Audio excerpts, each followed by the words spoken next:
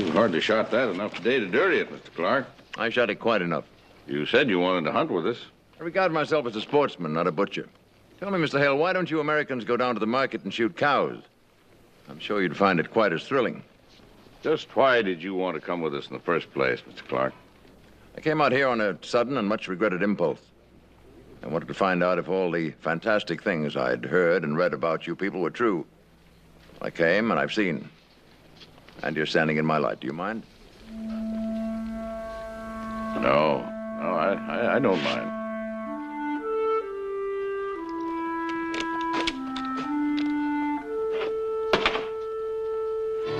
Here.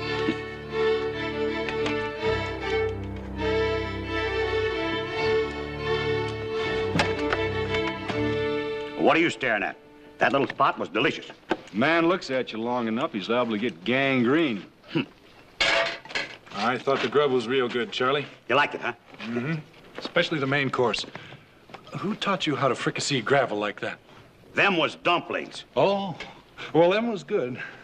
Well, I'm glad somebody liked it. That beaver that travels that Mr. Clark feller.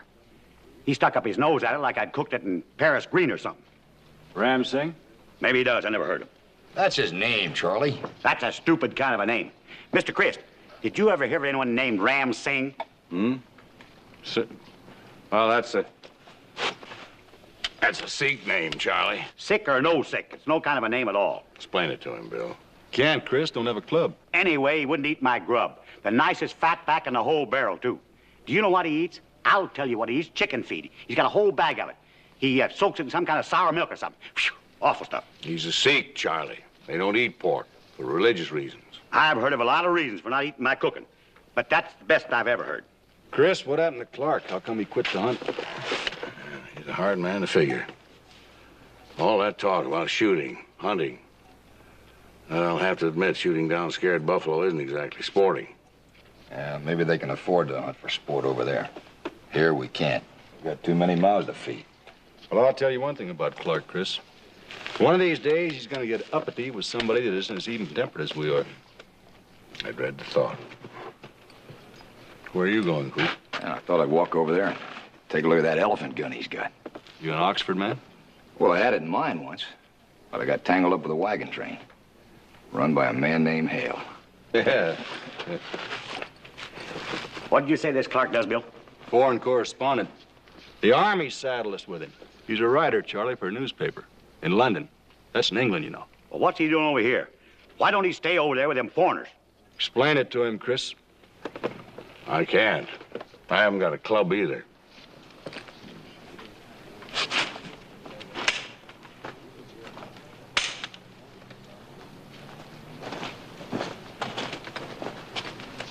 Sure looks good.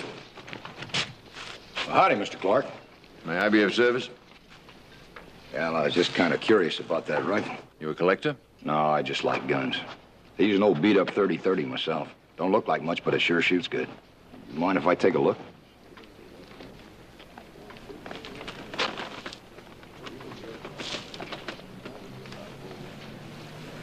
Sure is pretty. When you plan on going hunting again? I'm not planning on butchering any more buffalo, you may be assured. I'm assured. I've shot elephants, Cape buffalo, tigers in India with that gun. You got a carbine or any kind of repeating rifle? I only need one shot. That's all right for animals, but what about people? I beg your pardon? Comanches, Mr. Clark. Well, a single shot might be all right, but sure got to be a good shot. I am.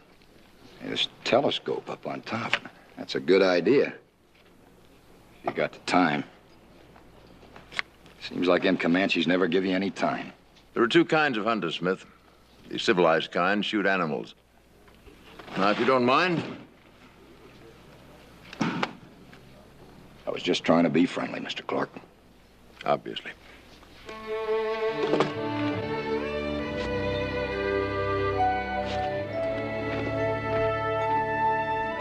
Ram Singh. Oh, of course. We're picking up Bouchette in the morning? If he's on time, I'll lay odds he is. Bouchette's dependable. 3 weeks doesn't give you and Coop much time. Well, we'll just run them down to Raton Pass, come right back. If the Army wants this road in a hurry, Bouchette's the one to give it to him. Yeah, if the Kiowas let you. Well, we're not looking for trouble, Bill. From what I hear, John Warbo is. Well, I'm not afraid of John Warbo and his Kiowas. We used to hunt together in the Arkansas. That was some time ago, Chris. He's not as cheerful now.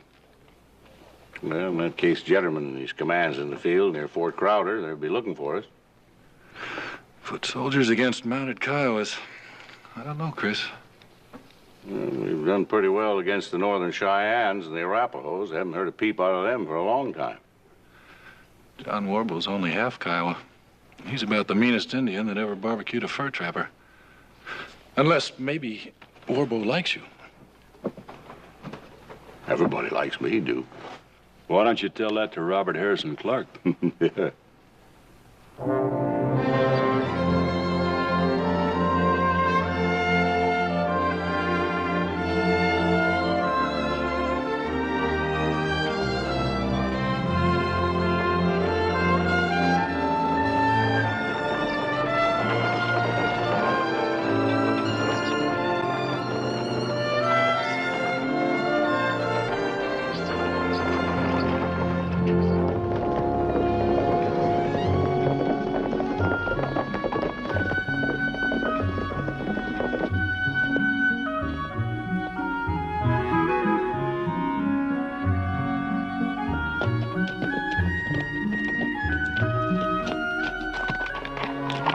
That him, Chris? That's him. Never knew him to be late yet.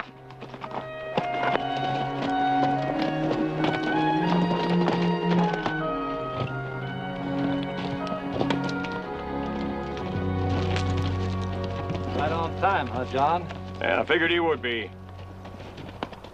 Hello, Chris! You old buzzard, you still let you live, huh? I ain't alive, and don't you believe it. Them Blackfeet burned me at the stake and ate me alive last winter. But I didn't let it bother me, on account of I'm going to be your pallbearer. I'm too mean to die. John Cooper Smith. Mr. Bouchette, heard a lot about you. I heard a lot about you likewise.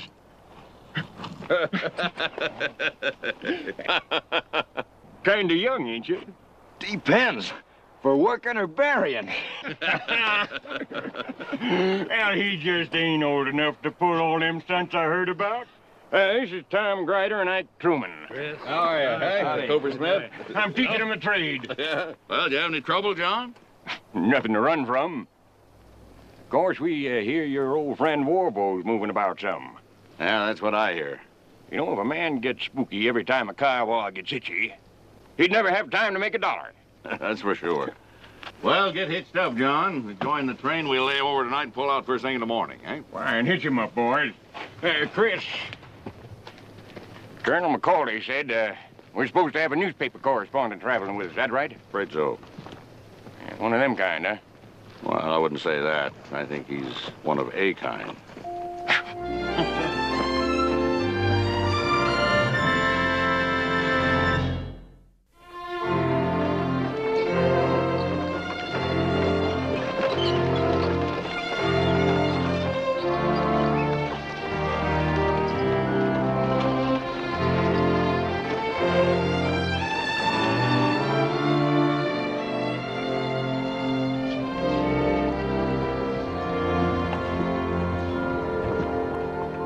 Don't believe those contour lines. They were drawn up by somebody at a desk in Washington. Our best bet is to follow that canyon north toward Adobe Walls. Somewhere along it, there'll be a crossing, and it'll cut 25 miles to Fort Crowder. And this pass marked here is a river running through it, I know that.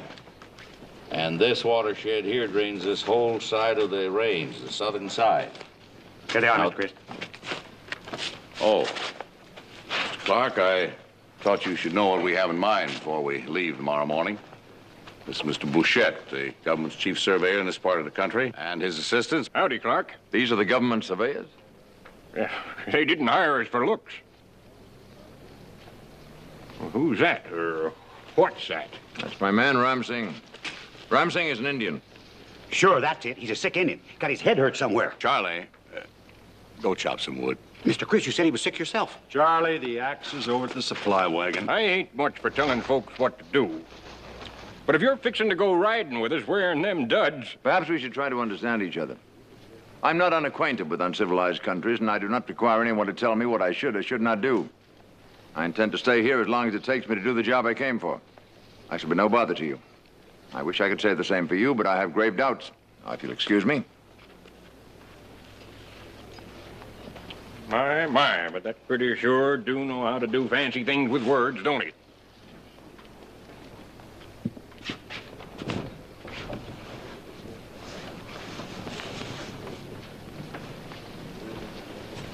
Wow, quite a load.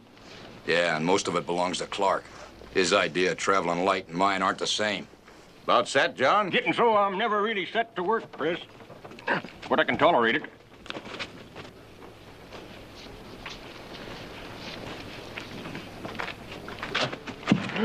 By golly, that's so pretty I can hardly stand it. You bring a drum and bugle corps along with your Clark?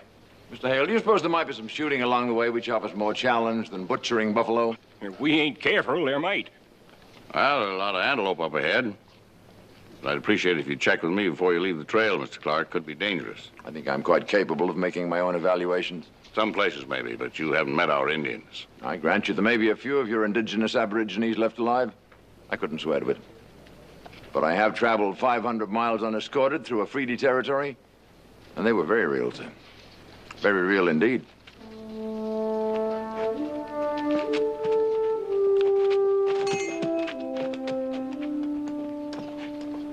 Well, we're going to have a real hootenanny with that one, Chris. Well, he's different, but he's not stupid. Maybe he'll learn.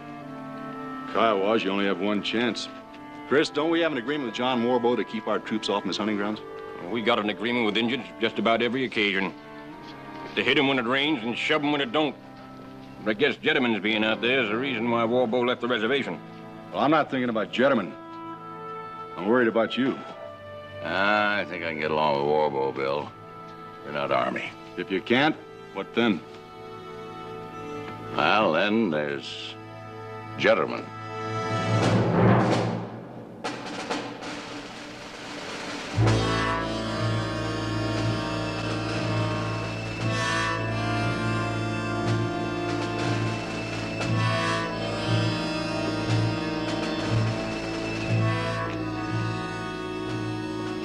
You're looking a little green, Lieutenant.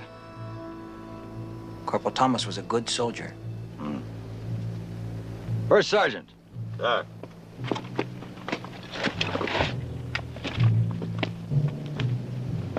Warbo's made good time. I ain't Warbo, Captain. Ain't even Kiowa. This here's Comanche. Not likely, Sergeant. Ain't likely, but it is. No Coney Comanche at that up from the State Plains. Well, poor old Thomas couldn't even win at poker.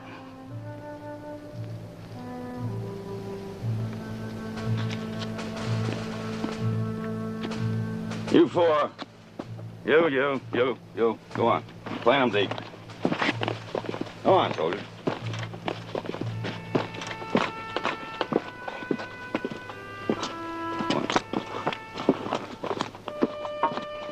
Nobody's asking you to look at it, soldier.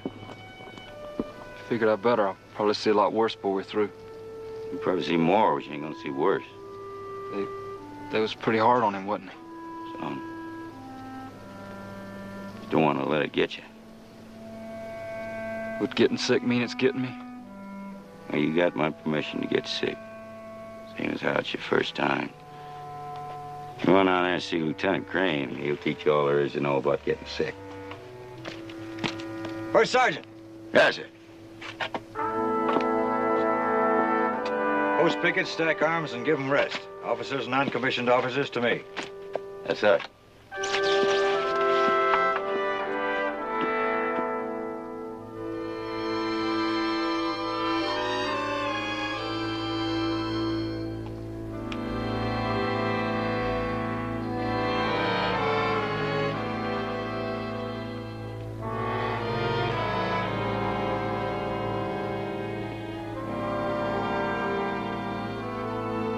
I'm convinced that Sergeant Galt is correct.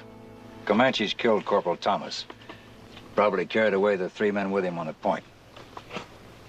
But I don't understand what Comanches are doing up here, right in the Kiowa's backyard. With the captain's permission, I remember that about a week ago, the cavalry reported small bands of Kiowas moving west. It was west and south. And Comanches here means they're north and east of where they ought to be, and that sounds like a meet-up to me.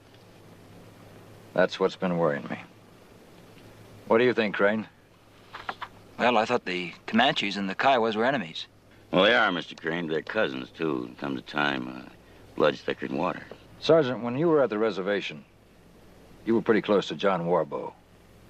Did you hear anything? No, same old thing, sir. He kept telling me that as long as we stayed put, we'd get along fine, but once we marched west, then none of us was going to march east again. Could be big talk. Not from him, I think. Well, he knows we have to obey our orders. Mr. Crane, when you're out here long enough, you're going to find out that these Indians are kind of unreasonable, and you make a treaty with them, they got a notion you ought to keep it. That's not our problem, Sergeant. No, sir, it ain't, but it's going to be before we're through. With the captain's permission? Go ahead. Hey, John Warbow ain't like any other war chief. He's been back east and he went to school. And he knows he can't beat us all by himself. He knows the Indians can't fight us half the time and each other the other half. We went hunting one time, he told me that. Just that. That's why the Comanches, you think? I think he buried the hatchet with the Comanches, Captain.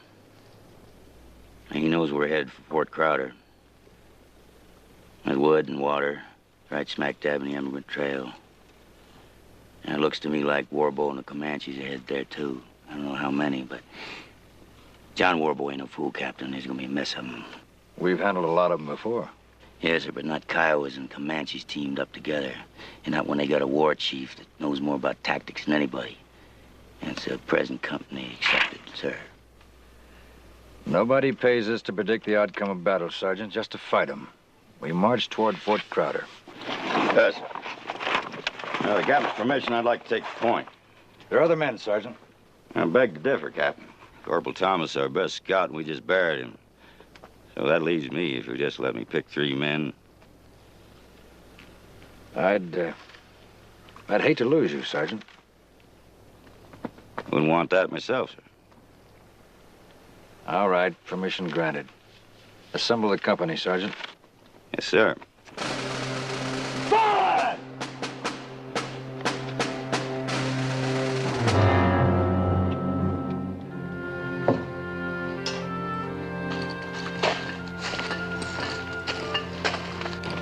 Here's a hot water for your tea, Mr. Clark.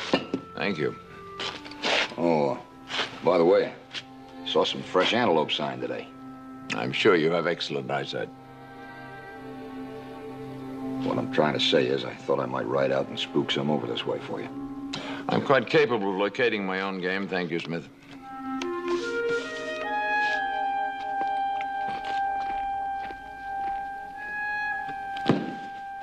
Sahib, the young man was only trying to be of service. What they call a stable hand, Ramsing, like the rest of them. This will be a long trip, Sahib. You don't have to remind me. Oh, come, Ramsing, you can see them. Believing everything they read about themselves in all those blood and thunder magazines. Better men dying all over the world. India, Morocco, China. That's what we should be. Instead of here with these cowboys. I think it is a strong land. And I think they're men. Sometimes they remind me of the Maasai Highlands. And the Maasai were not weaklings. You're a good man, Ramsing.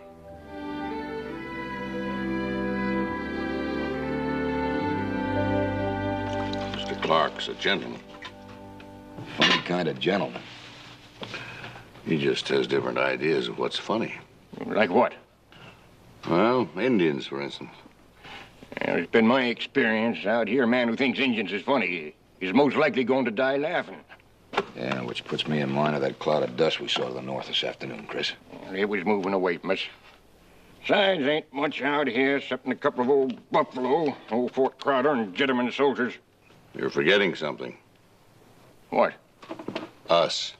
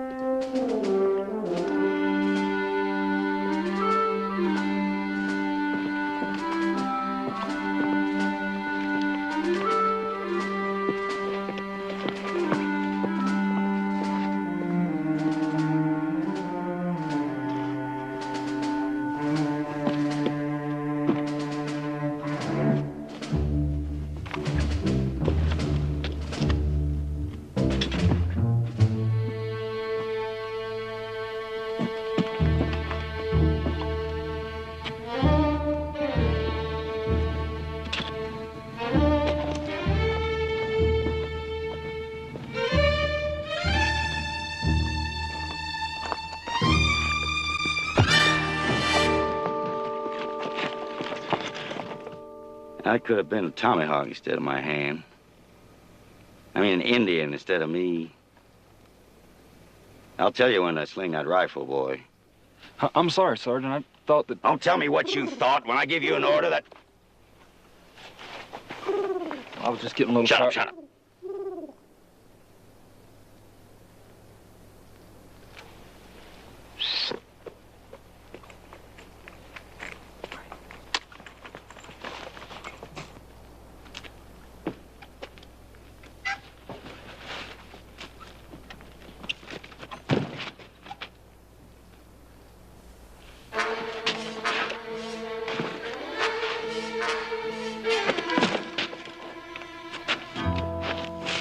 Not a sign, huh, Sarge?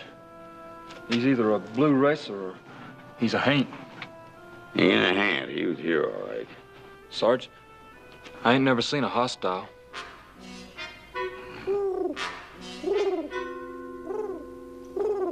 Don't you fret, son. You're gonna see a whole flock of them before long.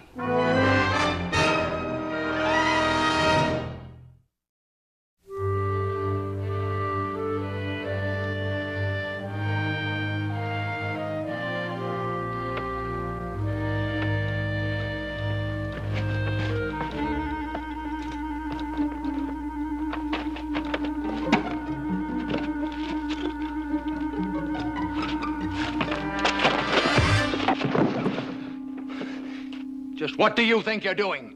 Why, you highfalutin...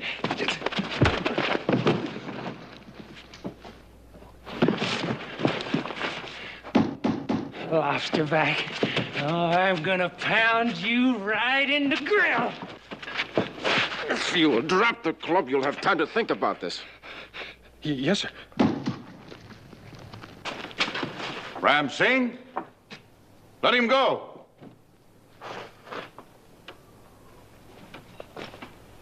What's this all about? Thank goodness, Mr. Hale. He'd have cut my throat. No, but I could have cut your throat.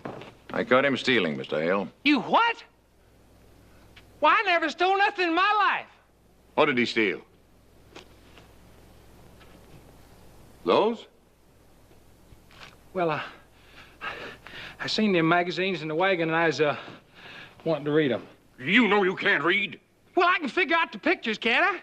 What's wrong with that? We'll have a little talk, Clark. When you tell your people that I'll not tolerate them pawing through my luggage. Mr. Clark will not tolerate you pawing through his luggage. John, why don't you take Truman over and see if he can open up his throat with a shot of red eye? I'll do it. Now, Mr. Clark, I think there's just been a little misunderstanding here. You know, people get along a little better on a trip like this if they're not quite so insistent about what belongs to each of them. It's a matter of privacy, Mr. Hale. If it was money or a prized possession like your rifle, I could understand it. But these dime novels can hardly be called prized possession. Massacre at Beartooth Pass by Jack Jones. Crusader for the Indians by Clyde Winslow. Indian Scout in the Southwest. That literature is the reason I accepted this assignment, Mr. Hale. Do you know where I bought it? Well, certainly not west of the Missouri. In London. The London of Shakespeare, Marlowe, Johnson. Tripe like this is selling there like hotcakes. I guess even in England there's no accounting for taste. Huh? I came here to give the lie to that kind of trash. My account of this expedition will be accurate. That means it'll include every moment of boredom, every mouthful of dust I eat, every illusion I see destroyed. I intend to write the truth. Well, there's nothing wrong with that. These penny dreadfuls don't represent the frontier very much, but neither does your evident opinion. I think the truth lies somewhere in between. My truth is what I see. And I see a drab, monotonous kind of existence that would recommend itself only to an animal or a hermit. I'm not blind, Mr. Hale. Are you sure, Mr. Clark? I judge by my personal experiences, of course I'm sure. Well, you just go right ahead and have your own personal experiences. You might even live through them.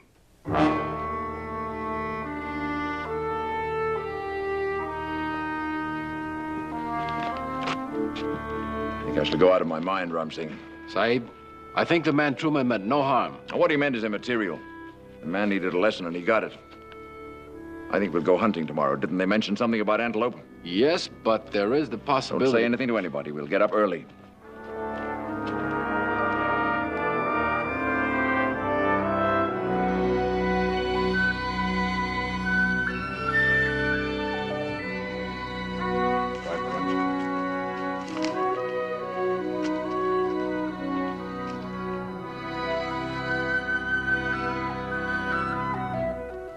At least these animals don't just stand still and let you put the muzzle in their ear.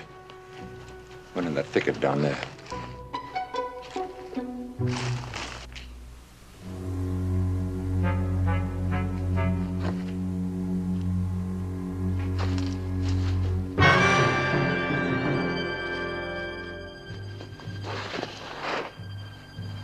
The rifle, Ramsey.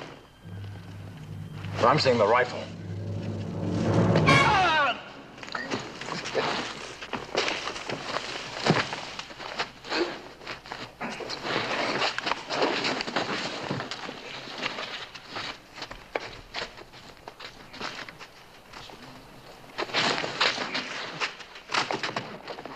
Are you all right?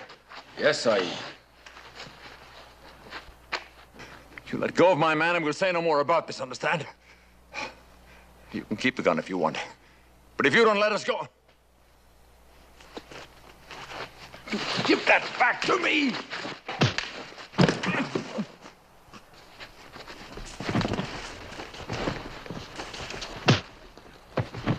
Ram Singh!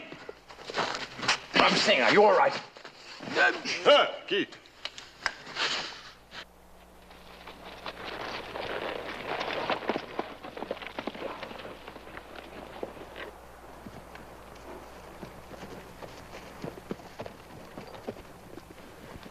What do you think, Chris? I must be living right. That's Warbo. Warbo? You want to try and talk to him? It's fish or cut bait.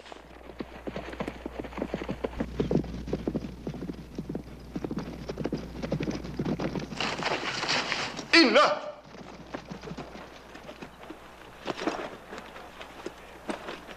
Hello, John. Chris. Chris Hale. Well, I see you found our friends. We were worried about them. These are your friends? Yes, yes. What happened to him? He was hit on the head. They were both very foolish.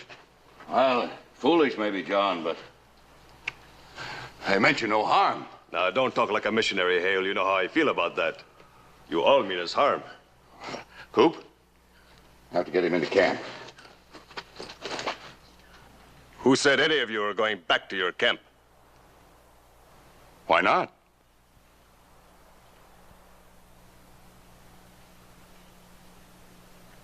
All right, Chris. For old times.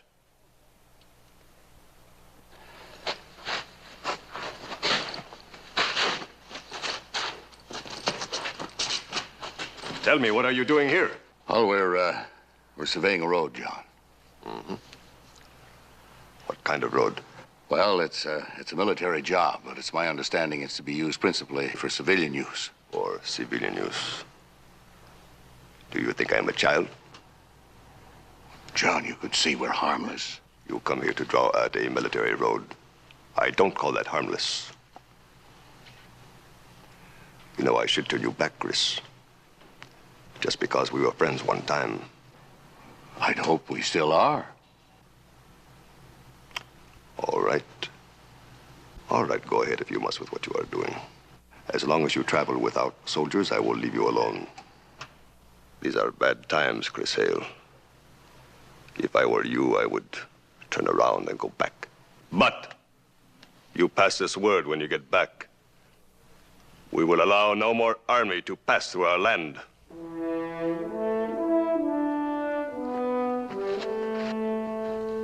John! Peace. May we not meet again.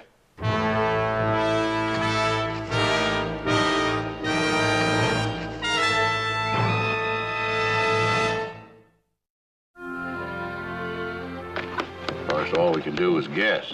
but I think it's reasonable to assume that Jetterman's going to wind up eventually at Fort Crowder. That's assuming Warbo's going to let him have that long. Well, the last we heard, he was heading northwest. If I head west-northwest and really hightail it, maybe I can cut his trail. Well, just be careful, Coop. You'll have to find more Indians out there than prairie dogs. I'll be careful, Chris. We check the harness, get that wagon ready to move. I assume you send him up to warn the Army unit? That's right. Was that wise?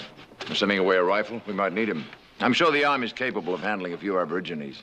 If I hadn't thought it was necessary, I wouldn't have sent him, Mr. Clark. I don't know what kind of Aborigines you've been messing with, Clark, but ours are mean. How's your friend? Not bad. Might be worse than concussion, possibly a fracture. He's dizzy, bleeding from the ears. He needs help. Yeah, I don't know anybody who don't, except maybe the Indians. Mr. Hale, I wouldn't ask this for myself, but Ram Singh and I have been together for a long time. I'm afraid we'll have to go back. Well, Mr. Clark, it's a good 4 days to any kind of civilization behind us. It's only about a day to Fort Crowder. It's not much, but it's shelter and a little protection. You can hole up there, rest and quiet. That's about all your friend could expect in any kind of settlement in this part of the country anyway. Besides, we got a road to shoot. You intend to go through with that? What, with the Indians? Mr. Clark, I understand it rains a lot in England. You know, it just goes to show everybody's got problems. You've got rain, we've got Indians. Both can be most inconvenient. Let's get started.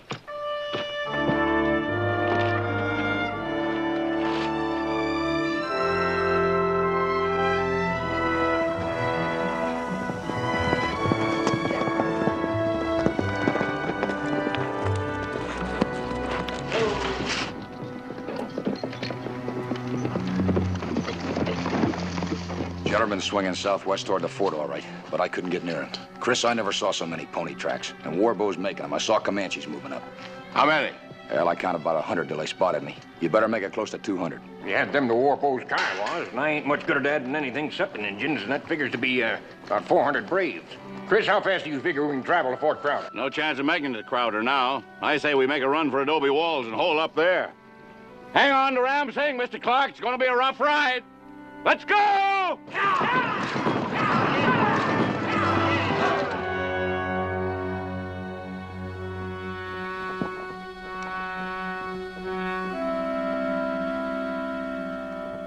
May I ask what those men out there are supposed to be doing? Trying to help us stay alive. Is that so complicated? What happened to the agreement with your good friend Warbo? We have an understanding with the Kiowas, but the Comanche haven't ratified it. But you're riding out. That's right. May I ask why? I'm going to warn Jetterman. Look, Mr. Hale, I don't want to sound callous, but Captain Jetterman is not our problem. Well, you just think he ain't. My friend is badly hurt. If he can rest quietly for a couple of days, he can recover. If you meddle with the Indian... Let's go, Coop. We'll be back before dark, one way or another. Well, that'll make it nice.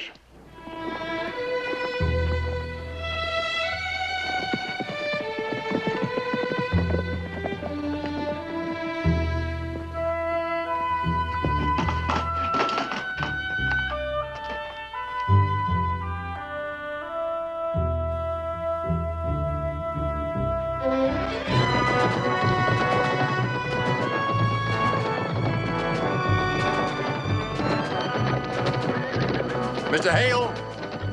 Oh, Mr. Hale!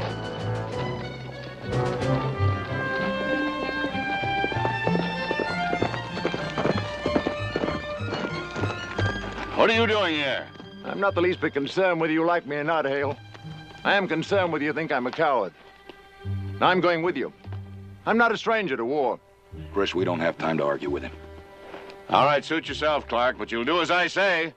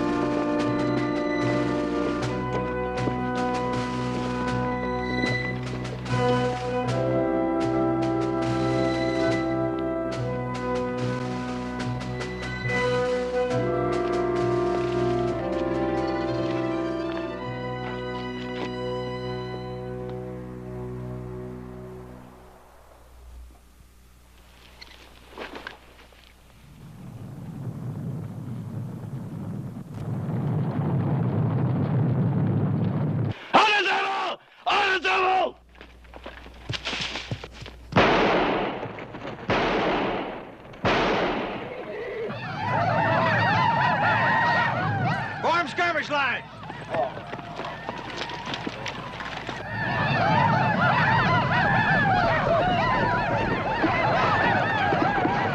Fire!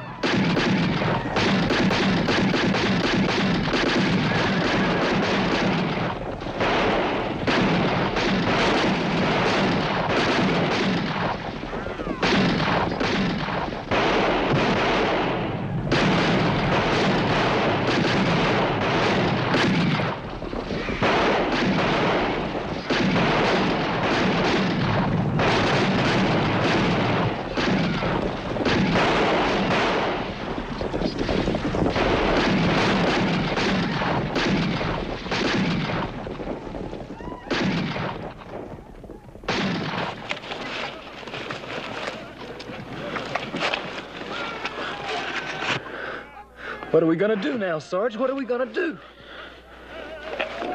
We're gonna find us a hole and crawl in it.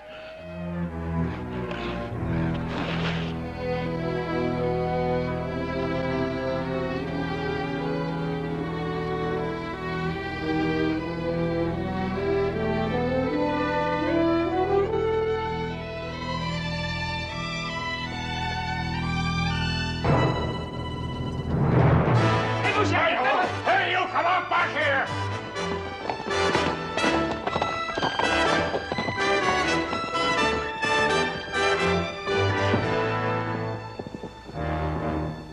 Looks like some Comanche's going to pick himself up one of the world's fanciest scalps.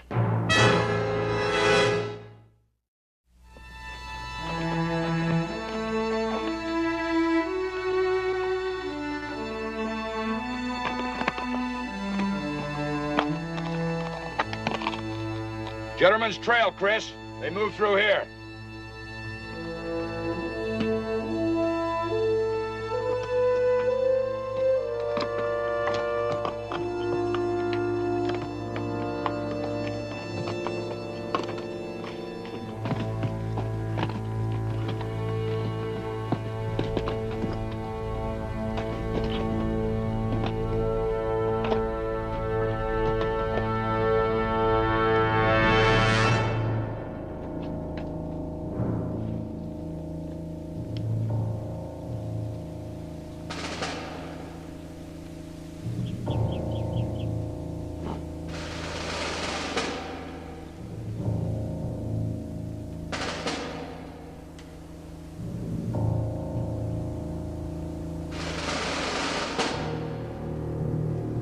Frightful.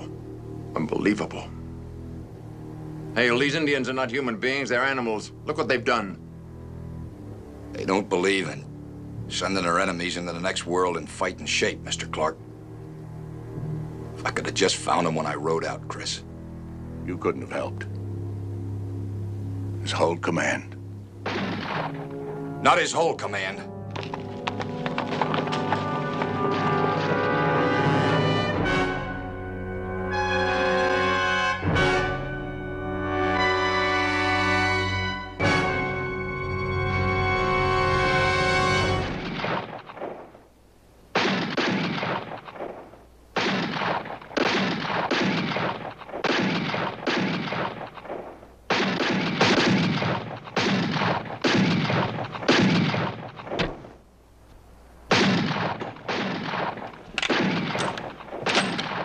Don't look at me, boy. Keep your eye on them commands. They're what you got to worry about.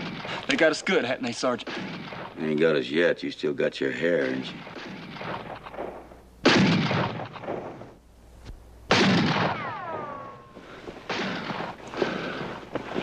Hard to tell how many. Well, what do you say we move in and get a closer look at what we got? All right, now let's go.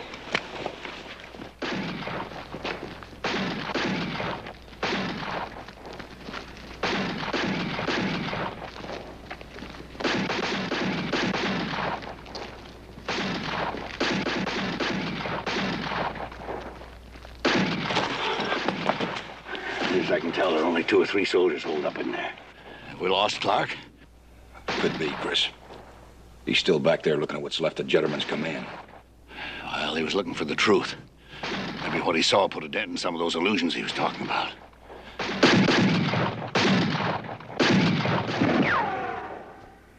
Sergeant, I only got 3 shells left. Still got your bayonet? Yeah, but I can't reach them from here. You ain't gonna have to worry about that for long. All those Indians will have to do is sit there and wait them out. We better get to it, Chris. We'll have to kill every one of them. Any of them gets away, carries the word back to Warbow. I don't reckon he'd like that a bit. See if you can get around to where you can yell at the soldiers. When we open up, maybe we can get them coming and going.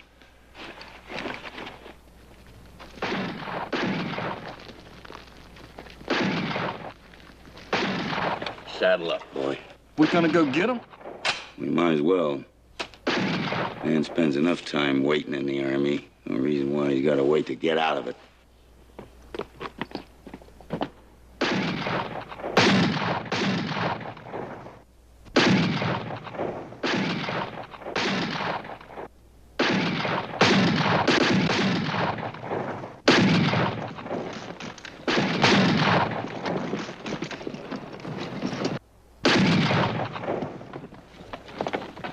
Troopers! Over here! Lord of mercy, we got help.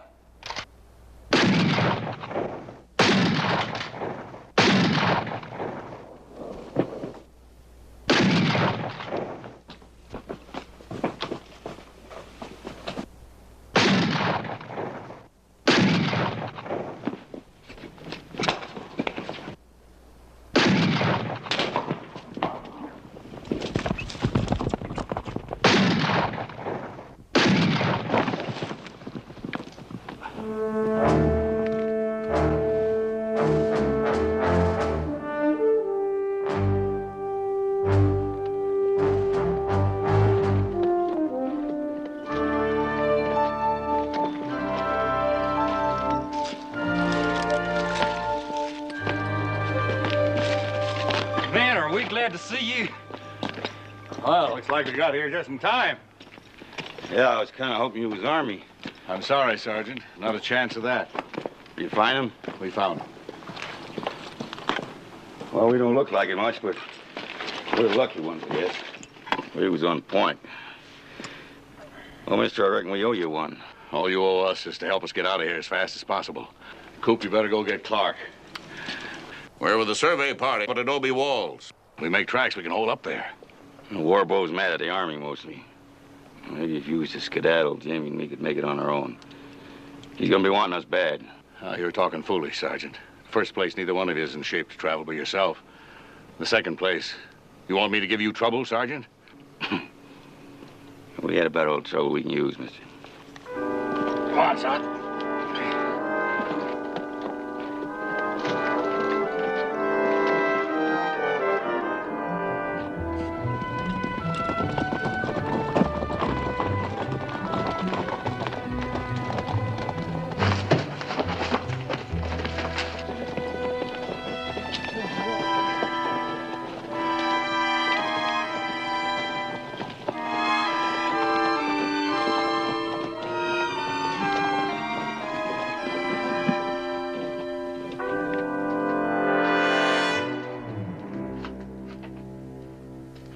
Where's Ramsing?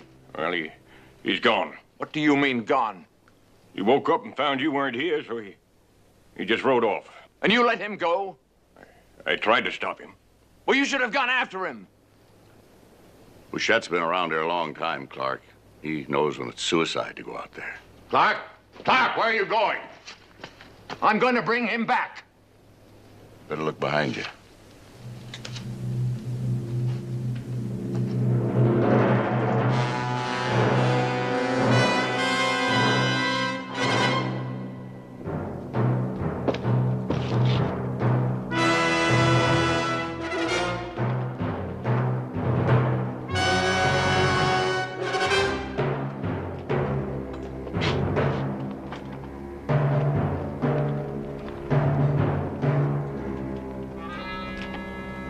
You know the other one, Sergeant?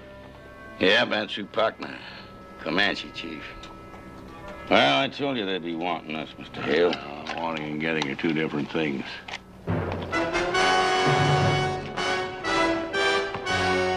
They want to parley, Coop. Let's go talk. I'll go with you. I used to know that Warbow pretty good. So did I, for all it's worth. All right, Sergeant. Cover us, Coop.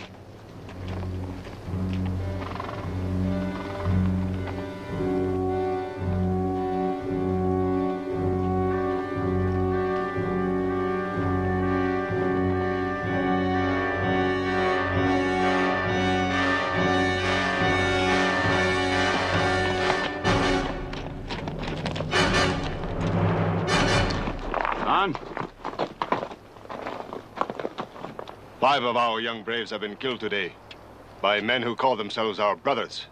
Do you expect us to leave our own soldiers to be slaughtered? Our war was with gentlemen. You attacked us, I warned you. You came here to talk, John. Go ahead, talk. Captain Gentleman and his men are dead. Now you have only 8 men here. Do you feel you can do better? What do you want, John? I told you you could pass through our land in peace without any soldiers. Now you have 2 soldiers. You give them to me. You go back the way you came. You talk like a child. You know us better than that. You know me, you know him. I know him. I fought alongside of you against the Apache 3 years ago. You think you're gonna take me without a fight now, John? I have given my word that no white soldiers will trespass our land and leave. Now you have one more chance, Chris Hale. Give us the soldiers. Your words make a big smell in my nose, John.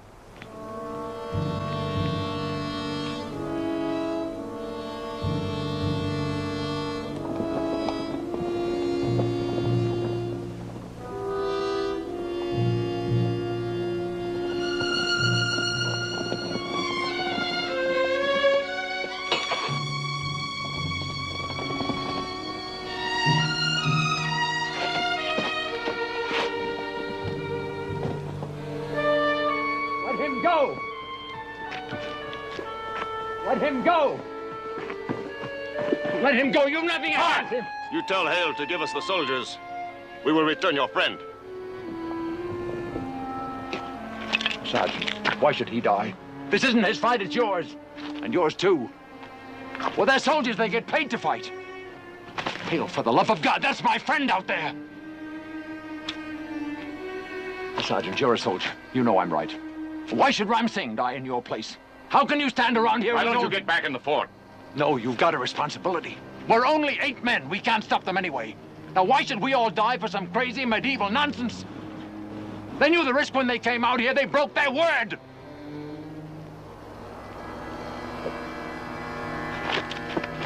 Give me time. I'm sure I can persuade them.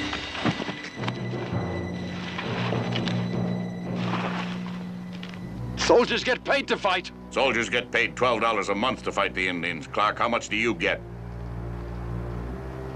I don't know how many casualties you took from gentlemen, but I know your squaws are already crying. If you try to take those soldiers, more will cry. We're not turning them over to you. Now, you make sure, Chris Hale. The Comanches have your friend. I cannot stop them no matter what they do. Look, John, maybe we could... Shut up, Sergeant. This is no trading expedition. No deal, John. Is that all you came to talk about? Wehat, Yohal. Wehat, Pehesin. My Comanche brother has said that tomorrow the mourning of our squaws will not be heard above the screams of our enemies. Sergeant Galt and his friend, great fires will burn before they cry for mercy. But for you, he feels a very small fire will do.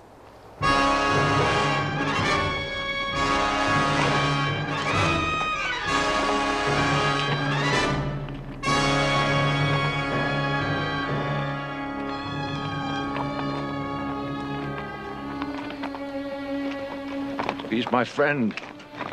Please try to understand. We best get back inside the walls, Mr. Clark.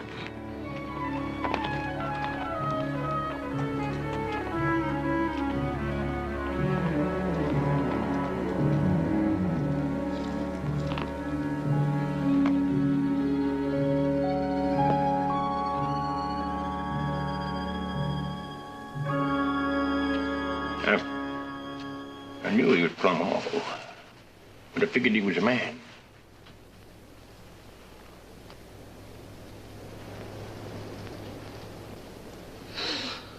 I don't know. I took a Blackfoot once. He was the last man left out of 8 braves. Real wildcat, too. Took 5 of us to hog-tie him, drag him in. The minute we locked him up, he just come all apart. Sat in the corner like a sick pup. did have a point there, though. Me and Jamie, we get paid to fight. You know, still ain't no excuse for begging. Well, maybe so. I learned one thing off that Blackfoot. From Jamie there, too. That is, it ain't hard to be brave. It ain't hard at all. Just as long as you get somebody to do it with. He's in the same boat with the rest of us. Nah, not him. He's way off somewhere all by himself, bobbing around a little bitty old boat. He had him one friend. Comanche took him, so now he ain't got nobody. He don't know where he's at. He don't understand nothing about what's going on. In fact, he needs help more than anything. You understand that, Coop? Yeah, I understand. But right now, the one who needs help is Ram Singh. And there's nothing we can do for him. Maybe so. Maybe so, maybe not.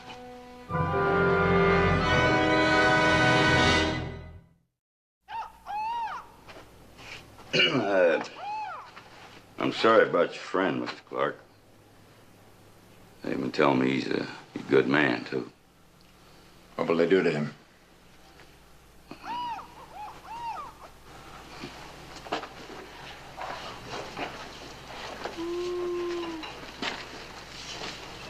Hey, you know, he's right about me and Jamie getting paid for taking chances.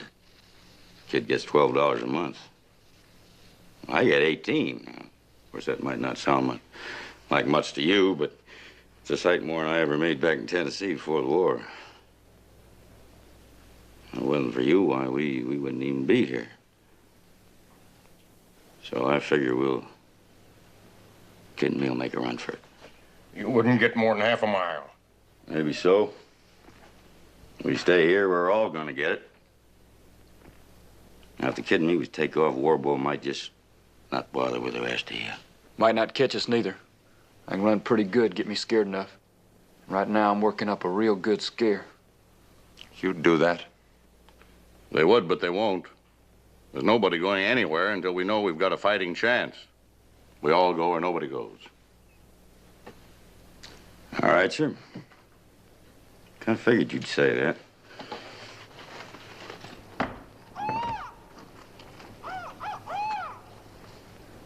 What are you doing? I want to find out if we got a fighting chance. I'll take a swing around out there and see what we're up against. I told Chris I was going. Oh, you did? All right, Coop, I'll make a deal with you. I'll go first. If I don't come back, you come on out after me, all right? You sure that's the way you want it? Well, I just said I get paid 18 good silver dollars a month for this kind of work. There's a whole passel of them out there. Listen to them. That's a fine-looking scalp lifter. Kiowa, ain't it? You know, a friend of mine gave me that. Now, let's go over that back wall. Give me a hand, will you, Boucher? You be careful now, Sergeant. Now, why didn't I think of that, huh? Ain't no need to worry about him. He's good at it. So are those Indians.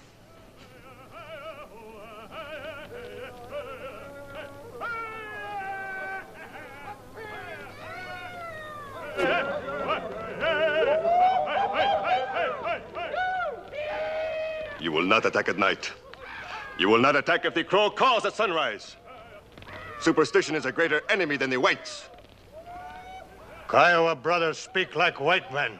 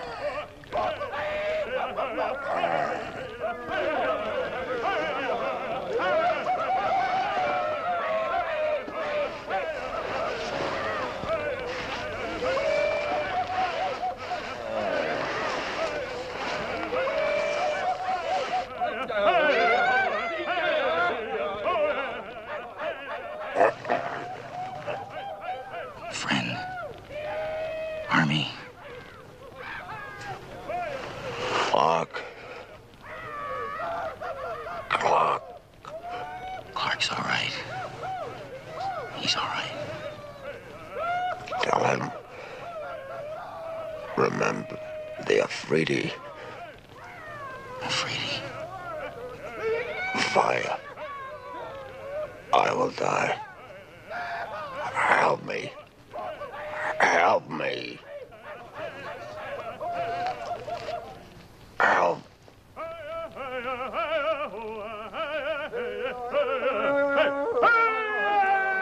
I only ask you, how can we drive the white man from our lands if we spend half our time praying before battle and the other half purifying our dead?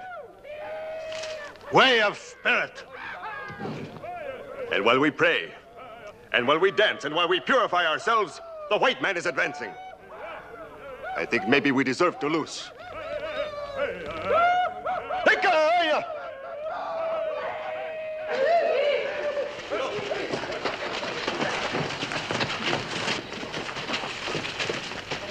A Kiowa knife. One of your braves did this. No. This once was mine. I gave it to a friend. Now he sends it back to me.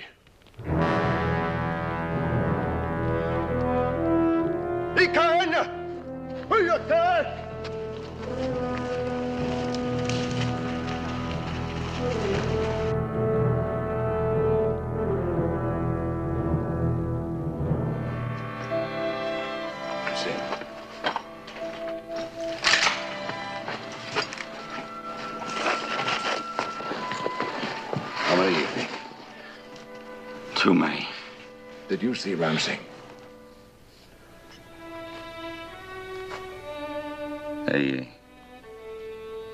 They can't hurt him no more, Mr. Clark.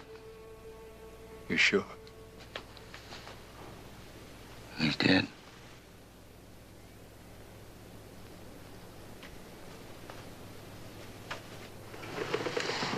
About 3 hours more. Daylight.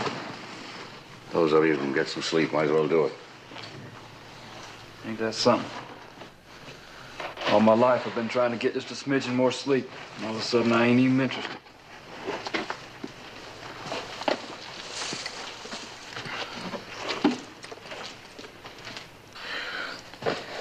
He said, Mr. Clark, he said he wanted me to tell you something. He wanted you to remember the Afridi. Afridi? He didn't have time to go into no details about it, but I guess he figured you'd know what he meant. There was this Afridi tribesman. Wild man. Wouldn't tell our people what we had to know. Bared his throat to our knives. Ramsing killed a pig. Told the Afridi we'd kill him and bury him in the pigskin. Pigskin? That's a religious belief. Means he'd be alone for all eternity. I remember he started to cry like a child. Told us everything.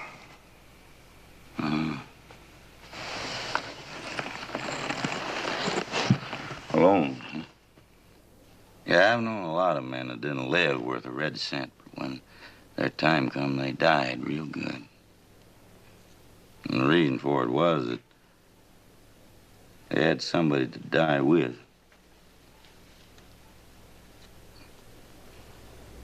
I was only with your friend out there about a minute, but that was long enough to like him, and I was real proud to help him the only way I could. Mr. Clark, I know you don't think much of us here, but I'll tell you something. You got some real good men behind these walls.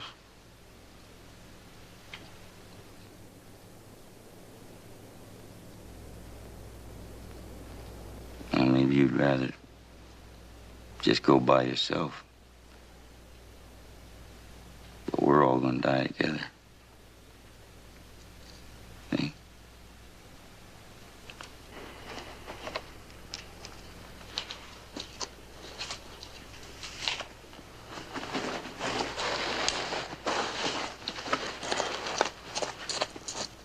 What's that there? That's a present Texas Jack give me. A Comanche scalp. Never too late to give it a decent burial. Oh, you can say that again, Chris. If them Comanches ever found that on me, there wouldn't be enough left of me to give a decent burial. I swear. There ain't nothing more ornery than an Injun with his dander up. Say, you remember the time old Sergeant Taylor got killed? He was in that 2nd Kansas Cavalry up on the River Platte. Was that Roman Nose? Yeah, old Roman Nose. Sergeant Taylor had this wagon train, and they got cut off. So he took his troopers and made them get back of the wagon boxes. And they laid back there and stood off 3 charges in a row. Just about ate up the whole North Cheyenne Nation doing it. He bruised them up, that's for sure. Cheyennes were pretty quiet for a long time after that. Yeah, but the thing was it. Them Braves come charging right into that aimed rifle fire like they was glued under their ponies time after time. Sergeant Taylor had them just about whipped, too. That's when Romano showed up. Boy, that was some soldier. He was the biggest Injun I think I ever did see. Almost 7 feet tall. Oh. Yeah, and he swore that he couldn't get killed. You know, and I just about bleeding. Well, I wouldn't doubt that. Anyhow, old Romano snatched them Braves right down off of them horses and used them like they was infantry, you know? Spread them all around the wagon boxes, made them lay out there in the grass 8, 10 hours maybe, just plinking and plinking away. And come sun up, he just got up and walked in there, and there wasn't a man left alive to stop him. He was a soldier, all right. Why don't you sit down, Clark? Thank you.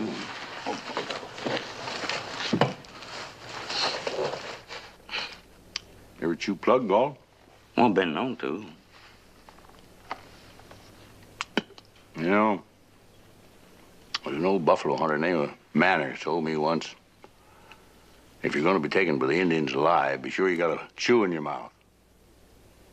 And just before they grab you, you look for the toughest, biggest, meanest buck you can find and spit right in his eye. Chances are they'll brain you on the spot. Well, I often wondered if he followed his own advice. Pawnees got him 3 years ago. Mr. Clark, I imagine you've been in a few tight spots in your time, too, eh? That's a few, Mr. Hale. Maybe with those, what do they call them, Watusis in Africa? They tell me they're so tall they have to squat to hit a giraffe on the top of the head. They're not really as tall as that. They're quite tall, though. They're very handsome people. 7 feet, 6 perhaps. I saw one of them high jump 9 feet one day from a flat-footed stand. Come on. You're making him into a real Mike Finks. Well, I don't know, Mr. Fink, but we'll take running, for instance. I've seen them run down antelope and zebra. They do it in relays. That's so. Apaches do that, too. It's curious. I often wondered if it was in their diet. The Watusi have an exclusive diet of cow's milk and blood. Oh, don't that beat all? I always figured a man had to have a great big chunk of red meat to get up and go. I remember one day Ram Singh and I were out with the Kikuyus. They're the big tribe in Kenya. They're terrified of the Watusi. We'd been trailing this big male lion for 3 days.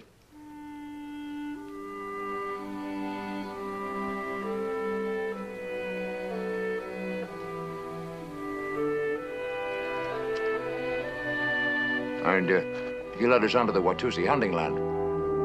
There they were. There were 30 of them.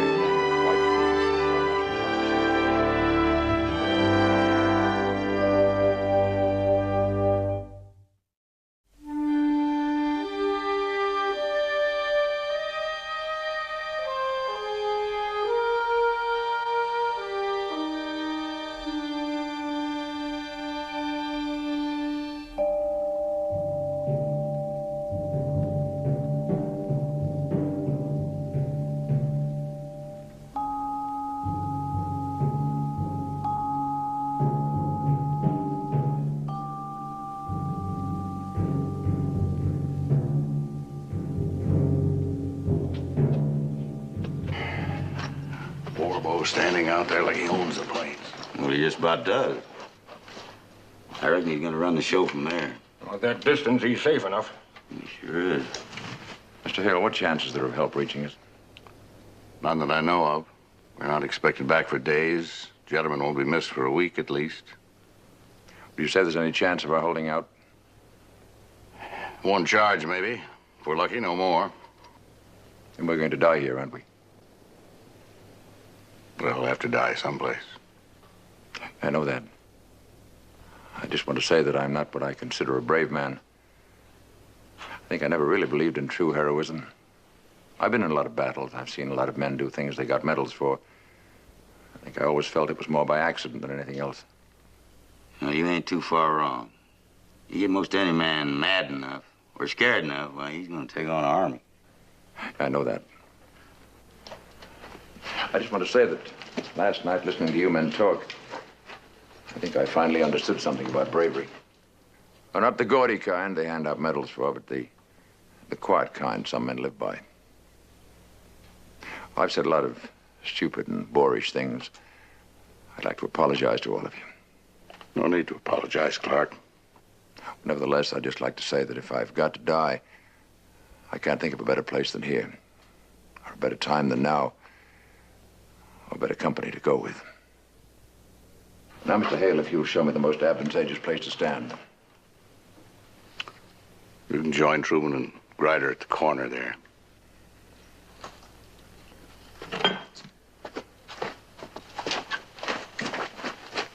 Wait a minute, Mr. Clark. Chris?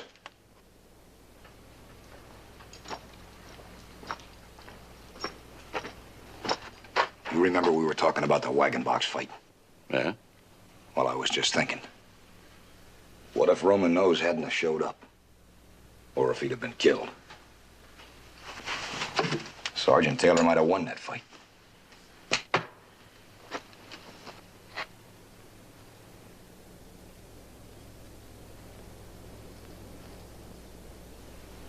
It's a good mile, Coop. You stayed dead a long time, Chris. I'm afraid I don't understand. Clark, I'm going to ask you a question. I don't want you to be modest about it. Just how good a shot are you with that rifle? Excellent, Mr. Hale.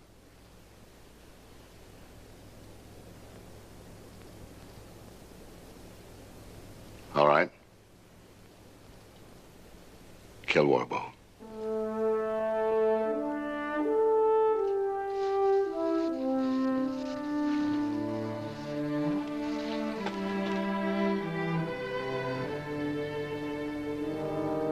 It's a lot of rifle you got there. I never shot that far in my life. It was sheer luck. Don't you reckon we're about due for some luck, Mr. Clark? It's your gun, Mr. Clark.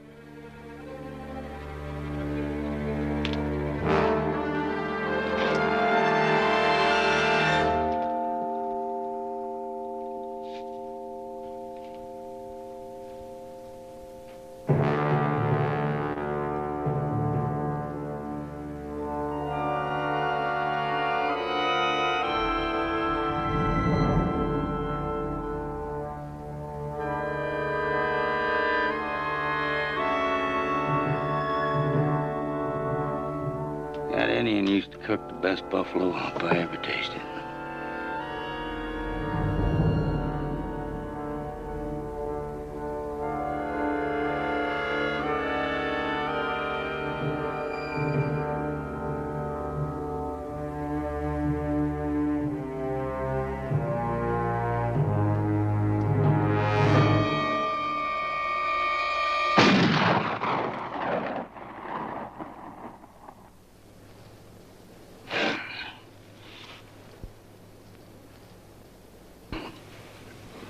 I'm sorry. Clark.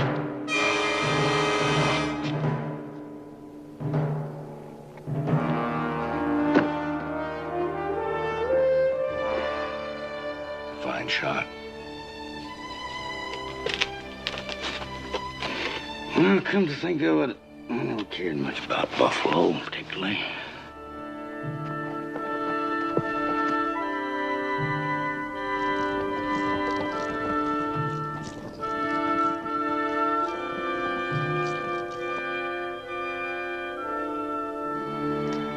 Sure they won't be back, Mr. Hale? Losing a war chief's a pretty serious matter, Mr. Clark. Purification exercises will take at least a week. We should be back with the wagon train by then. The Army will have to wait for its road a bit, I guess. It looks like you get quite a story for your paper now, Mr. Clark. I could write it up, I suppose. We'd be known all over the world, all of us. That's not the story I want to write. Trouble is, I don't know how to write the real one. Well, I don't know about writing. Why don't you just put on what you saw? No, that's not the story at all, Sergeant. How could I write it? Out here, when you walk among men, you walk among heroes. Maybe it's just this time and this place. It can be white or black or red. But if you're here, you're not like other men. I never quite liked that word hero, never knew what it meant. But a little while ago, you said this was a good time and a good place to die.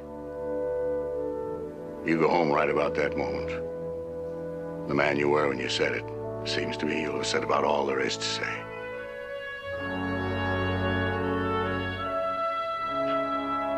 All right, let's move out, boys.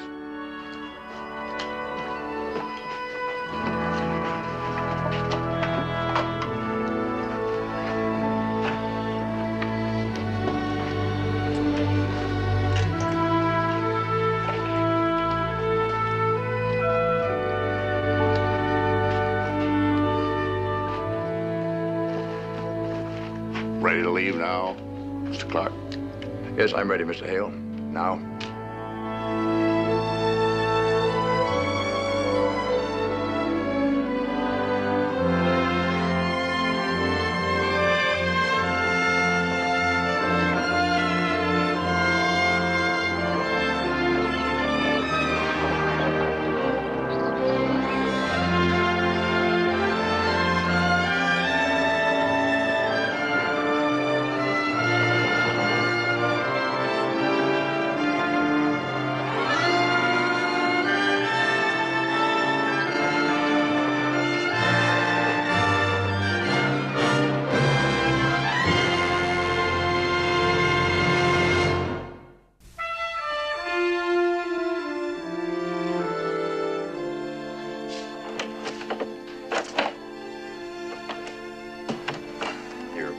Drunk all her soup. That's a good sign.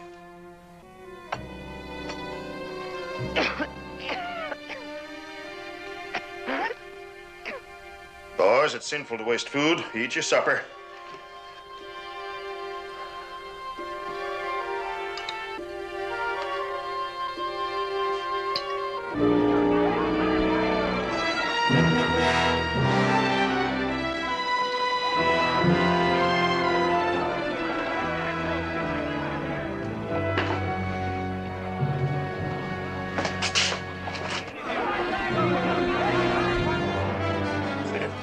Stay with your mom. Wait, Adam, where you go? Well, I'm gonna get your rifle, Pa. No, with the fear that's in them, the sight of a rifle would only make it worse. Bancroft!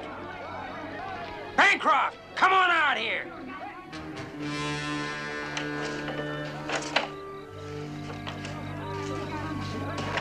We're giving you just 1 hour to pack your belongings and your contamination and get out of Pineville. Since coming here, I never asked but one thing. To leave us be. And I'm asking it again. Eli, you got no right to ask nothing. Keeping a house of death right amongst us and trying to pass it on to us. Keep him away, Frank! Don't you come no closer. Now, please listen to me. There ain't no plague. The doctor in Ohio, he told me it only harms them as got it. He says that me and my boys is clean. He's lying! Terry's lying. Are we gonna do what we come out here for or not? You're mad with fear. I tell you, there's nothing wrong, nothing.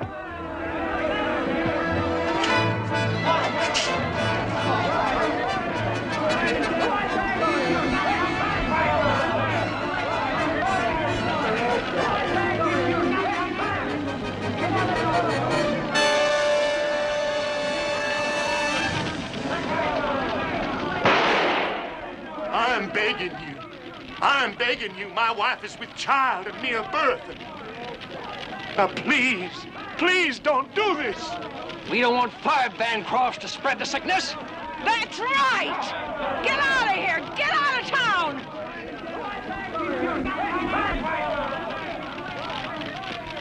Hitch up that wagon, son. Yes, sir.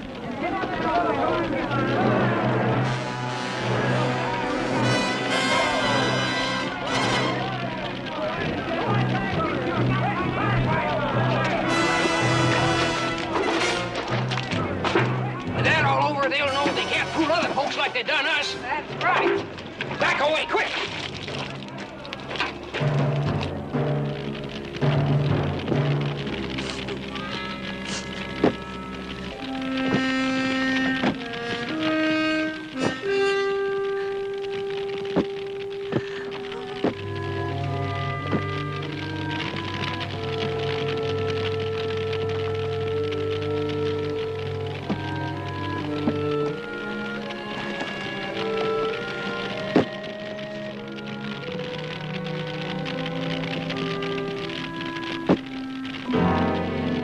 Lady Yeller ain't what you paint your wagon, mister. But we figure it's our bounden duty to see you don't go around the country fooling others. Now they'll know you got a plague. Well, this fire ain't nothing to the fire your souls will know someday. You'll pay. You and your kind. Soak the house good! Go on!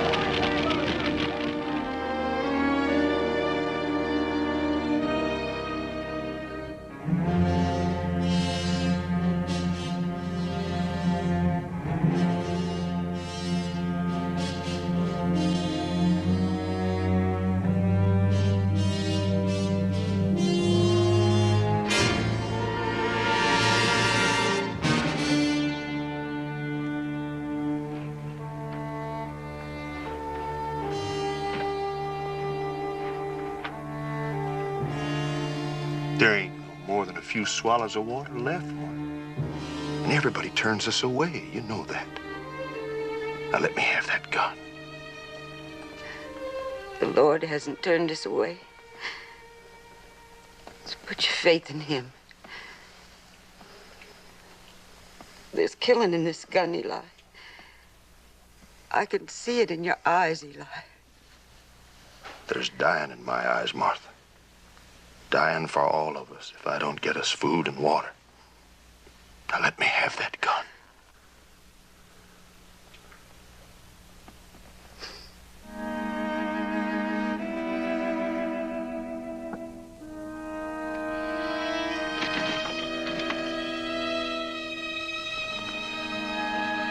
Eli! Eli! The time has come, Eli! Oh, Lord! Lord, help me! Help me!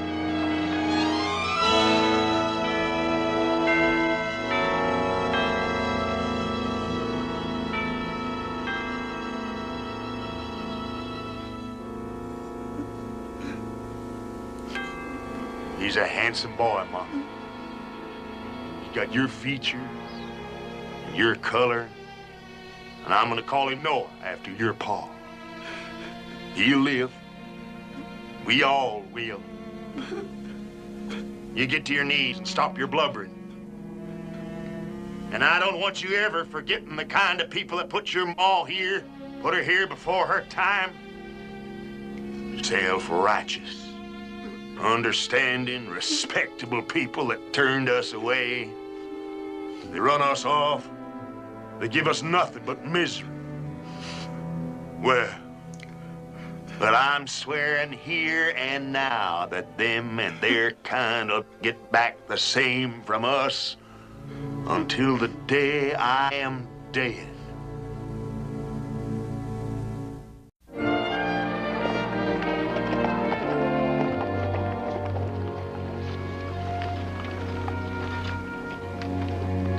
Aren't you ready to move out yet? Mr. Hawks, he checks the front end of the wagon train, and Mr. Chris, he checks the rear end. There's always somebody to harp at poor old Wooster. Look, Chris said you were in charge. Who, me? Yeah, but then he figured maybe Coop wouldn't have enough to do, so, you know, he, Yeah, it's figured. Look at that Millie. If she don't quit following Cooper, now she's gonna get stepped on. You know that, don't you? Oh! Now, look here, young lady. We're just about ready to move. Why aren't you up there with your mother? 'Cause I'm happy. Look at that. What'd I tell you? See there? Look. Up you go. Why don't you ask me why I'm so happy today? All right, I'm asking. Mama told me that you'll be taking us and the Masons to Tremont. Millie, ladies are never supposed to be so outspoken. But Coop doesn't mind that I love him. Well, now, I've never expected to be lucky enough to have a pretty girl like you fall in love with the likes of me. All set, Coop? All set, Bill.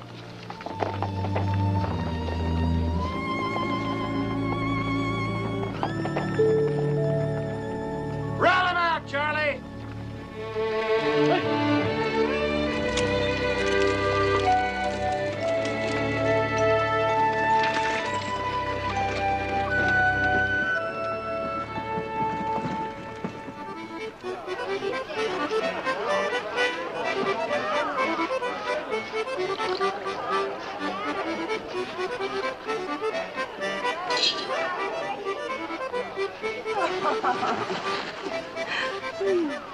Well, good evening. Mason, John? Enjoying the evening? Oh, yes. Thank but you. every time I think about leaving y'all tomorrow, I could cry. Well, you've been fine company. Well, here's to the success of your dry goods emporium, John. Happiness in your new home. Oh, yeah. I know how anxious you are to get to Tremont, but you must remember it's still 75 miles of rough, dry country. So you'll follow Coop's orders and try not to get too impatient, eh? No, we won't, Mr. Hale. And thank you for your kindness to Millie and me. I'm gonna miss you. Mr. Chris, you got company. Excuse me.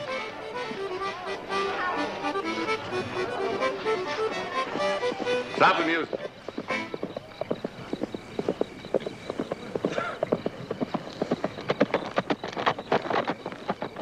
Evening, folks.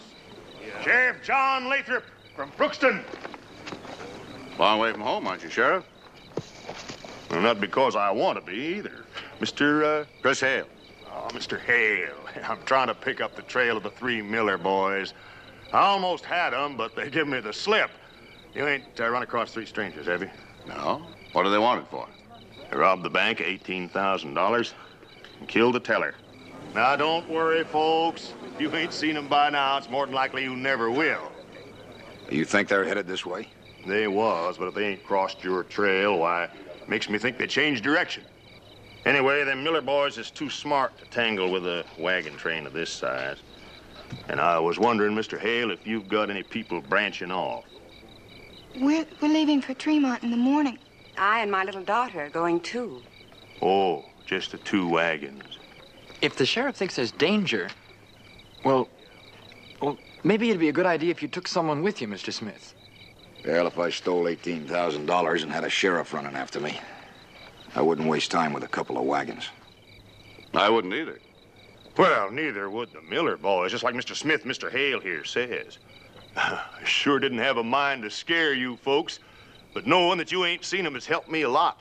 The skunks are likely down in Mexico, but if they think that'll stop me, they ain't as smart as I figured. I'm sorry to have broke up your dancing, Mr. Hale. It's all right. You're welcome to stay the night. Well, that's a tempting offer, but I got ground to cover. Good luck. Same to you.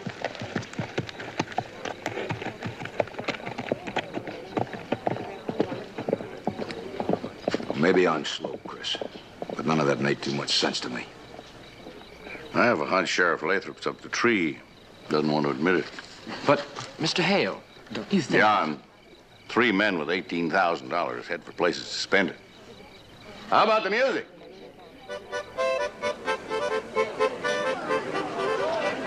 Dancing?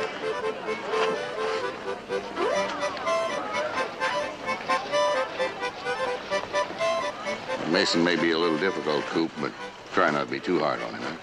Don't worry, Chris, I won't.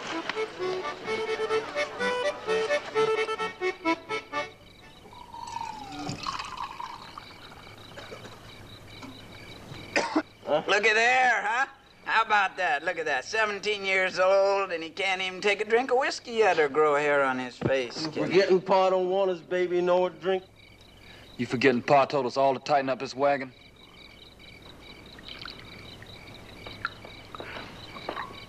Baby Noah, you make me tighten up that wagon.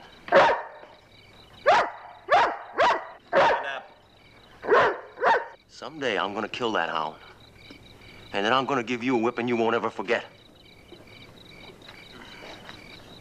Looky there, isn't that a shame? It's all empty. Boy!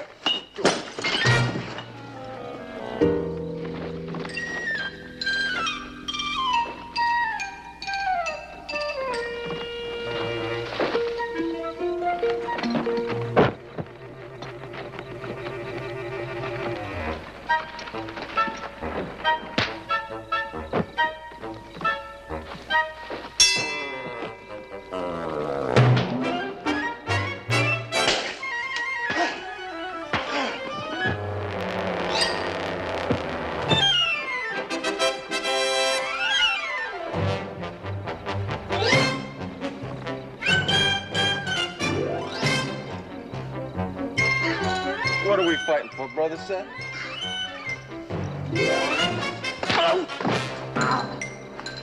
Brother.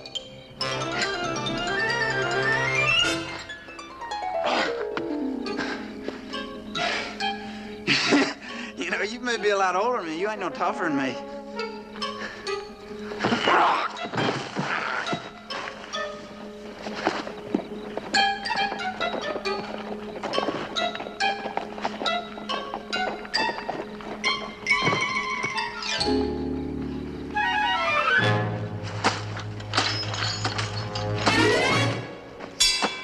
I said work, not fight.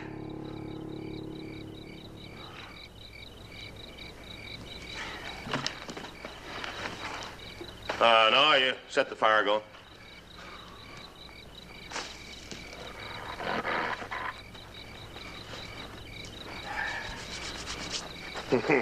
Yeah, that wagon train. It's big and well organized and ready. But I found out something. There's 2 wagons leaving it. 2 wagons all alone by themselves. The only thing they got in the way of trouble is one man's a fellow named Smith. Just one man. You get a good look at the wagons? Yeah, they're big and full. There's a dude and his missus in one of them, a young woman and her little girl in the other. So easy it won't even be fun. This fellow that's leading them, this Smith fella, his gun handle bear close watching.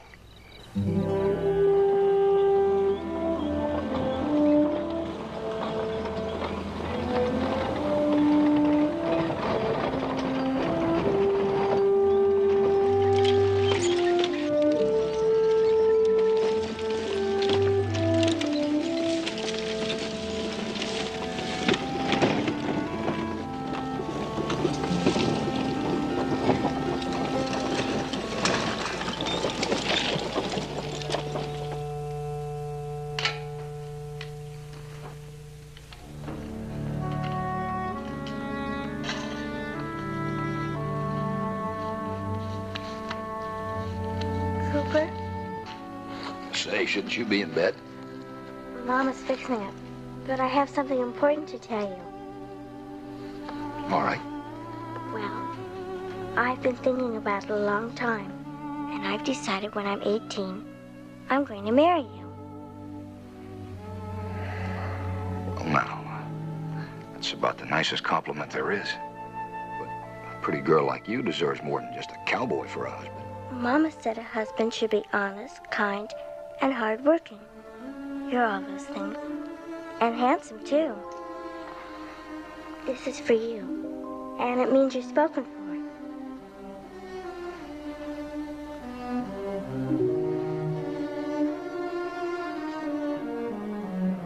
Thank you, Millie, but You mean you don't want to be my beau? Sure I do, honey. I just wanted to make sure you meant it. Oh, I do.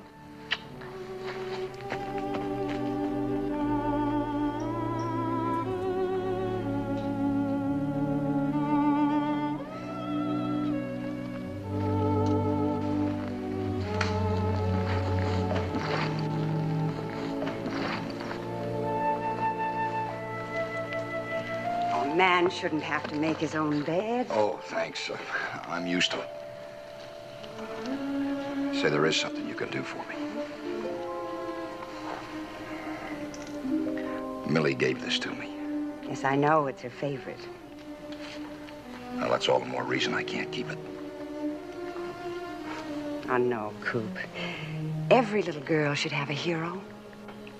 I had one. An actor. Very handsome with a black mustache. How I loved him. I gave him a lock of my hair. It's a sweet memory of growing up, and that's worth a lot more than a pin. Besides, I approve of Millie's choice. Good night, Coop. Good night.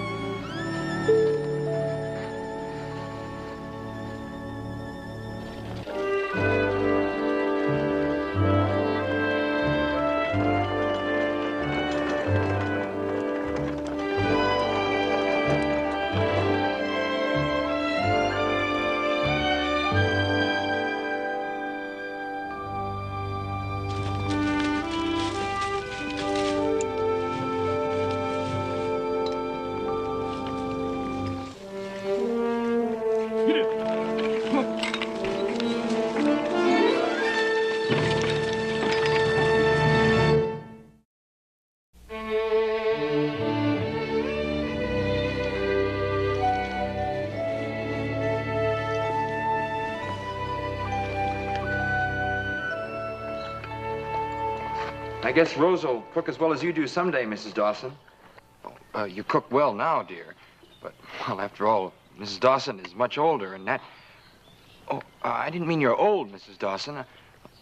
All I meant was...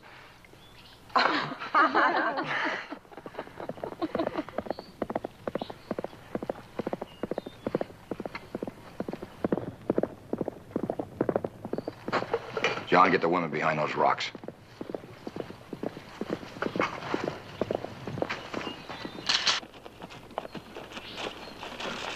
Well, now, what do you know?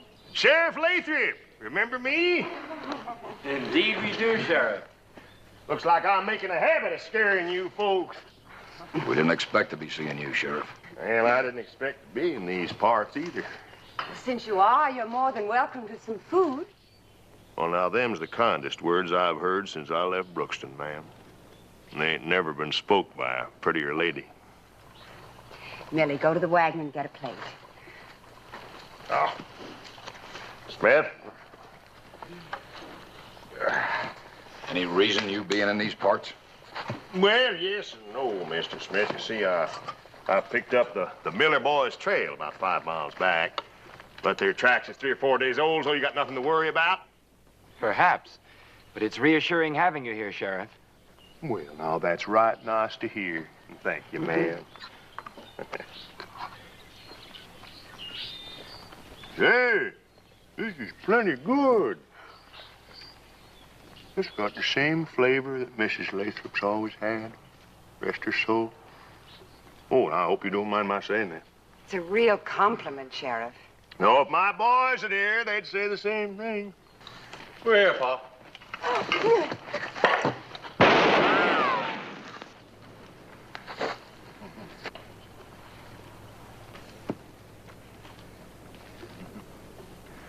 I thought I smelled something wrong about you. You got smart too late, Smith. That's Adam. This is the Seth here, and that's my youngest, Noah. The Millers. Oh, it's the Bancrofts. Eli's my name. You know, Mr. Smith, it's a lucky thing that Noah shot at you. There ain't none better than him with a gun. But he ain't got no stomach for killing. You take Seth and Adam here, they got stomach for little else. I'll remember that the next time we cross trails. Maybe we won't. Please. What do you want? What are you going to do? Oh, we ain't gonna do you no harm. Not unless you want to try some. We just gonna take your horses, your wagons, and everything that's in them. But you can't. You can't. John! You can't take the horses. What about the women and the little girl? What about them? It's 40 or 50 miles back to the train. He's right, Paul. Well, sure he's right. If they want to live bad enough, they'll make it. Me and my boys did. Oh, please, Mr. Bancroft, we've done nothing to you. Show some mercy. I don't have none, ma'am. Good folks like you burned it out of me a long time ago. You gotta leave us some water or some food. I ain't leaving you nothing but live. Bancroft, I'll track you down if it takes the rest of my life. You know, I think I'm going to change your mind about that boy. Now, you stay here and you let them fight it out.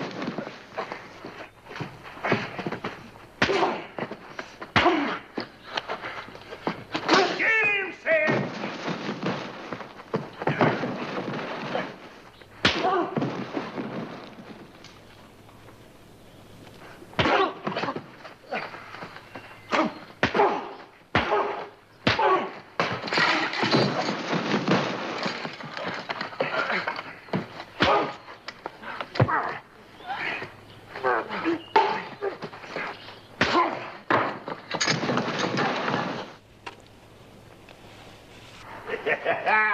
Get him, boy!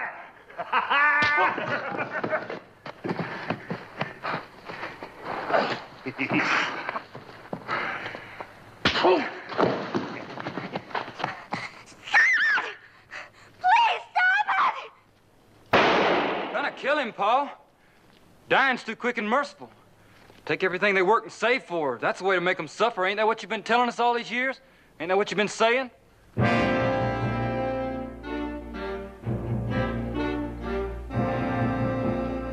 You're right, boy.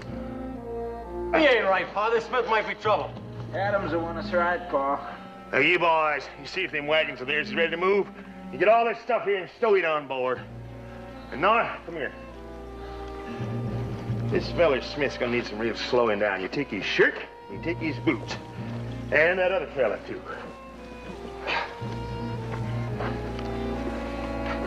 He's going to need water. We all are. I know when you get through with him, you take them 2 horses and tie them on the back of our wagon. You're a cruel, vicious man. You're living by the devil's ways, and you'll die by them. Just keep hating, man. That's what'll get you back to that train. Just hate. Thank you. Thank you for the fine supper. The guy told you to do something. Mr. Bancroft, please. All right, you boys, you move on out.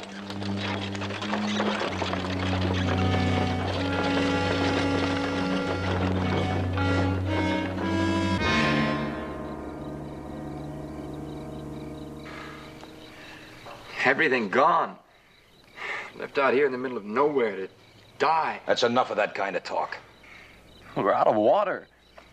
And it's... The more you think about water, the more you think you want it. Forget it. There. It should help.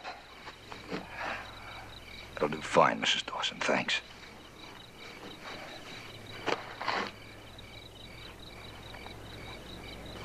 You're not scared, are you, Millie? The way I figure it, the wagon train's camped for the night. We can cut the distance by starting right now. We'll head straight for it in a straight line. But that's still days away. We'll never make it. Let's not waste time arguing about it, Mason. Let's go. Come on, Millie.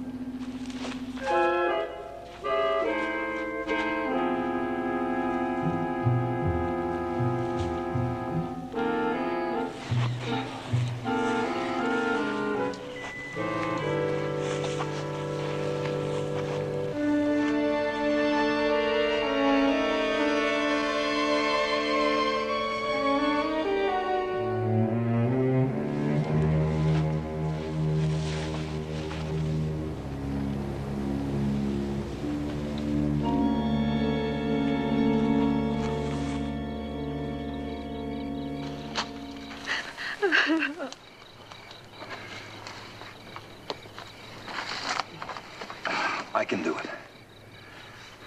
We're only stopping for a little while. See if you can make Millie comfortable and get some rest yourself.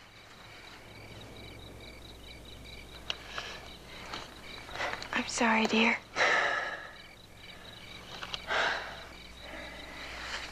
It's been 2 days, Coop. How much longer?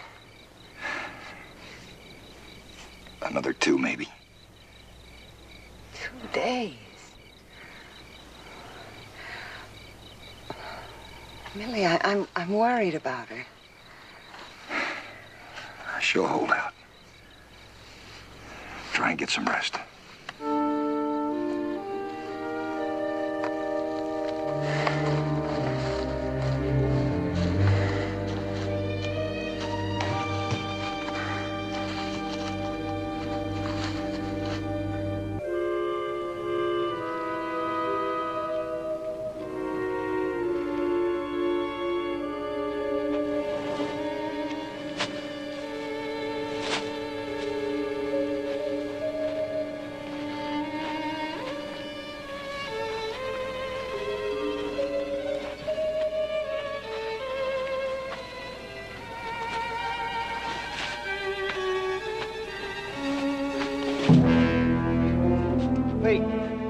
Wait, please.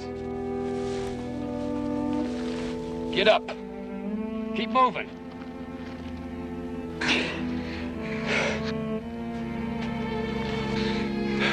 We can't. We can't go on. Get up, Mason. Or so help me, I'll leave you here.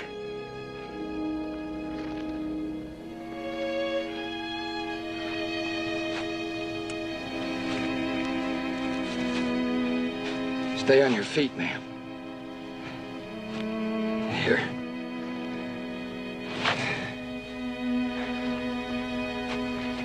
Now stay on your feet.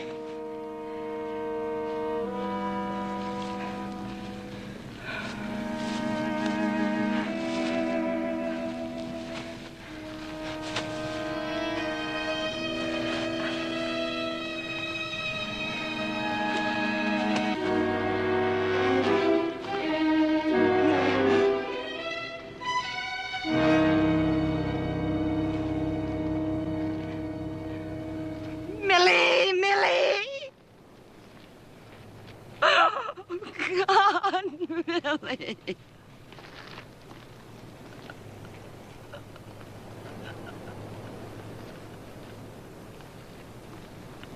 Oh, God.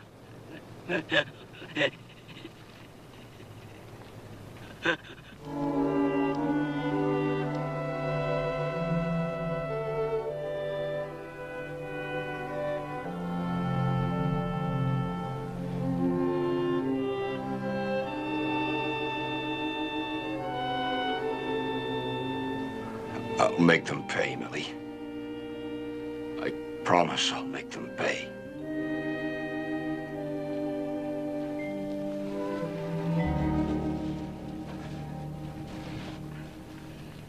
Now listen to me, John.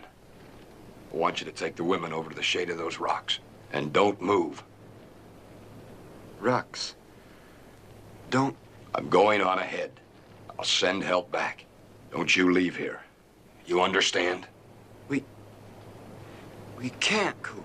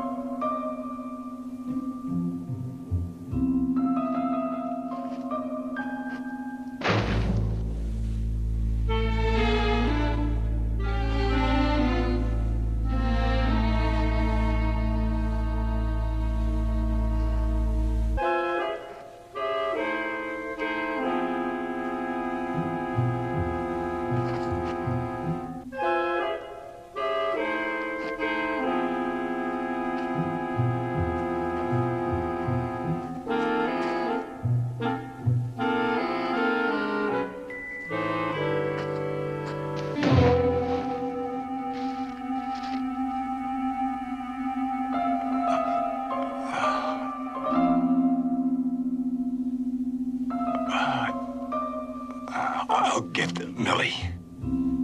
I'll get them. All of them.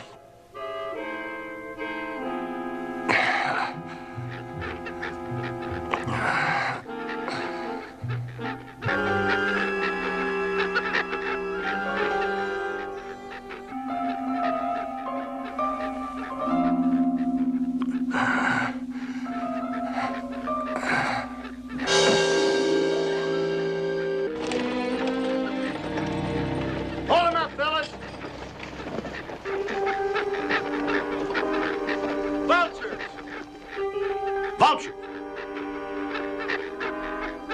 I'm gonna go take a look, round up some of the men. If I need any help, I'll fire my pistol.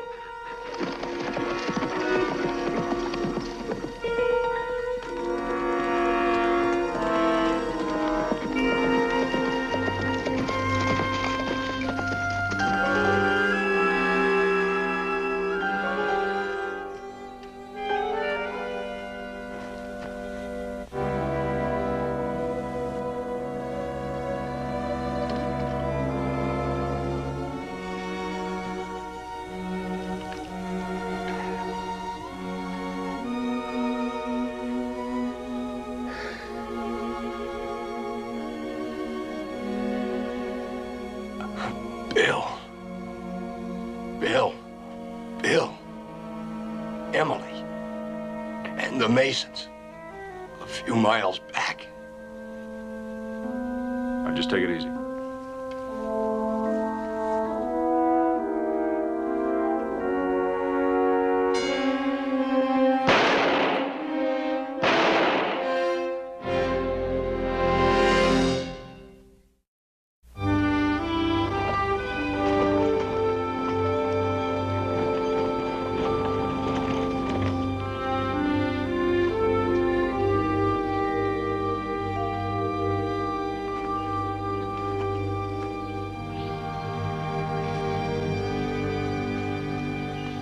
Look at that, Mr. Chris. He can't even get his boot on. You saddle me a horse, Bill? Yeah, he's right over there, but you're not ready yet. Coop's only been 2 days, you know. I'm ready. Coop, I know how you feel. I know what it's like to be filled with revenge. But it's a black emotion. It can blind you to reason and still not get you the Bancross. I'll get him. But not alone. Duke's in Riverdale. Go there first. Have Sheriff Cowan deputize you both, and then help him bring in the Bancross. Chris, if I wait to do all that, their trail will be cold as ice. But getting him isn't just your fight. It's every man's fight under the law. Are you pulling rank on me? Are you ordering me not to go? I'm trying to get you to think with your mind, and not your hate. I'm sorry, Chris. I don't see it that way. Cooper.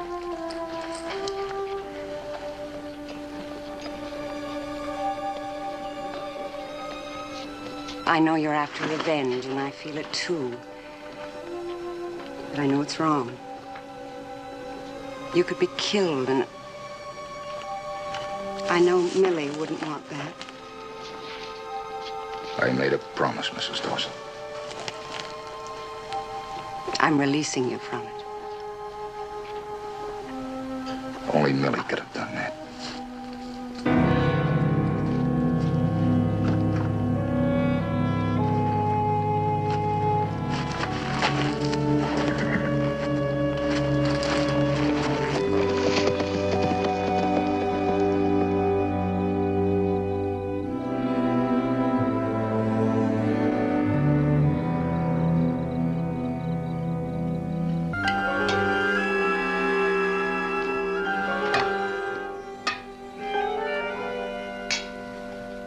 Not good, not bad. You want this stuff just as bad as we don't want it? Maybe yes, maybe no. Maybe nothing. That's how you get your Indian brothers to bring in their hides and horses, so don't you maybe me. You just figure out a good price for this stuff. You very smart fella. Yeah, that's right. So let's just get at it, huh?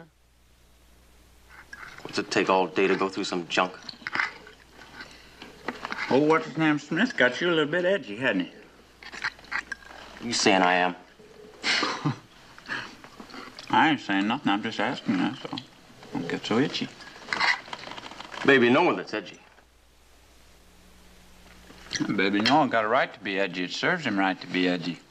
He's the one who kept us from killing that old boy. I'm glad I did. I'd do it again if I had to. Oh, boy. Let's drink to that.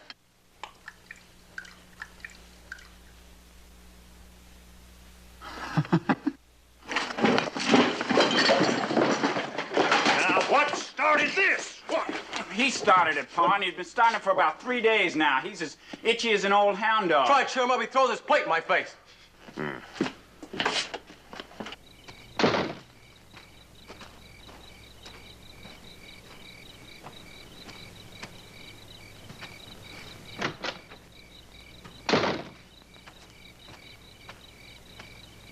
Noah? I was talking to you. Now, was they telling the truth? That's for you to believe or not, Paul. Now, look, boy. My being Ma and Pa to you ever since the day you was born has made me favor you. Now, I can't help it, but I know that. And Adam and Seth, they know it too, but they resent you. They always did. I know, Paul. Oh, well, what ails you, boy? Nothing, Paul. Well, something does. I just can't go on robbing and hurting people, Paul. It's wrong. It always was wrong.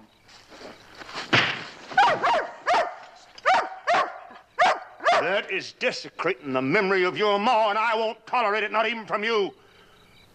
You've forgotten what happened to your Ma? I ain't forgot. But we've been hating for 17 years, hating folks what done nothing to us. I just can't keep doing it. I just ain't got that much hate in me. As long as your name is Bancroft, you'll do like I say.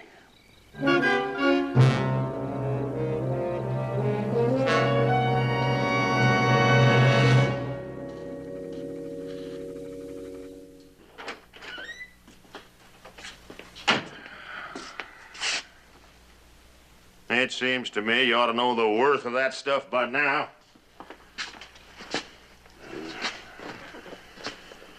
Worth 1,000. You get 500. 500? What are you trying to do? Make fools out of us? You buy new clothes. Your boys buy new clothes. You eat, take 10 bottles whiskey, supplies. Tonight you sleep here. That 200. Somebody track you, maybe. They ask, you see 4 men? We ain't dudes. An Indian couldn't pick up the tracks we left. Maybe yes, maybe no. But I see nothing. I know nothing. That worth 300. Or you find some other trader. We'll take it. All them wagons are worth $500 alone. I said we'll take it. You get the money. Now, you boys, you get on out of here.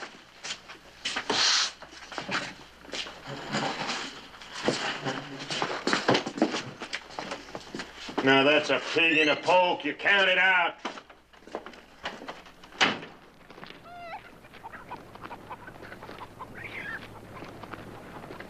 Make sure you pack this real careful. Be sure you don't drink none of it either. Well, that's all of it. Where's our part of the money? Yeah, I kind of like to have the feel of that jingly stuff in my pocket. I taught you real good, didn't I? That's $100. Here, nah. I don't want it, Pa. What? Guess that means more for Seth and me, don't it? Yes, sir. I can't see no reason why Adam and I shouldn't split it up if you don't want it. You get on them horses.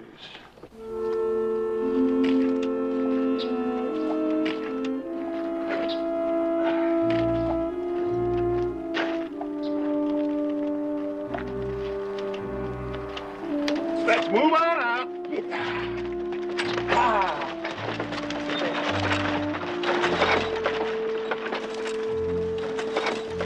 Right to Chief Nakaya. Tell him Money Joe have many things, but bring double horses, double hides. Tell him come quick. 1, 2 day, no more. Money Joe want wagons gone. Bancroft smart, but not easy to hide tracks of 3 wagons. Money Joe smart. 3 wagon tracks. Too many.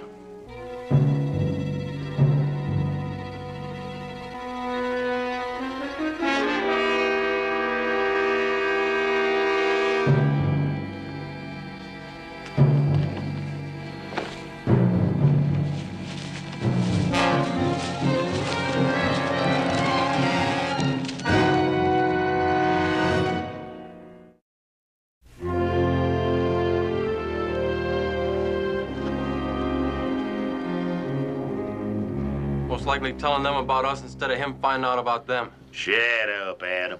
He don't want no part of this. He said so, didn't he? No part of it. He ain't never been as far as I'm concerned. No, not only looks like your ma, he's like her inside, too. But he's a Bancroft. He'll do like I say. He's leaving now.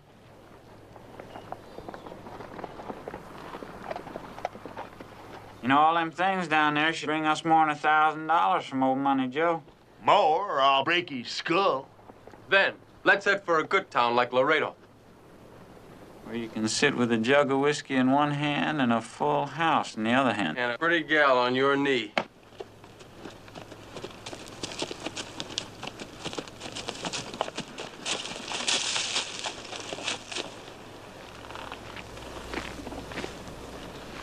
They've been sitting there 2 days now, trying to figure out where they are, why the horses won't move. They're from way back east somewhere.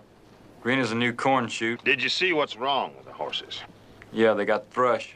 You can fix that, can't you? Don't want to lose 6 horses. How bad? Frog swelled a bit, but those horses ain't moving unless they're forced to. Thrush. I think I just got me a good idea. Pa, they ain't young. Old as you, I guess. Don't send them off dry, Pa. Old as me, huh? Well, let me tell you something, son. If it meant living or dying, I'd do everything I'd done 17 years ago all over again.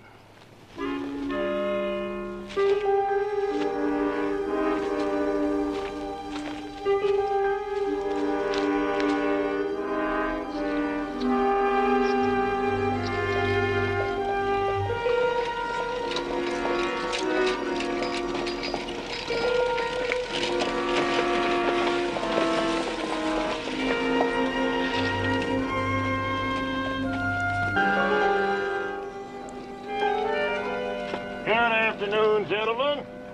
Well, now, Noah didn't say there was 3 charming ladies in trouble, too. My name is Doc Bancroft. This is my oldest, Adam. This is Seth, and, oh, you already met my youngest. George Talley, Doctor. Howdy. This is my wife. Ma'am. Miss Abby Carter, her brother Philip. Miss Abby. Mr. and Mrs. Harmon. Yeah. And Tom Jackson. He's the one got us stuck out here. Now, look, George. Oh, now, folks. Now, my ma used to say, don't fight about what's been done wrong. You just work to make it right. Oh, that's very sage advice, Doctor. Why, thank you, Miss Abby. Noah says that your animals is about to die. Die? We didn't know. Well, don't you fret. They don't call me Doc for nothing.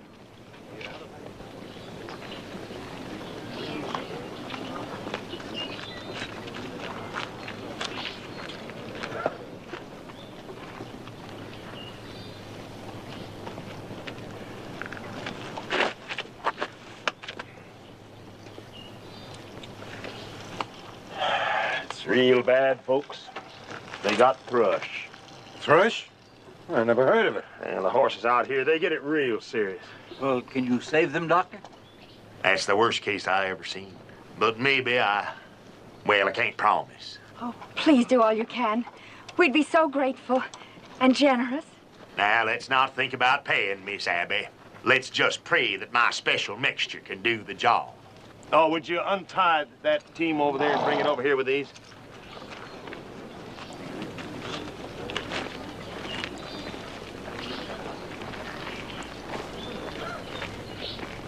got a problem.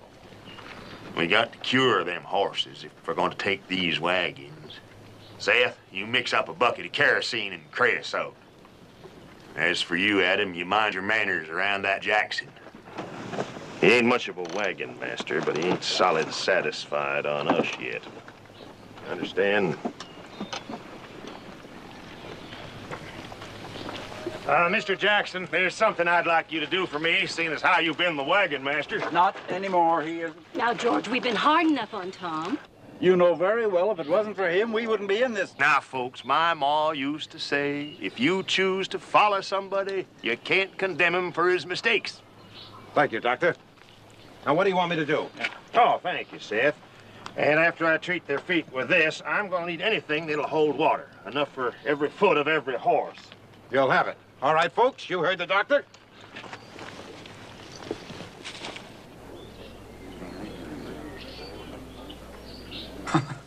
You sure can fool people better than anybody, I'll tell you that.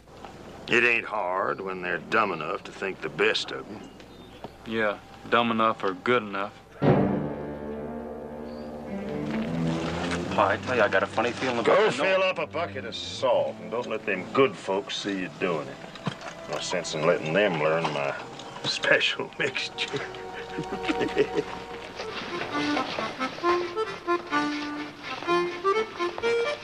Hey, it's quite a dog you have there. What's his name? Gabriel. Gabriel, huh? Why do you call him that? Way he howls, Paul says. You know, you're very lucky to have such a fine man for a father. But you don't know. You don't hardly even know us. You saved our lives. We don't need to know anymore. Oh, almost forgot. Brought you some hard cider. Made it myself. Ain't one for drinking. Well, it is a good thing to keep away from. Good night. Night.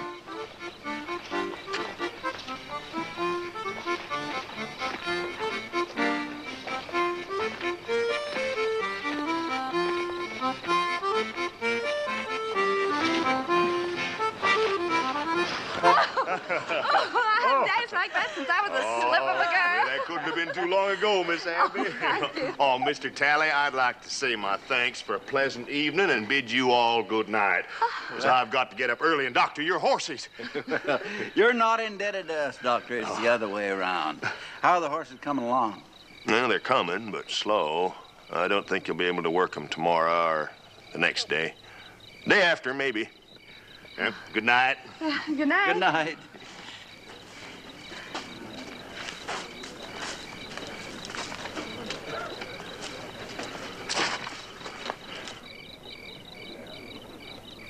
Noah, that look in your eyes, it's a saddening thing for a pa to see on the face of his youngest boy. We're gonna be stuck here waiting for those horses to get healed. One thing you got to get clear, boy. Your pa is never stuck. What if I told you that Miss Abby and her brother is carrying $2,200 in their wagon?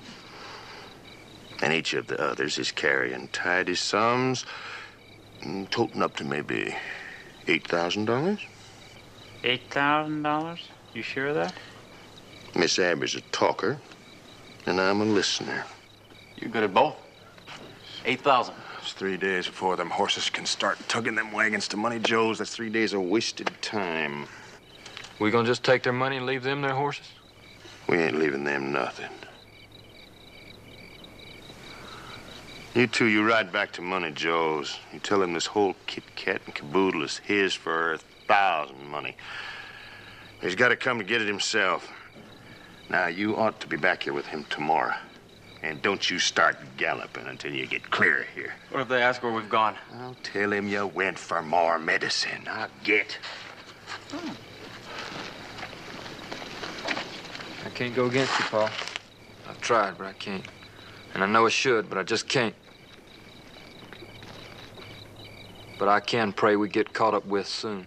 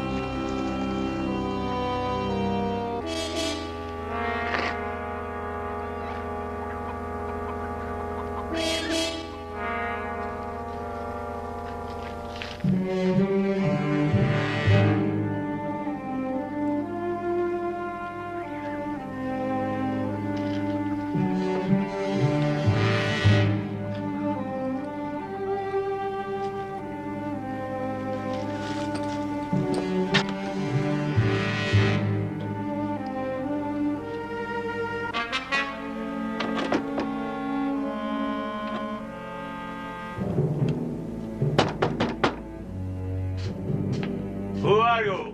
What do you want? I want to talk. Who I am doesn't matter. It matter to Money Joe. All I want's a few minutes of your time. Throw in gun first, mister.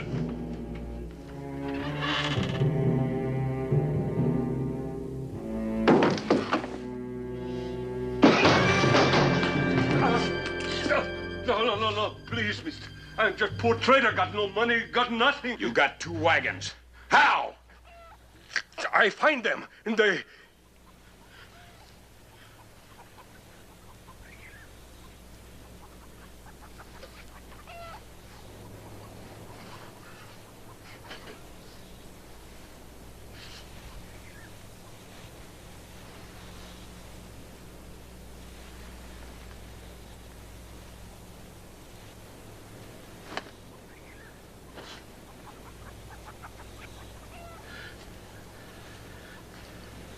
The little girl that wore this is dead.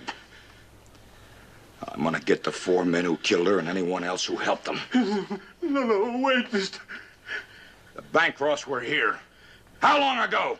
Yesterday. And they go... You think you scared, Money Joe? When Nikaya come? Nikaya say come 2 moon. Tie him. Throw him in barn. Nikaya take him. Kill him slow.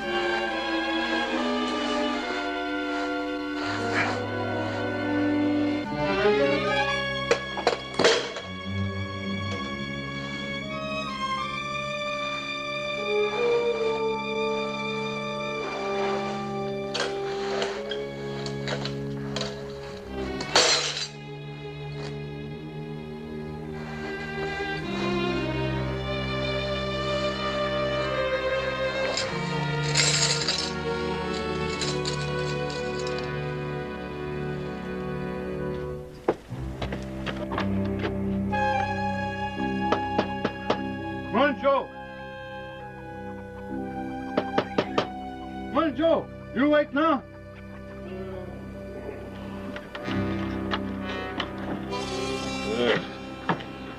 You look white man, then come make fire.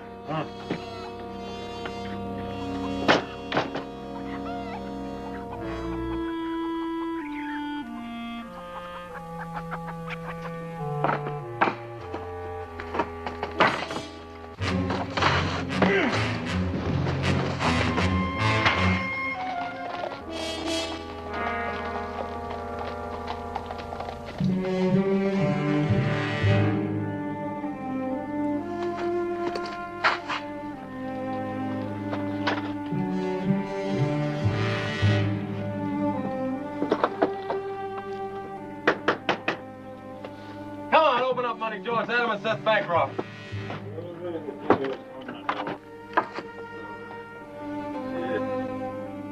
What do you want? Murdering skunks?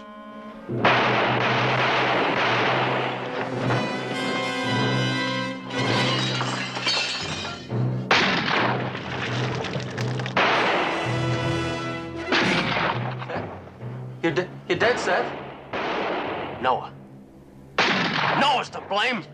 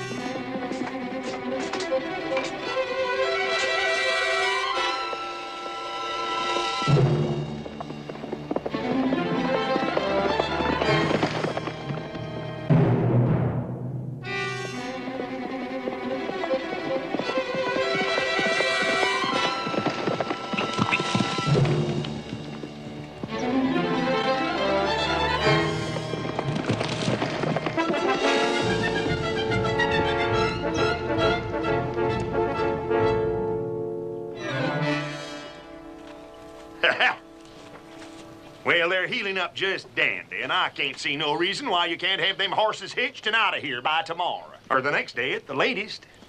Bless you, Eli. Oh. We're not rich, but we will be generous. Oh, now let's not talk about money before breakfast.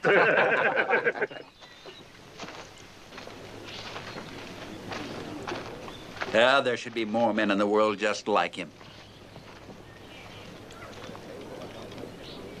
You all set, boy? Yeah.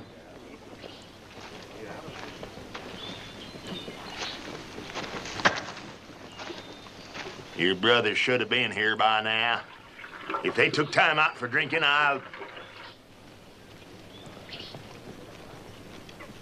You figure I got a real black soul, don't you? No blacker than mine.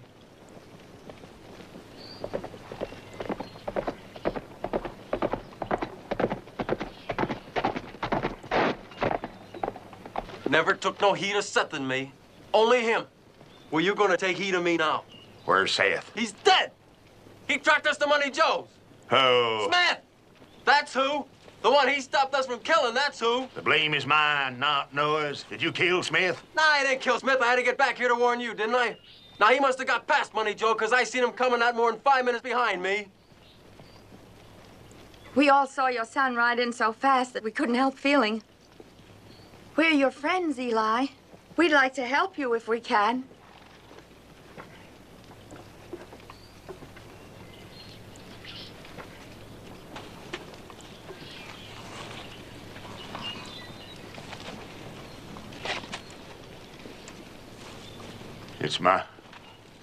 It's my boy, Seth. He's dead. Murdered. Look, Pa, let's get what we came for. Adam? I know how you feel about Seth, boy, but Mr. Smith is gonna pay for murdering him. And thank you, folks, but getting my boys murdered is a Bancroft fight. It's a fight for every respectable man. No, things ain't done here like in Albany. Out here, the law is where people are good and brave enough to believe in justice being done. That wasn't done a while ago. That's why that Smith was around, to kill my boy. He killed him because he bragged on me. Bragged that I could save Smith's prize bulls from dying. You see, we just joined this wagon train, and the real doctor, he'd give up on them altogether. I told Smith I was no real doctor. I tell everybody that first off, just like I told you folks. You remember that? Yes, I remember, Eli. Well, the best I could do was save two. And that Smith, he called us cattle killers. Yes, and that real doctor, he sided in with him because I'd made him look bad. Well, that night when somebody took a shot at me, I just knew it was Smith, so I told the wagon master I'm a law-abiding man. And then if you don't arrest him and shackle him, somebody's gonna get killed. Why, that white-livered skunk, he just laughed at me. He told me to tell the next sheriff I see. But you're the wagon master, I told him. You're the sheriff, the judge, the jury. That's the law. It is? Yes, sir, Mr. Jackson, it is. Whether you're leading a big wagon train or a little one, just like this. Well, that man was a coward. He saw meanness on Smith's face, and he knew that if Smith killed any of us, the law said he'd have to hang him. So he run us and two other wagons off that train.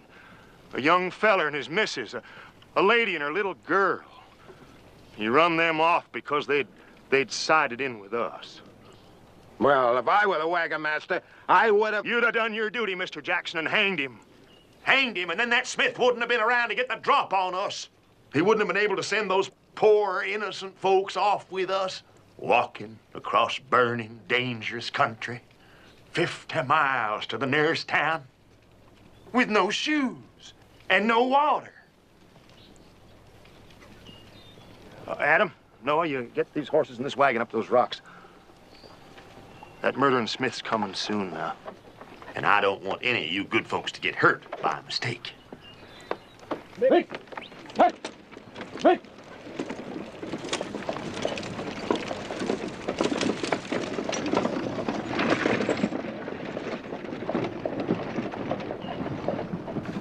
You made our troubles your troubles, Eli. Do you think we'd desert you now? I'm still wagon master here, Eli. And I'm swearing an oath right here and now that when that Smith gets here, he'll hang. I don't know what to say. You're all of you, such brave, decent, unselfish folk. I'm going to tell my boys, the 2 sons I got left. Maybe what you people have done will restore their faith in humanity.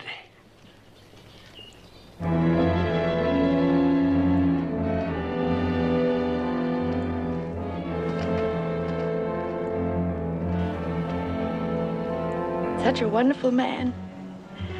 Such a good father. Well, we better get ready for that Smith when he comes. We'll be ready. I don't know what all that talk was about, but Smith's gonna be here any minute, and I'm gonna... No, you ain't. Them good folks out there's gonna do it. I prayed for a day like this. 17 years I prayed, and now I've got it. Before this hour's out, we'll know the real feeling of vengeance. What do you mean, Pa? Smith is riding into his own hanging party. They got to do it.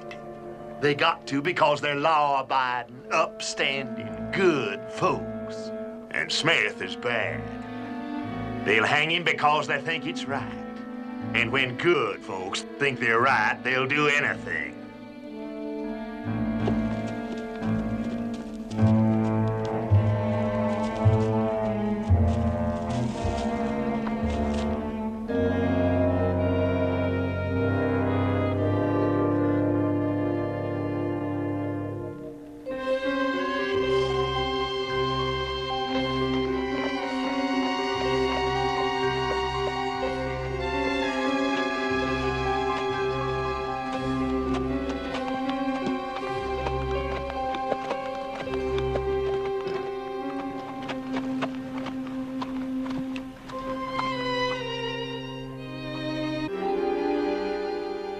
The way I look, I can't blame you folks for thinking the worst.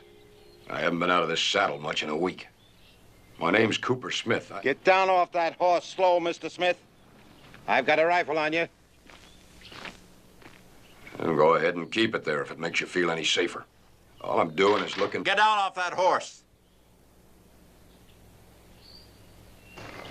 Listen. I'm looking for 3 men. 3 dangerous men. And one of them had to come riding in here not more than 10 minutes ago. Put up your hands. You don't understand. These men are killers.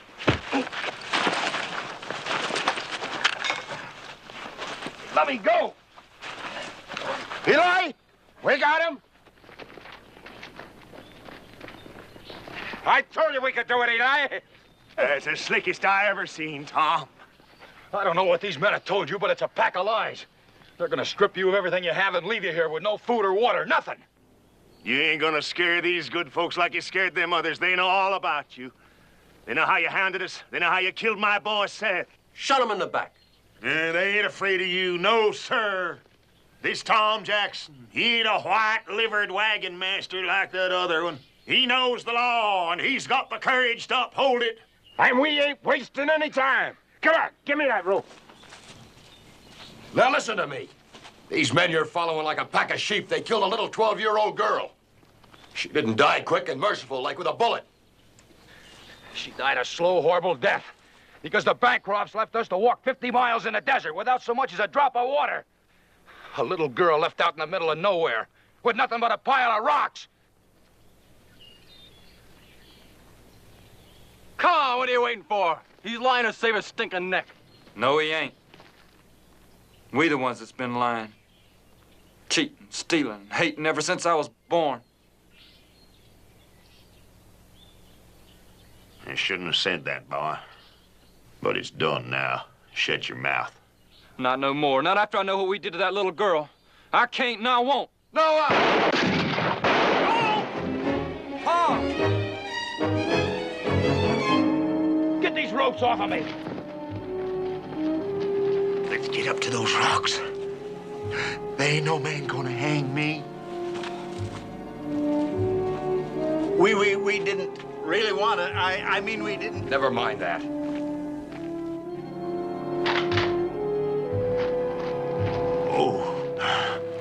Son, hold a second. Wait a second. Eli! Noah!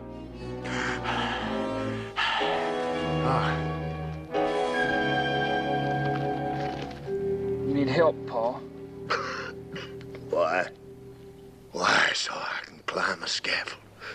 Well, I ain't gonna join your ma with no noose around my neck.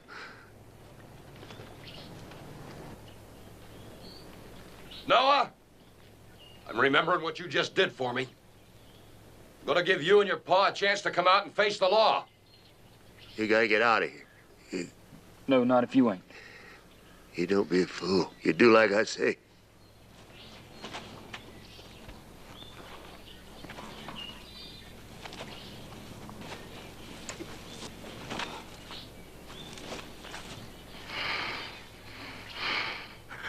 Hey, you forget your brothers and me. Only don't hate us. Don't hate us. I say we had cause for what we done. I know. No, you don't. You wasn't there when they drove us off our land. You wasn't there to see them hungry flames licking around the house and the barn and the hay. And you wasn't there when we was digging the grave for your mom. And she hung on just long enough to give you to me. And she give you goodness and kindness and take that with you. You take her name and start all over again. You can't start over with the memory of killing that little girl in your head, Pa. Blame is mine to bear. And it ain't only me that's asking. It's your ma. She's here. She's telling me. She wants you to...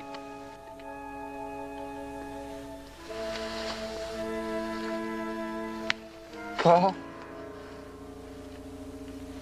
Paul? Noah.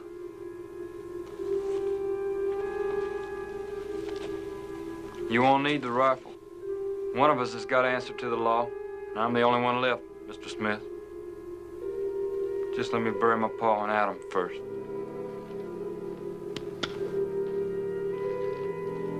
I'll help you.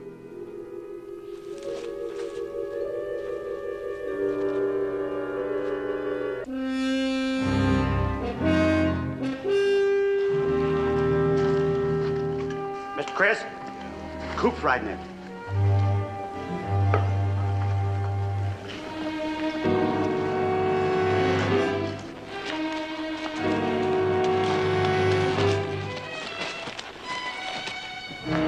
I'd see you, Coop.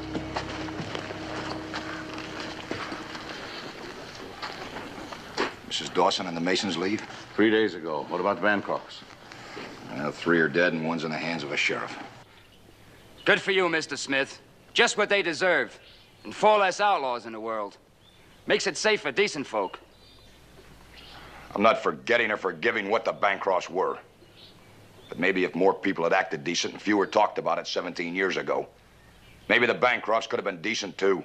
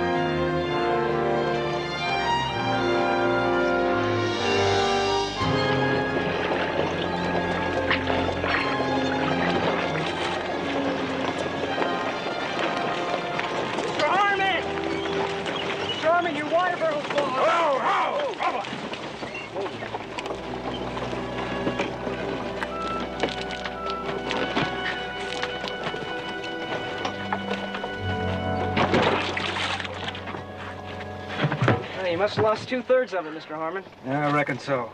Well, we're gonna have to be more careful with our water than this. We are? Well, this is desert country, you know. I think I know that, boy. I've been chewing on enough sand lately. And there's nothing more important in this desert than water. Look, Sonny, I'm grateful to you for calling the barrel to my attention, but why don't you just run along, huh? This is man's work. I could latch it on there as good as you can, maybe better. Now, that's enough of your sass, boy. Mr. Hale would tell you the same thing, wasting water like that. Well, you ain't Mr. Hale. Well, I work for him. I'm just doing my job. Well, you tell Mr. Hale that I don't want some young upstart bossing me around like he's a full-grown ramrod. I can't say as I blame you, Mr. Harmon. You better apologize to him, Barnaby. Apologize? He's the one who wasted the water. That's not the point. Any boy your age has no business talking to an adult in that manner. I'm not a little runny-nosed kid, Mr. Chris. I took care of myself all the way from Virginia to California, and that was last year. And you're old enough to apologize when you're wrong. So do it.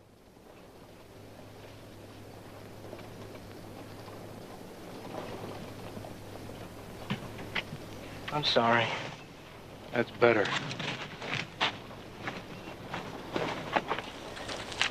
Better lash that on a little tighter this time, Harmon. This is desert country, you know.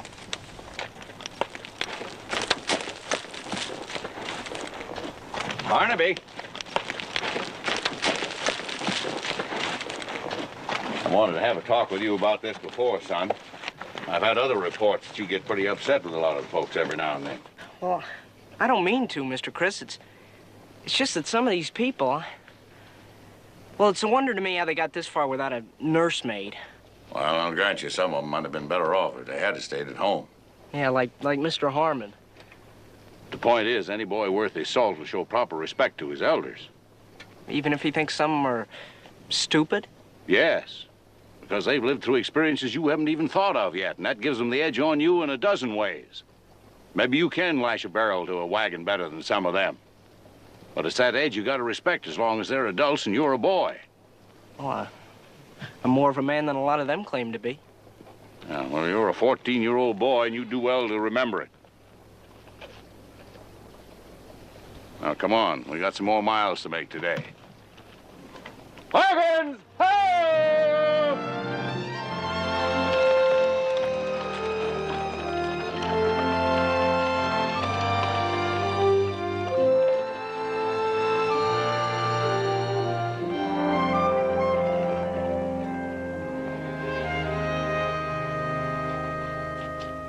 Excuse me, Chris. Thank you, Charles.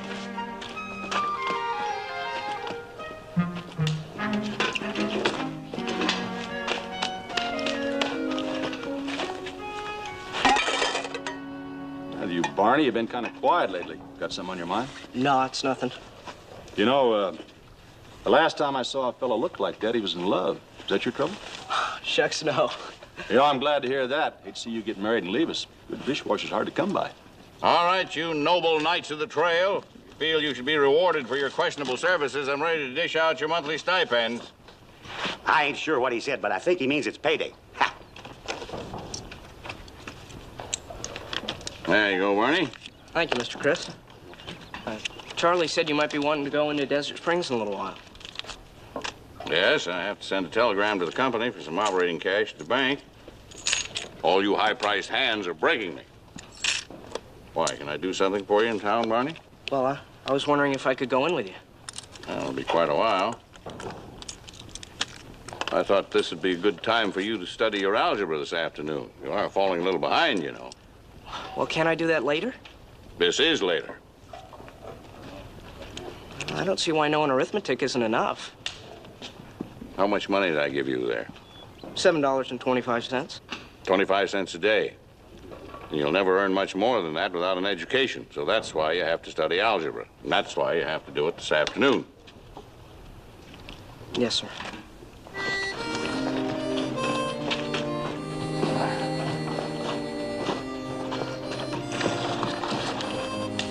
Boy's beginning to feel his oats. Getting impatient about his age. I know just how he feels. You know? Sure I know. I was his age once, you know. Sure must have a good memory. Oh, smart Alec. But I'll tell you one thing I do know. When a boy is 14 years old, growing up seems a long time coming. You might be right, Charlie. Just how much longer you figure it'll take you? Well, you're smart today, ain't you? Hey, Charlie, don't run too far away. I haven't eaten yet. He won't. He's afraid he might catch him. Hey, money. It's payday. I almost forgot. Wish you had, Coop. Not a chance. There you go. Thanks, Chris.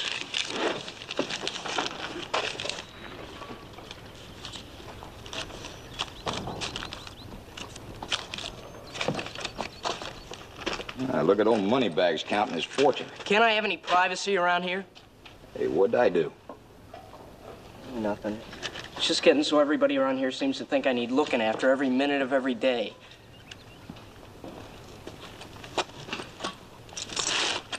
Sounds like somebody's been getting on your back. Mr. Hale. Chris? He's always bawling me out for something. Well, do you deserve it? I don't see what for. I'm not a baby. I knew a young fellow once, Barney. Just about your age. Had the same kind of problem. Just seemed like everything he did was wrong. According to his father, anyway.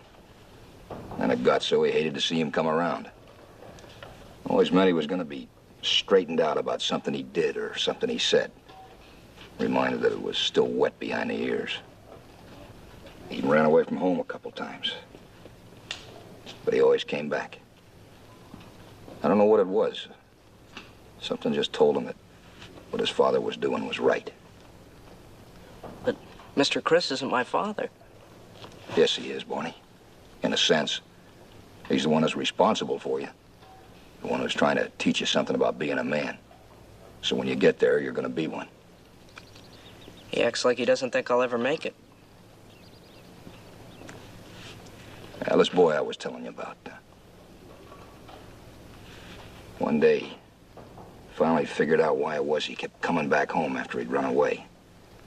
He realized that the only reason his dad was so rough on him was because he loved him. Because he cared what kind of a man he was going to grow up to be. Sure a funny way to show you like somebody, always bawling him out. No, it isn't.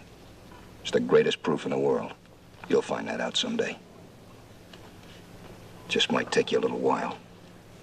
Like it took me.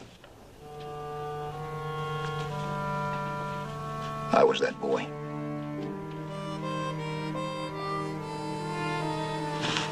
I'll see you later, partner.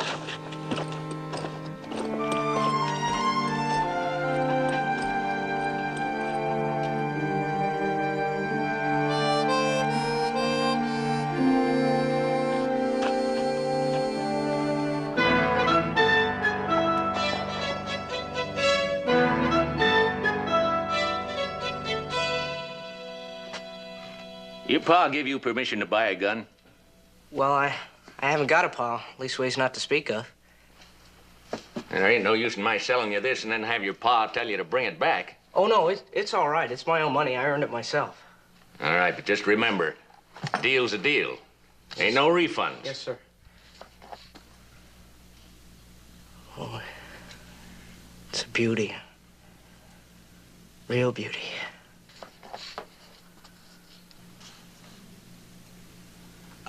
Yeah, it has nice balance. Yes, sir, it has real good. I suppose you'll be needing some cartridges. Oh, yeah. Sure wouldn't want to wear an iron on my hip without them, would I? Well, ain't you going to try the belt on and see if it fits you? Oh, yes, of course.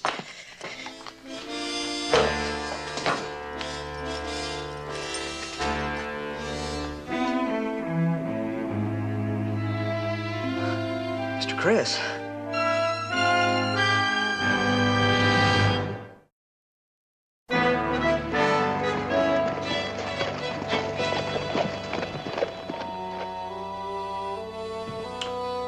Bill Hawks, Charlie Worcester, Coop Smith, Duke Shannon, 15 paid drivers, and a wagon train full of people take my orders, and they follow.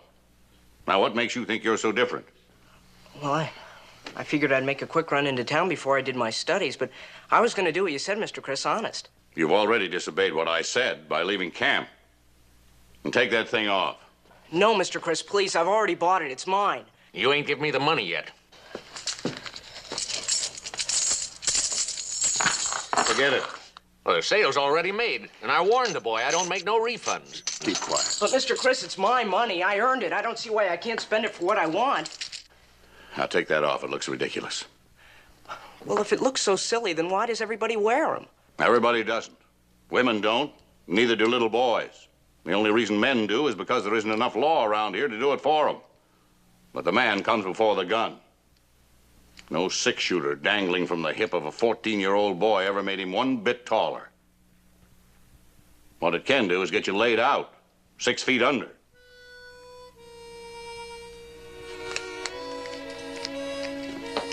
I'll give you this when we get back to camp. You stay right here till we finish with our business at the bank. You can help us load supplies. Mister, speaking of supplies, I heard you mention a wagon train. I guess a lot of the folks will be wanting to come in here and stock up. They wouldn't if there was another store in town.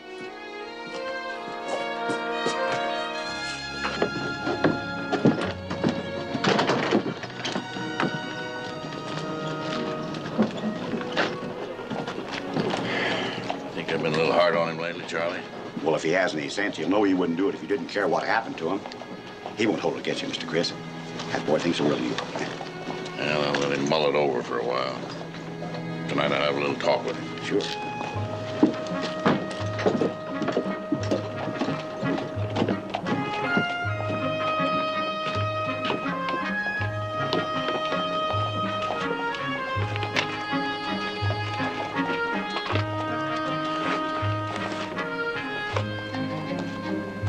Nothing a man my age appreciates more than a hot water bath.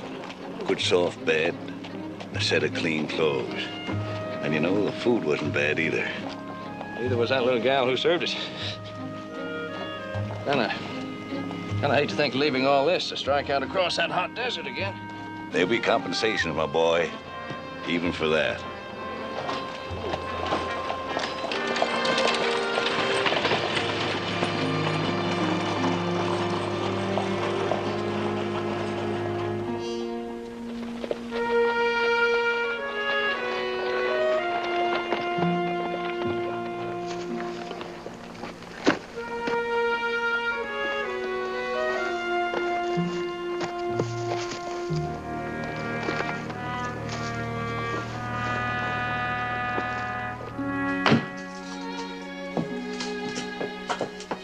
Put it back. Don't you know that's stealing? Everybody else does it. Just the paying customers. You gotta be a paying customer before you go dipping your hands in my Cracker Barrel.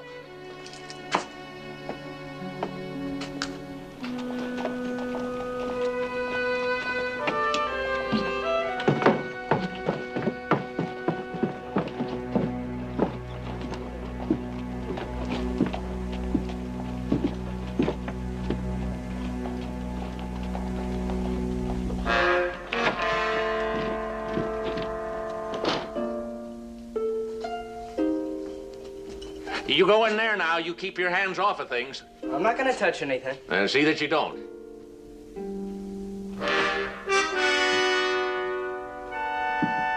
I wouldn't stick my head out of there for a while. You might get it blown off.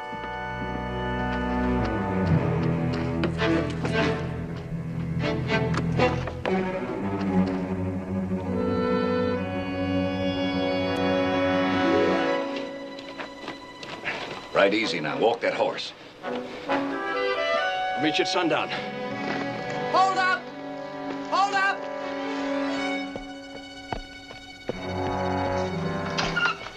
Hold it. Come here. Come here, fast. Give us a gun. Oh, who did it? Quick. Who robbed the bank? Gun. Ain't loaded. Got some cartridges. Go on, get up there. Haven't got all day.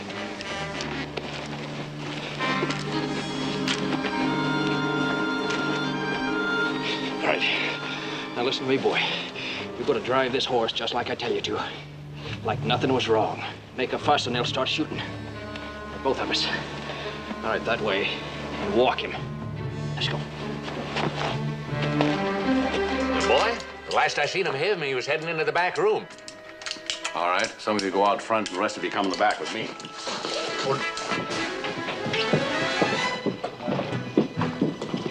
Where are they? Anybody see them? Just started looking, Sheriff. All right, men, spread out. Go through this town with a fine-tooth comb. What's all the ruckus? Bank was robbed. You better get down and help. We'll need all the hands we can get. Oh, I'm not a very good shot, Sheriff. I'd probably hit some innocent bystander. Well, then get off the street. Yes, sir.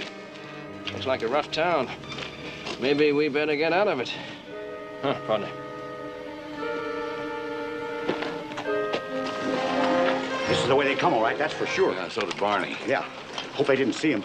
I hope not. Barney! Barney! You're sure a cool one, boy, I'll say that. Maybe you're just so scared you can't talk, that it? I can talk. Why'd you make me come with you? You saw our faces. You could tell them who we were if they showed you our picture. And I understand they got a few of those circulating around the country. What are you gonna do with me? Can't say. Just yet. If you're still looking for your boy, I seen him ride out of town on a horse with another fella. Must still be mad at you for not letting him buy that gun. We gotta do something, Mr. Crick. Quiet. Be sure you bring them guns back. He's with one of them bandits, and you know he is. The surest way of getting him killed is to let everybody know it. All set? Well, let's go!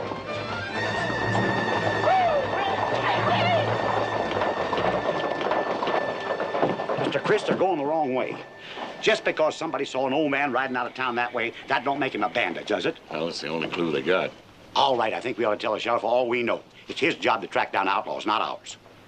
Yes, Charlie, but that's exactly the point. The sheriff and the people who elected him are more interested in getting their money back safely. Pure thrill of a manhunt than they are in saving a boy they don't even know. All right. Why don't we get started right now? We're wasting time, ain't we? Daylight, they can see anybody following them in this flat desert. When they get tired of being followed, they'll threaten to kill Barney unless we turn back. That's a decision we don't want to have to face. Why don't you let me go get Duke and Bill to help us? Who's going to run the train? They'll stay on schedule. We'll know where to meet them. Well, come on. We got to arrange to get some horses. We need water and supper. I want to try to get a chart of this territory if I can find one. I'm sure.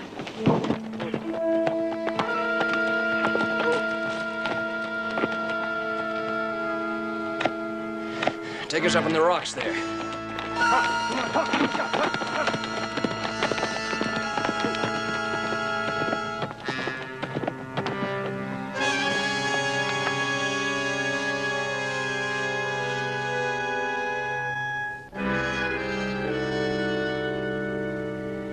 Slick as a whistle, partner. That smart sheriff don't even know what happened yet. And him standing right there, talking to me in the street, even telling me to get out of the way. How did you know someone wouldn't know me? Wonder what I was doing riding off with you. Those people had their eyes all set, looking for two men riding fast out of town, because that's what bank robbers are supposed to do. They were all looking for one thing, so they couldn't see anything else. Just human nature, partner, when they're all riled up. Want to get out for a while? Come on. Come on. Come on.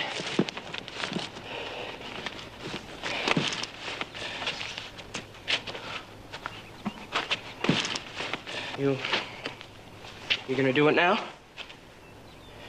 Do what? Kill me? Who said I was going to do that? Well, aren't you? I didn't shoot you when I first saw you, did I? No, but I figured that was because you didn't want anybody to hear the shot, or because you wanted me to help you get away. That's pretty good figuring. But I thought you said you were afraid I could tell who you were if I ever saw your picture. I don't believe I said I was afraid of that, partner. I just said you might. Sam Spicer isn't afraid of anything. Sam Spicer? And neither am I. Thought you were him. I know him. You do? Better than anybody. I guess you must have heard about him, huh? Oh, sure, everybody has. Back east, I even read a book that tells about him. Back east, where?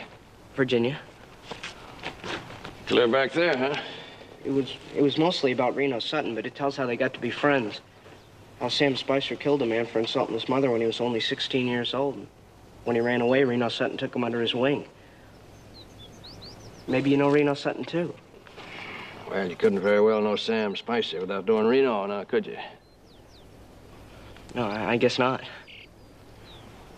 What do you think Sam would do about you? I mean, if he was in my place. Well, I don't know. Except it says in that book how he's really not as bad as folks think, and neither's Reno. They're outlaws, aren't they? Well, I guess they are, but only because they were kind of forced into it. And they only rob banks and rich people who probably cheated other folks out of the money in the first place. And lots of times they help poor people. And they said that they never killed anybody that didn't need killing.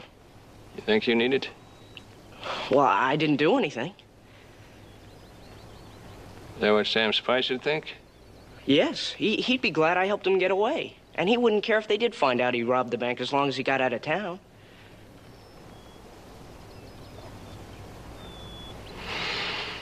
Well, I sure wouldn't want to be caught doing anything Sam Spicer wouldn't do.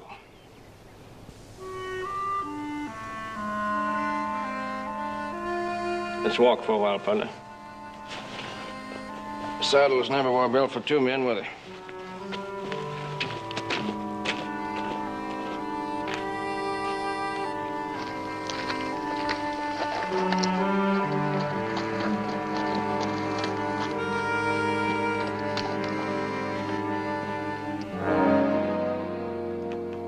That's about where they ought to be by now. If they keep traveling that direction, they'll hit this dry wash. What makes you sure that's the way they're going? They'll go where it's safe, Charlie. There's only one place meets that description. That's Pearsonville. Pearsonville? A robber's roost. Townspeople there actually protect the bandits that hole up there. Home to most of them. In that case, we'll have to head them off before they get to Pearsonville. I'm hoping to do that right here at this dry wash. That wash will give them protection in case a blow comes up. You could camp there all night, wait for Sutton to meet him. Sutton? Reno Sutton? The way they hit that bank, it's my guess it was Reno Sutton and Sam Spicer. Mr. Chris, we can't tangle with that pair alone. Please, let me get some help. No. We can't fight them. We'll outsmart them.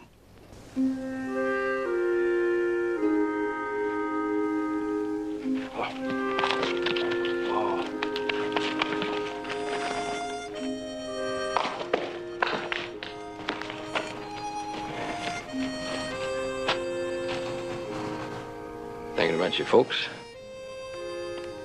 No.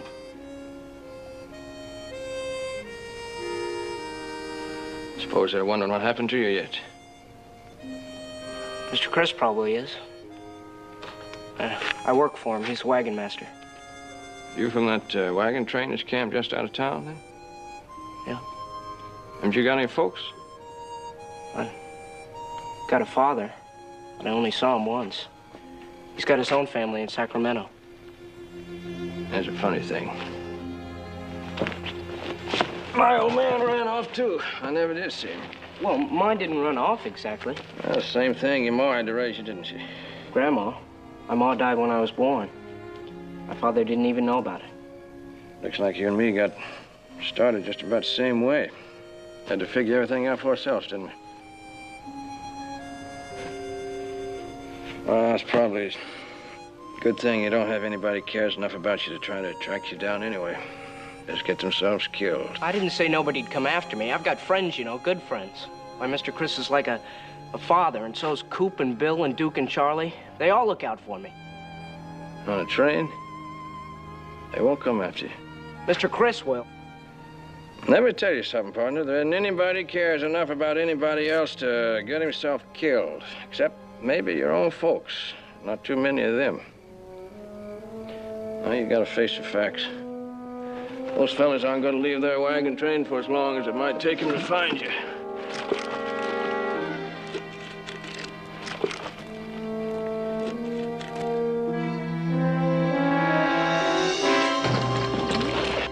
Now, I don't want to shoot you, mister, but I will if I have to. Now, wait a minute, boy. I'm leaving, mister. I'm taking your horse and I'm leaving. And if you try to stop me, I'll have to kill you. Are you forgetting I could have killed you 100 times, but I didn't? There's nothing to say that you won't. I said it. I said I wouldn't do anything Sam Spicer wouldn't do, remember? But you're not Sam Spicer. You real sure about that? You read that book. What did it say about Reno Sutton? Huh? Said he was the oldest outlaw alive, didn't it? That fella you saw with me behind the store, you think Reno could be any older than that? Well, it doesn't matter. I'm leaving. You know what you've done, partner? You've done something nobody else ever did. Man or boy. You got to drop on Sam Spicer.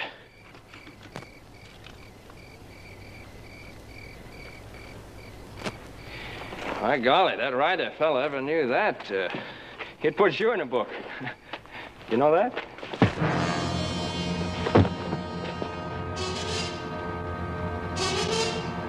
Got a little careless, didn't you, Sam?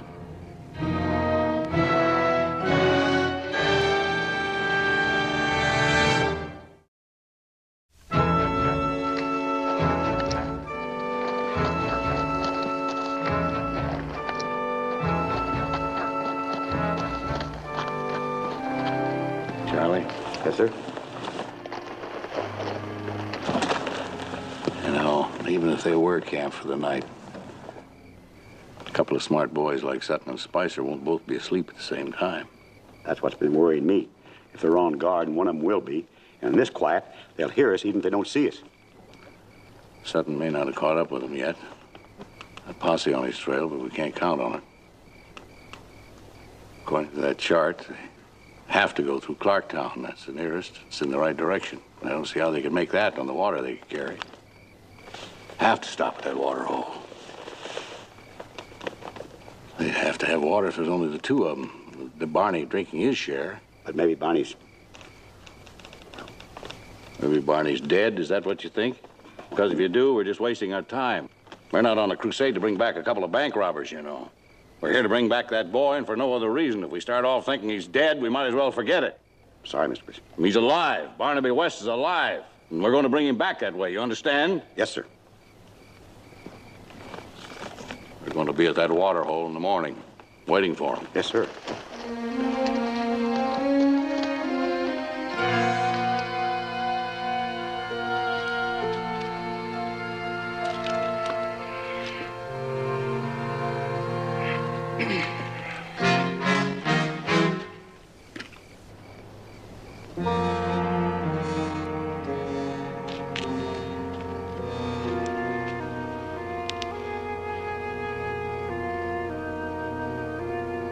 You didn't need to hit him quite so hard, Dad. Since when am I supposed to be gentle with a man's got a gun on you? He's only a kid. So were you when you stabbed Joe Murphy. And it's a lot easier to pull a trigger on a man than a knife.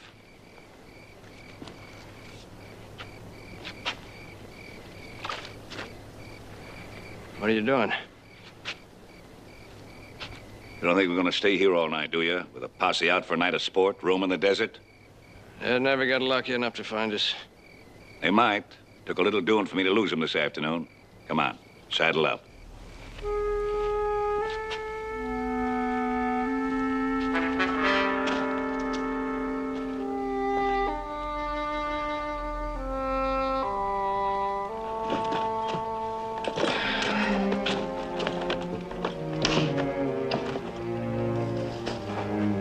Don't worry about him.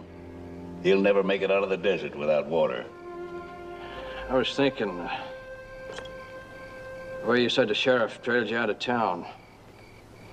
Somebody must have seen you, maybe recognized you. Maybe. Well, then the boy couldn't tell him anything they didn't already know, could he?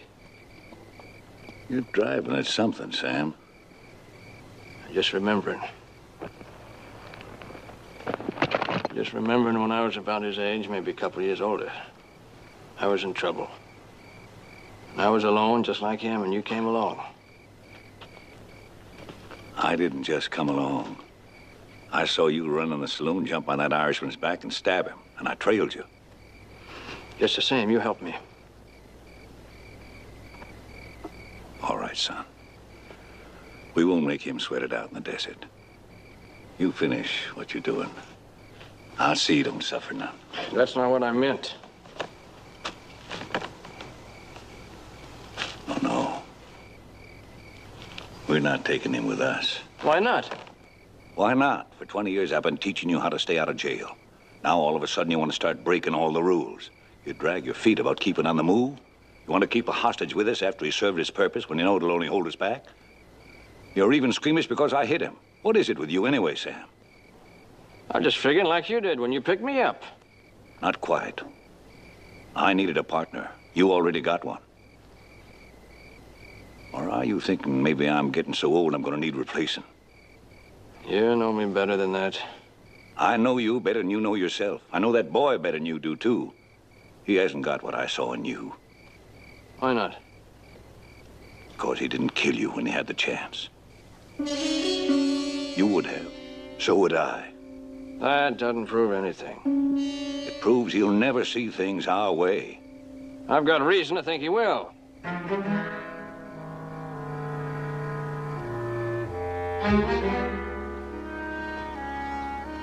I hope it don't take you too long to find out you're wrong.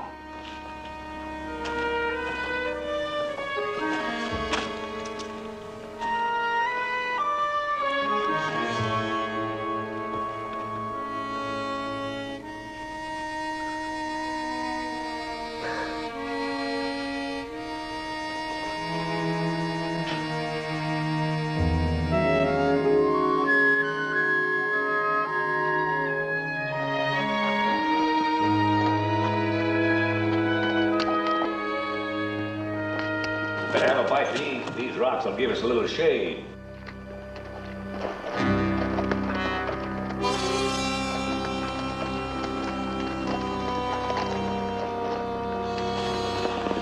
All right, partner, let's take on some feed. Come on. Oh, here. Well, I'll tie you so you can eat. You wouldn't have to wear this rope if you hadn't made that play for my gun. You know that. No need of telling you, next try I'll get you killed, is it?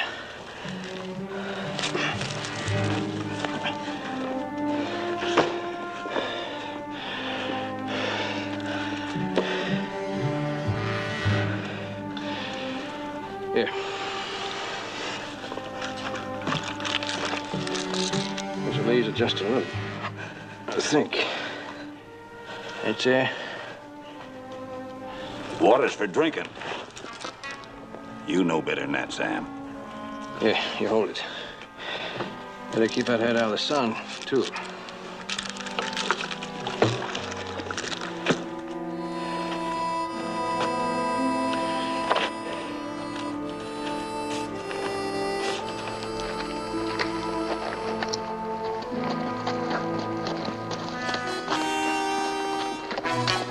Any reason we can't camp right here for a few hours? And the reason we ought to? One I can think of, my horse is getting tired. Never had to be rode double before. Well, what do you want me to do, get off and walk? I figure you will before long anyway, where your daddy and that boy. Come off of it. You're the one better come off it. Before your daddy and makes you forget who you are. Now, look, Reno, I've had just Reno? You ain't called me that since the week after we started out together 20 years ago. Maybe you're already forgetting who you are. And you're getting careless again. Party? But.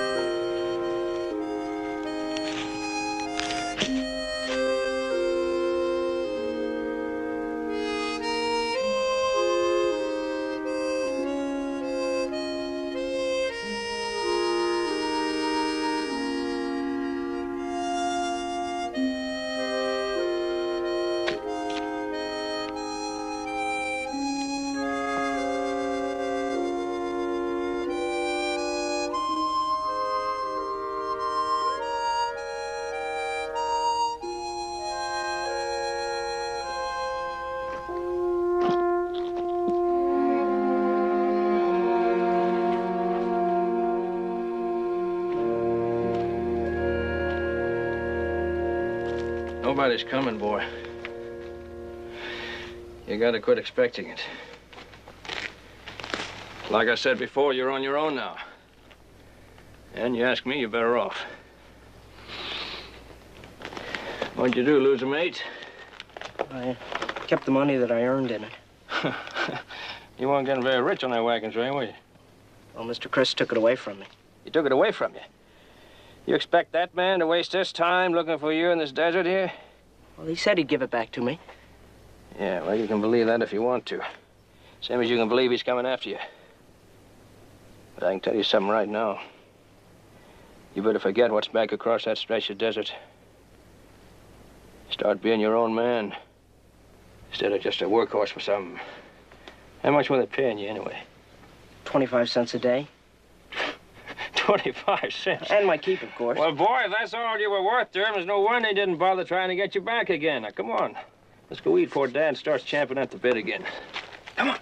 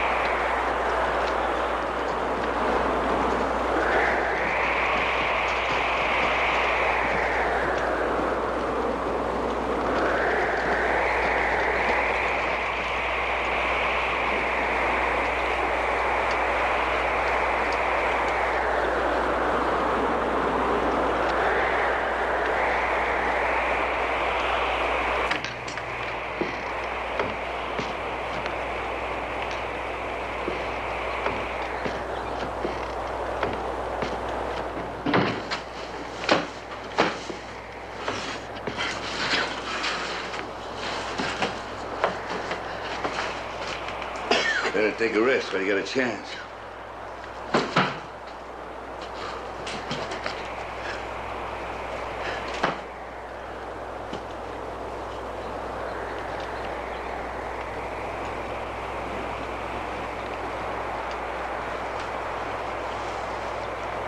Boy, come in. I want you to come here.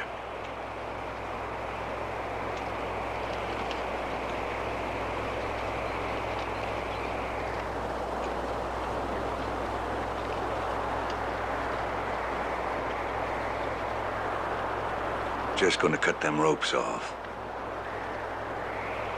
I guess you've been tied up long enough.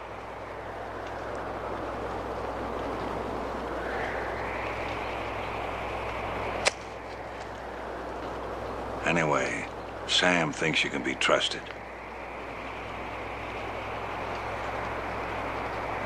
Thanks, Mr. Sutton. Reno's all right. Reno? Sure feels better. Oh, boy. You can call me Barney. Well, Barney, I want you to do me a little something. Wouldn't do for us to get caught in here with my shotgun and Sam's rifle outside there. Want to fetch him for me? Me? You want me to get him? Sure you. Hurry it up now so you can get to resting.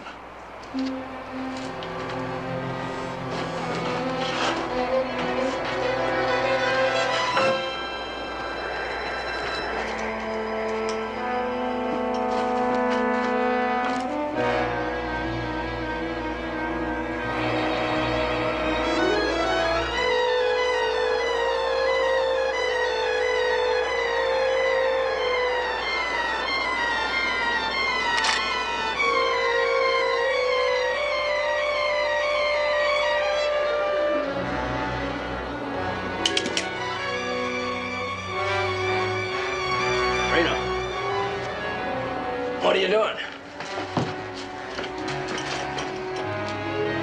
Watch him.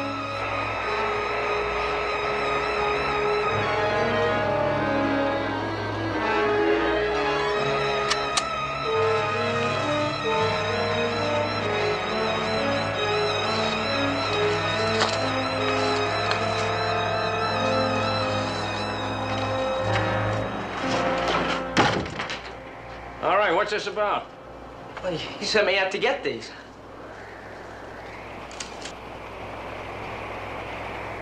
Guess you thought I was going to use them, huh? Just had to be sure you could be trusted, boy. Wouldn't do to go into Clarktown all tied up. Folks would ask questions. Well, you don't have to worry anymore.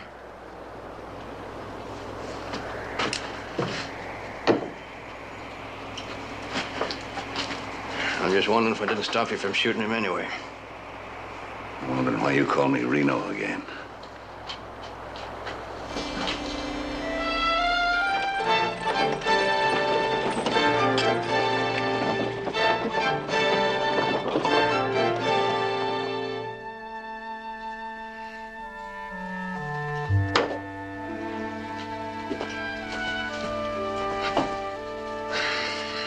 Kirk said we could get some eats at the saloon. Oh, that's a welcome thought. Eating something besides hardtack. I'll be over there. You gonna wait for us at the room? So we can all eat together. You know me. I hate to wait.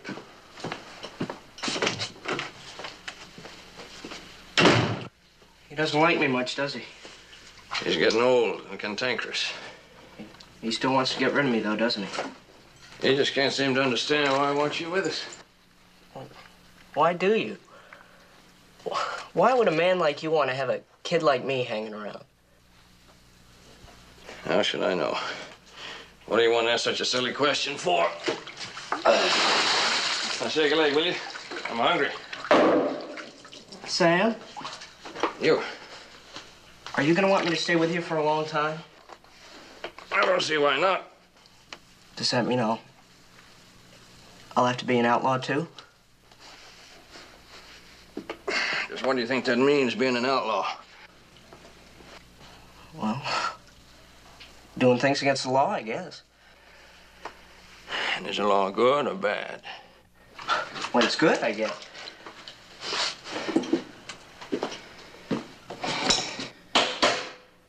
The government signed peace treaties with the Indians and killed them anyway.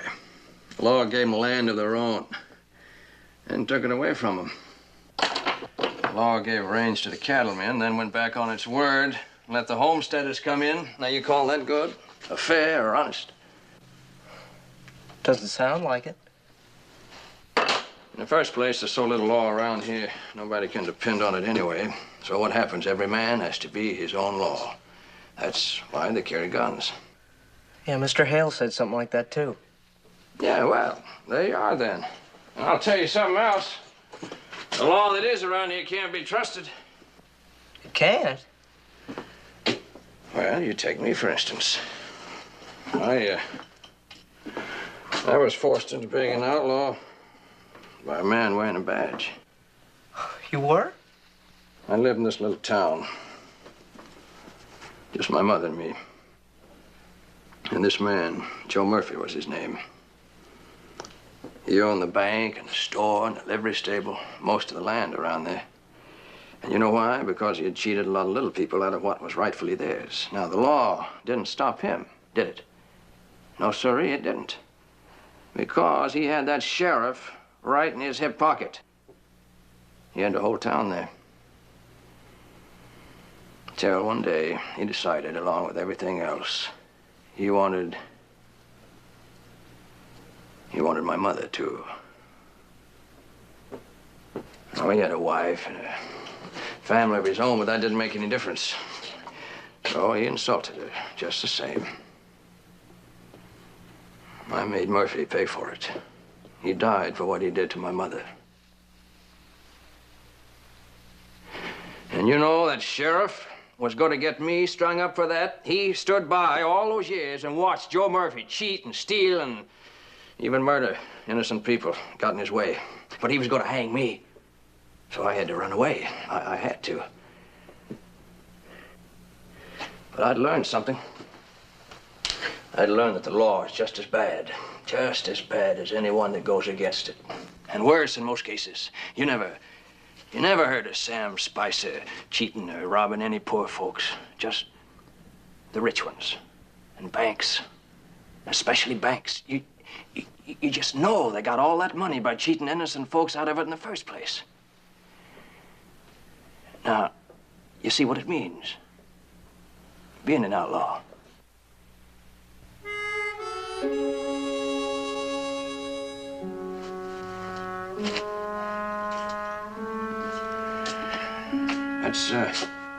That's why they write books about fellas like Reno Sutton and Jesse James and his brother Frank. So folks will understand that we live this way because we have to. So they'll know how unfair the law really is. And maybe, maybe someday they can do something to straighten it all out. You forgot one. One what? One of the men they wrote about. Sam Spicer.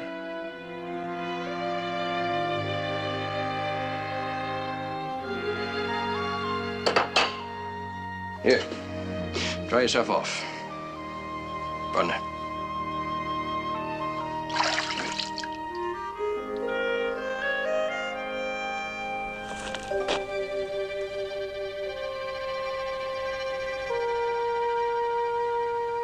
Looks like the one Barney kept his money in. Yeah. You sure guessed right about which way they were going this time. Well, let's keep going. I thought we were going to take a little rest. You said when we got up these rocks, we could stop. Yeah. No rest yet, Charlie. No rest.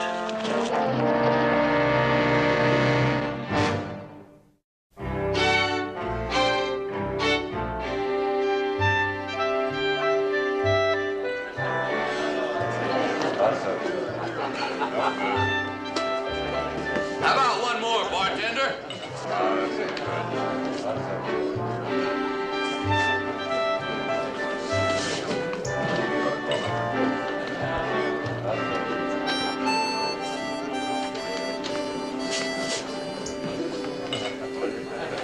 Well, would you look what we got here? A milk-fed colt trying to act like a stallion. Hold on there, Sonny. What are you drinking? Well, I just came in to eat. Eat?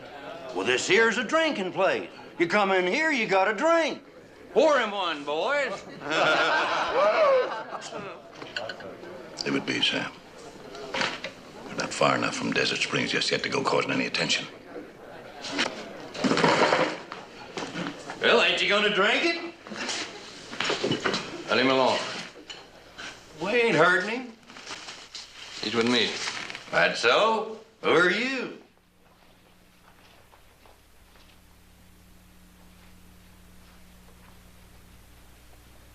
Sam Spicer. Sam Spicer? You believe it? Yes, sir, Mr. Spicer. We'll take your word for it. Oh, and we're sorry about the boy. We're just funning him. You understand that, don't you, young feller? We just figured you some kid wandered in here where he didn't belong. But I'd say, well, any man enough to travel with Sam Spicer's good enough to come in here or any place else. Say, I'd bet that'd be, Reno Sutton down there, wouldn't it? Yep, it sure is. That's Reno Sutton. Well, how about that? Reno Sutton and Sam Spicer right here in Clarktown at the same time. That calls for a drink. Set them up for everybody. Cam Davis, my name, Mr. Spicer. Maybe you and Mr. Sutton will join us in a drink. Maybe. Your friend here, too, if he wants.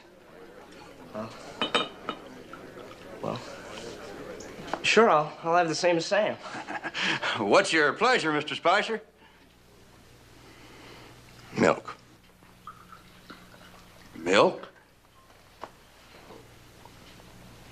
We always drink milk with a supper. Don't we, partner? Yeah, we sure do. Yes, sir, Mr. Spicer. Anything you want. It's on me.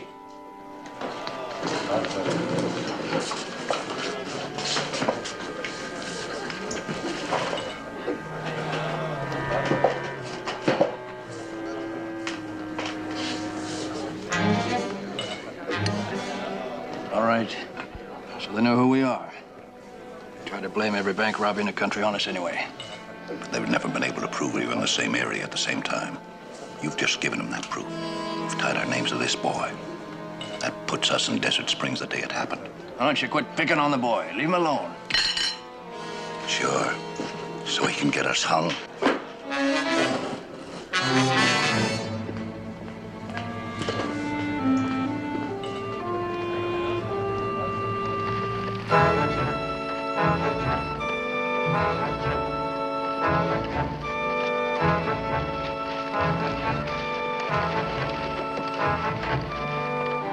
Well, the sun will be showing itself before long.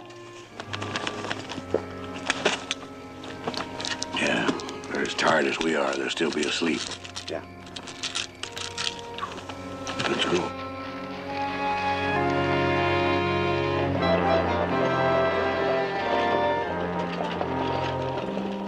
What did he say? I saw you talking to the clerk in there. Did you see him? Did he say anything at all?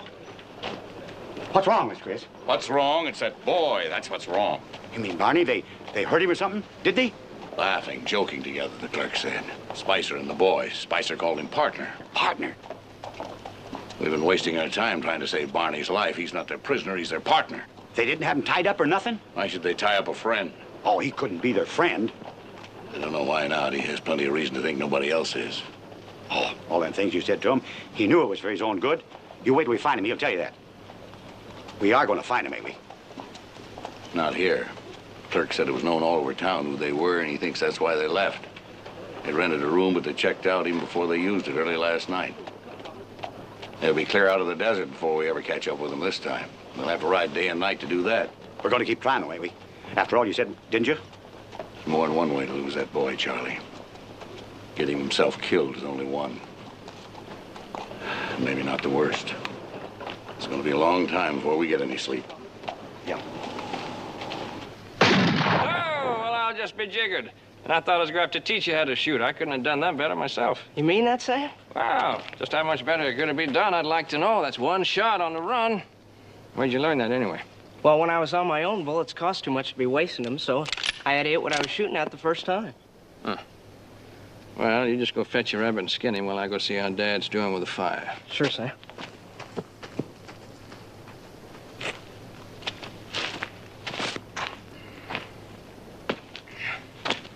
I thought you were going to get a fire going.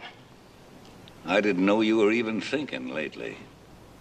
You still holding that grudge? No, not any longer. We're going to settle this here and now. Things ain't the same between us anymore, Sam. Not since you rode out of Desert Springs with that boy. Maybe it ain't even the boy's fault. Maybe it's something you've been thinking about for a time anyway.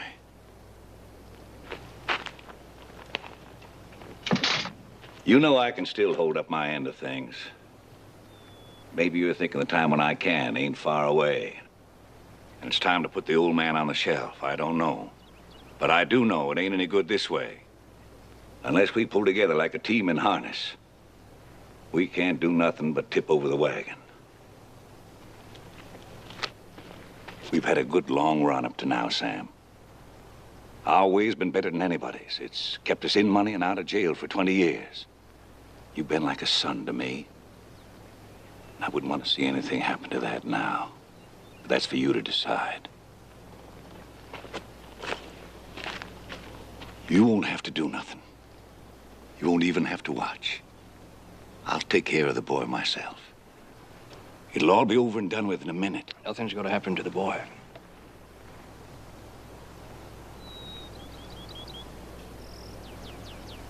All right, son. No more arguments. No hard feelings. Sure, Dad. Anyway, it's good to hear you call me Dad again. I'll just give you your share and I'll be on my way.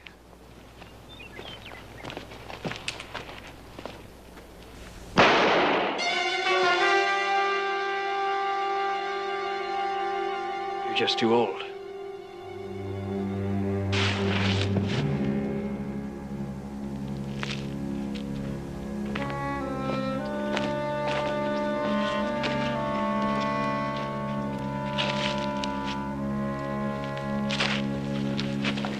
Anything wrong, Sam? I heard it.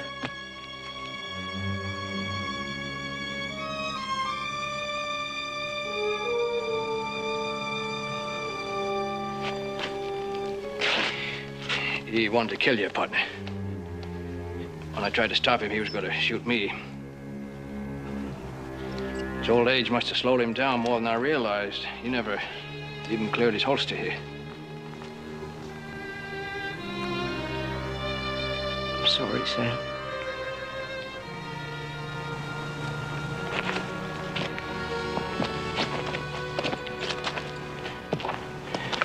What do you got to be sorry for? Well, it was my fault. You had to shoot him because of me. Who's your best friend? We were together a long time, sure, but you could see it wasn't all friendship. He tried to gun me, didn't he? Don't worry about it. Just means I've only got one partner now, that's all. Yeah. Go on, take it. Any partner of mine wears a gun. But Reno Sutton's gun? Why not? Just because it's a little bit famous. Nobody else is going to use it now. Besides, anybody who shoots a rifle like you can deserves it. Let's see how much we've got to go down the belt. Come on, put it on. Well, now, that doesn't look just like it belonged there all the time. Gotta always remember to keep it tied down here, partner. Slides out a lot easier that way. We'll fix the belt after supper. I'll get it just right for you.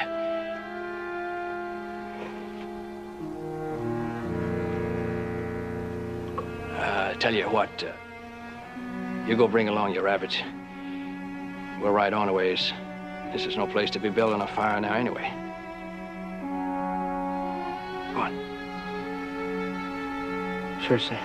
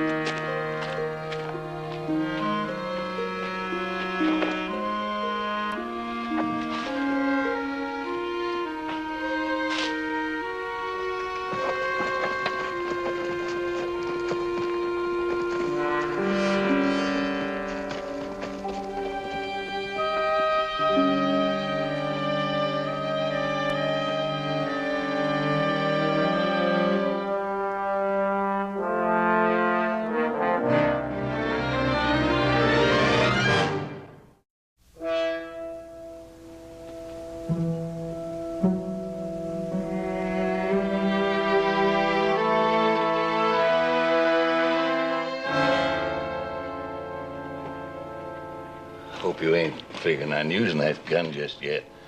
Already got all the lead in me I can handle. Yeah? Tracks of a couple of horses going off that way. All right, Reno, where'd they go? Reno?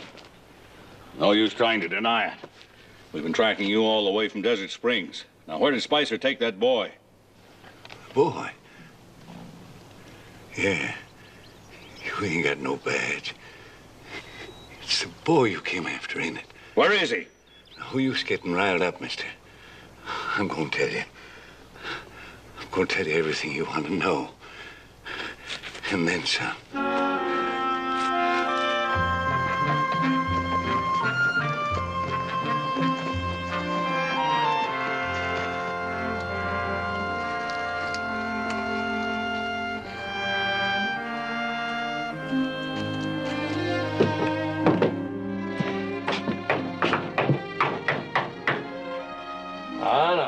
Relax now, partner. We'll be safe as a couple of bugs in a rug around here. Hello, Ma! Well, Sam! Sam Spicer! How's my girl? Well, you old son of a gun. I didn't expect to see you for another month of Sundays. You never can tell about me, Ma. And Reno, he's here with you, ain't he? Well, no, he isn't, Ma. Reno decided to retire. Reno retired? I'd have bet my life he'd never quit. I got a new partner, though, Ma. I'd like for you to meet Barnaby West. Say hello to Ma Adams here, my best girl. Howdy, ma'am. Well, welcome to Pearsonville, young man. Thank you. You're traveling in pretty good company, I'll say that for you. Come on in and make yourselves to home. Oh, Sam, your room's still empty, and wait till you see who all's here. There's Dude Carlson and his brother, nearly the whole Dawson gang, Billy Gillette, and oh, just about everybody. Come on in. You gonna tell me where Hale sneaked off to or not? He'll be back. He's wasting time. Don't he know I'm ready to travel? He knows that. That's why he left me to watch you, to keep from falling after us. Put that thing away. You don't need it. Maybe I don't, maybe I do. There's nothing in your history says you can be trusted, so I'll keep it. Sit down.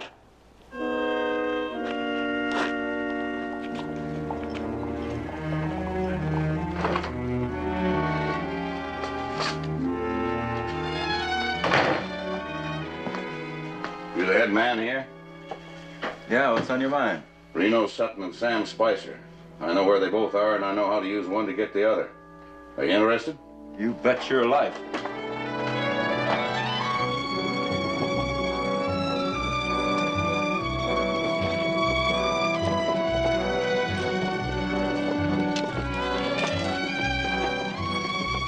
Stay put. Mr. Chris will tell you all you want to know in just a minute.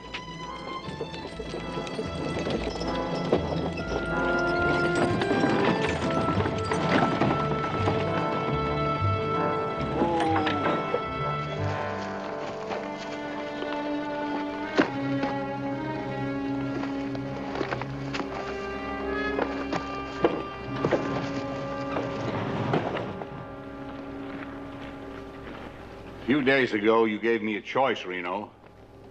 I could stay here and take care of you, or I could forget about finding the boy. Now I'm going to give you a choice. You can take us and the law into Pearsonville, or the law will take you to trial. Now. You and me had a deal. It didn't include no marshal. You knew Charlie and I wouldn't have a chance once we were in Pearsonville. You think one little badge is going to make any difference?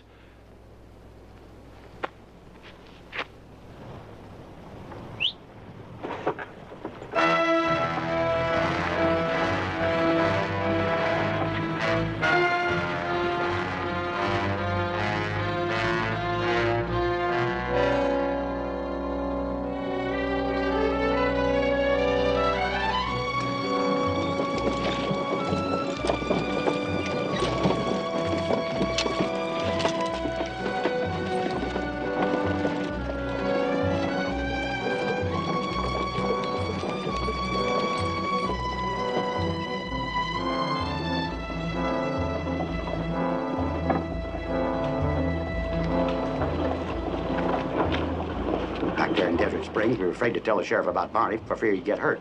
And now look at it. I know, Charlie. Way beyond that point. All I'm worried about now is whether he really wants us to get him out of this or not.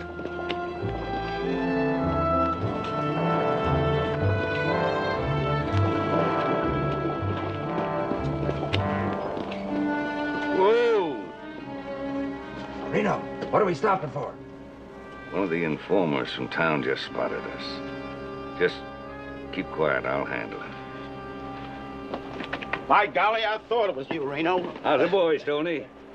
Couldn't believe that was you driving that wagon at first. Just something I borrowed when I lost my horse. It's better than walking.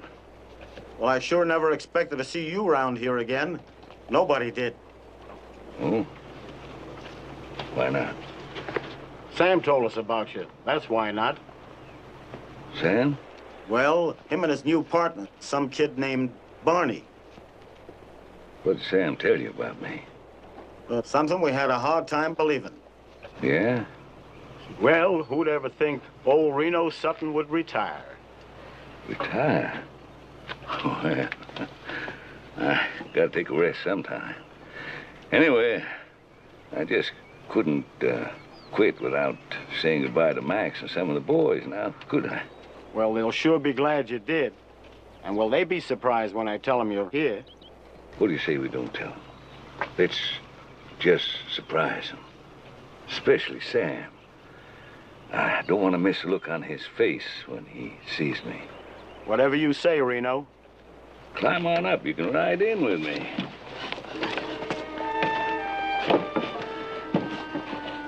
What do you got in the back anyway? Nothing. Oh, don't try to tell me that old Reno Sutton ever stole an empty wagon.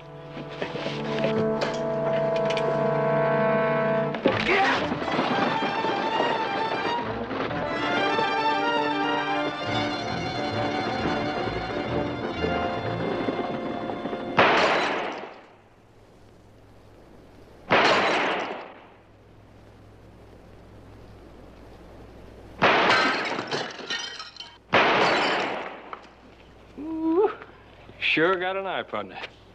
That's just about half that battle. Makes no difference how fast you get that gun into your hand if you can't hit what you're shooting at. Well, I'm not too good at drawing and shooting all at once yet. You will be, don't worry. Supper time. All right, Ma. Tell you what, we'll work on your draw tomorrow, all right? Okay. Come on. How about the gun you promised me, Marshal? Yeah, here you are. Don't open that flap, you darn fool. You want to be seen? Yes. Thank you. That sounds good.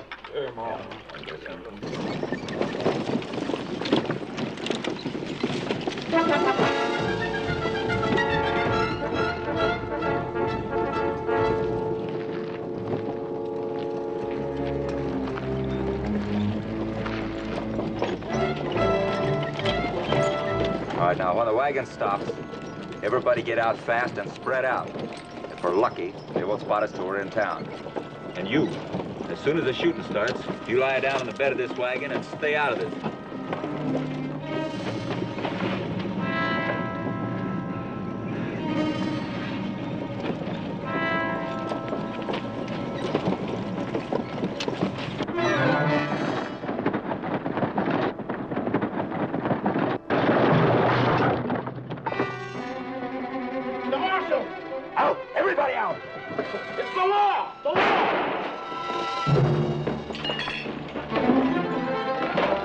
Outside! Go get them, boys, before they get you cornered in here. Artie.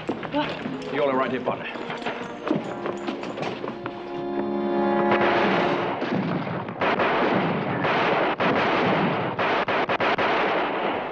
There's too many of them. Wait till the boys whittle them down a little. Any left will get them when they come in the door.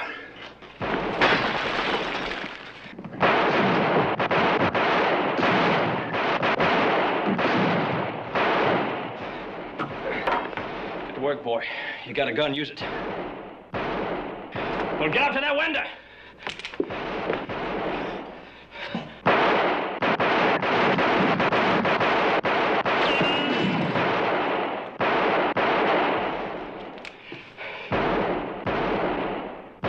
Barney, shoot. Shoot!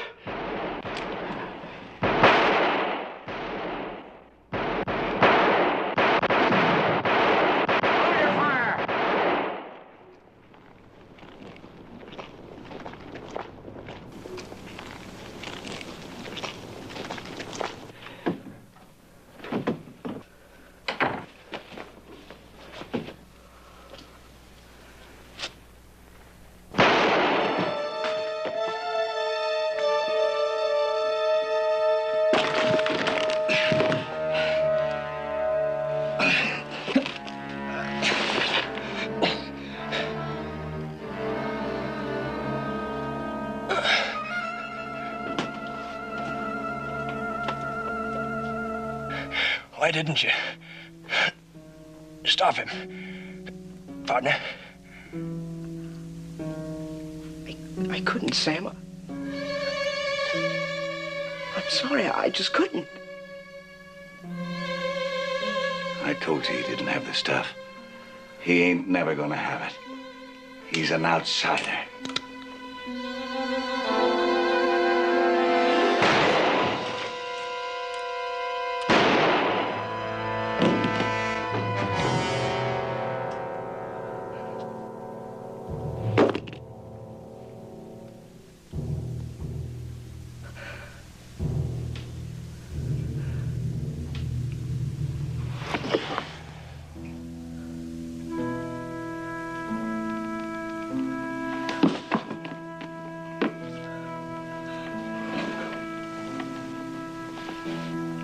I'm sorry, Sam. I'm sorry.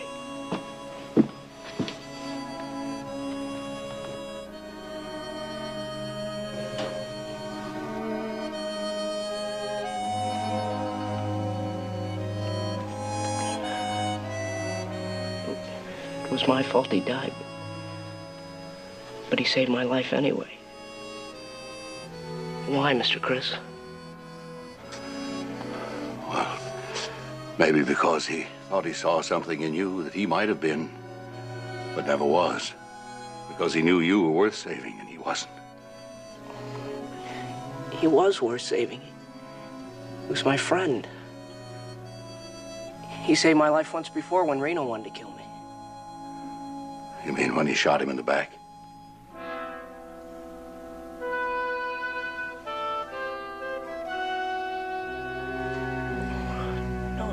Sam wouldn't do that.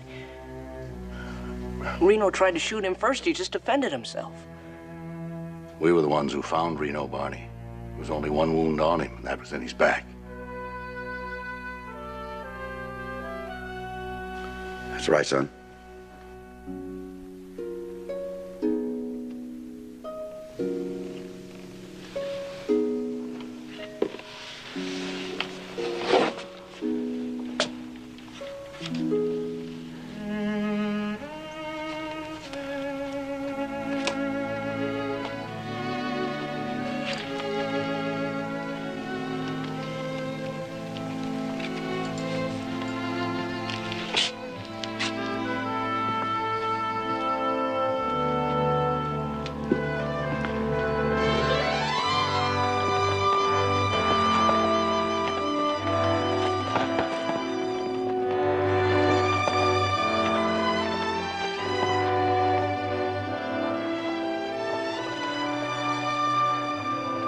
I never thought we'd see that again.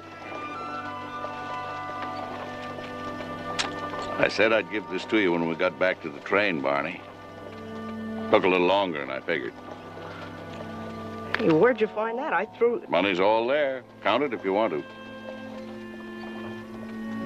Oh, no, I trust you, Mr. Chris.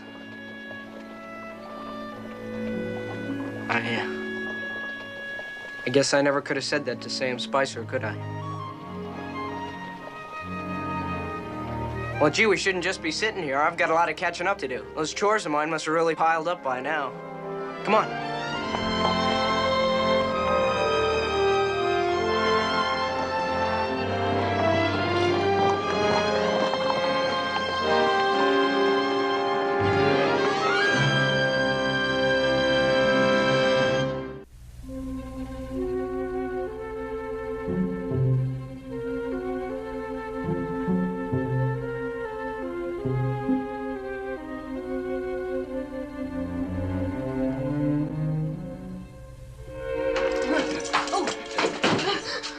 Father, I didn't do it! On your knees until you feel it within your heart to repent. Until your wickedness is cleansed from your soul. When all trace of sin is removed, you will stay here until then. Until you find repentance. Until the evil is driven from you. Father, please don't leave me in here again. Until you repent! Father! Father!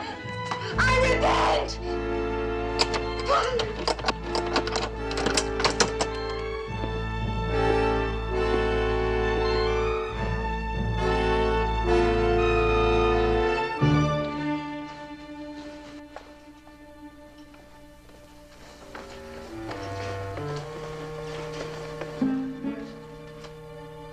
Grace?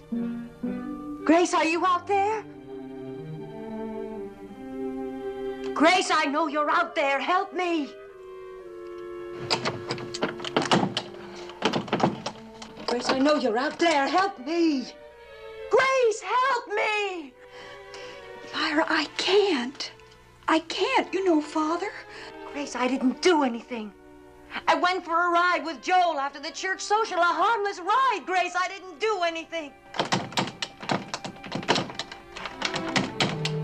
I know you're out there. Help me. I'm afraid, Myra. I'm afraid. Grace! I'm afraid. Grace!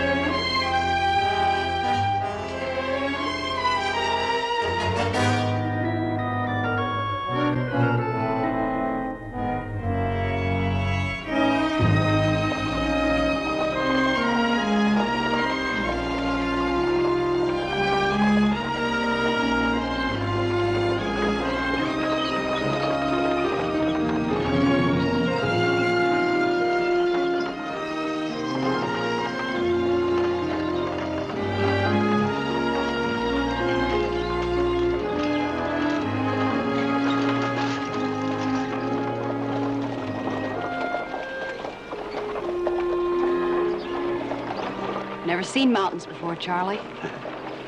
Not mountains like those.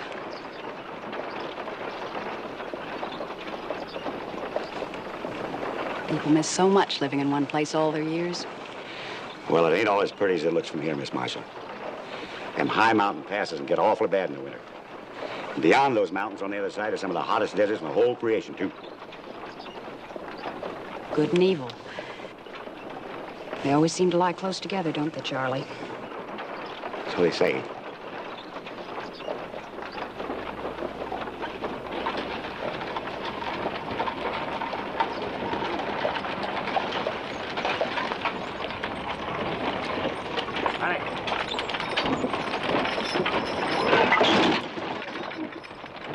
How'd you get that hole, you no-good bang-tails? How'd you get that hole? I'll trade you off for a couple of mule.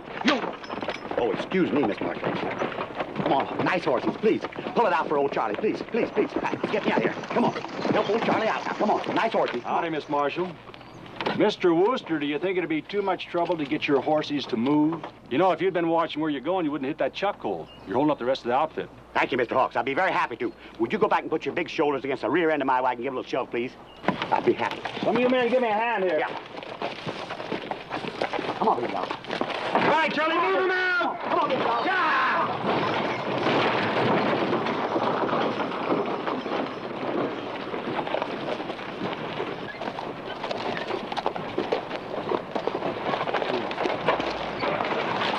Old Wooster's talk's really sweetened up in the last 5 weeks since that minister's daughter's been riding with him. Too bad it won't last.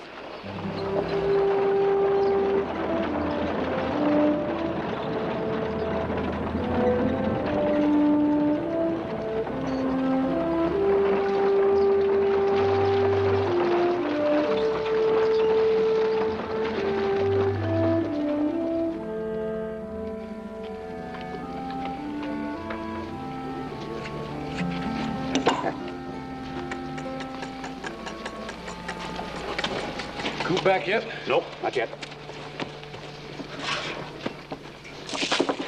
What are you spoiling now? None of your business. Evening. Oh, good evening. Marshall? Ma'am? May I help? No. Seeing as how this is going to be your last supper on the train, I kind of wanted to make it a surprise. I'm sure it will be. Sounds like the O'Malleys are celebrating again. Oh, it'll probably be the last chance they have to for a while. We'll be climbing into the mountains tomorrow. I'm going to be sorry to leave the train. You've all been very kind in the past several weeks. And I'll miss your cooking, Charlie. It's been a pleasure. Cooking for you, Miss Marshall. I hear there's a stream nearby. Yes, ma'am. Just in back of the O'Malley wagons. Be a half hour before supper's ready. Thank you, Charlie. I reckon I'll shave.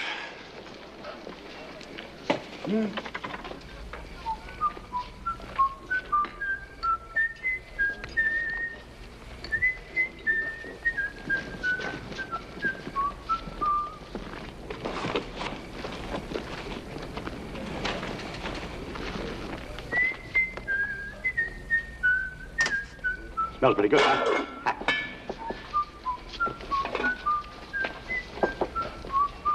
Shaving again, huh, Duke? Well, a man doesn't have to look like Charlie just because he rides with him. Doesn't seem to much danger of that. Your case. Ever since Grace Marshall joined this train, that beard of yours hasn't had a chance to see daylight.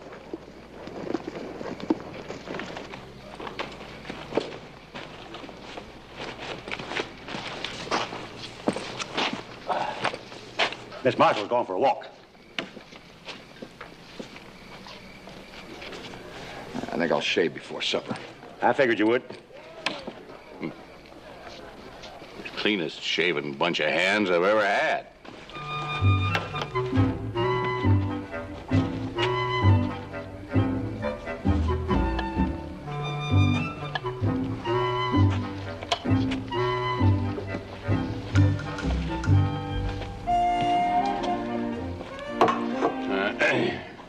Now, just what do you expect to accomplish, young fella? Who, me? Well, everybody's... Well, I mean, it's Miss Marshall's last night and all. Now, if you're interested in Miss Marshall or any other miss on this train, or that shaving brush couldn't possibly be more premature. Now, if you haven't got enough chores to keep you busy... Oh, but I do, sir, I do. In fact, I'm not quite through yet.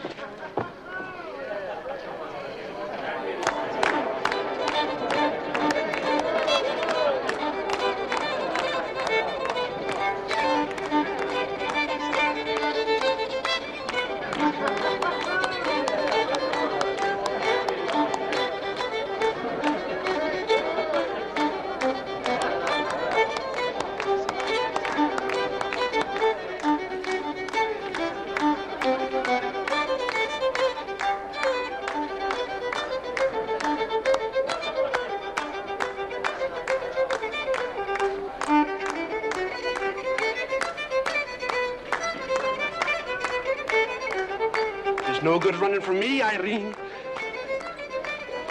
Oh, begging your pardon, Miss Marshall. I saw you from under the wagon. I mistook you for somebody else. Beg pardon.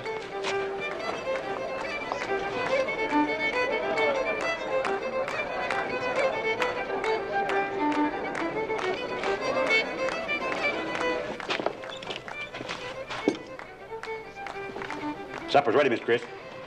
Fine, Charlie. Only takes one of you to fetch her, you know. I'll flip you. Heads, you go.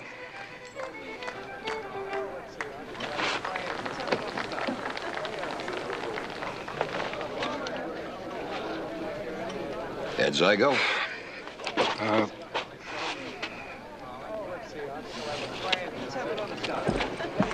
Your idea.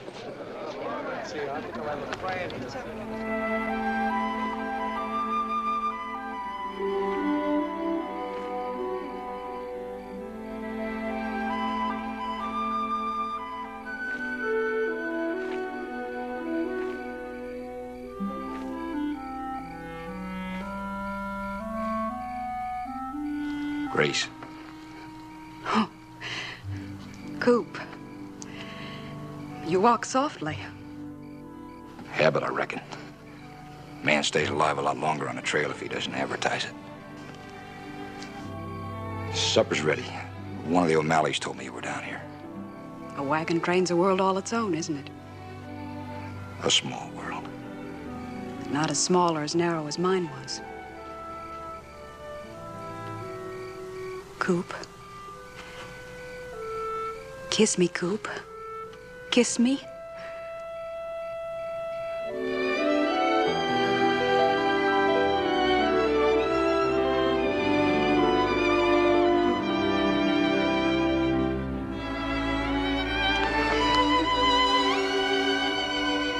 No.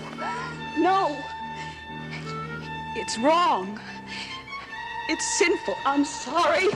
Grace!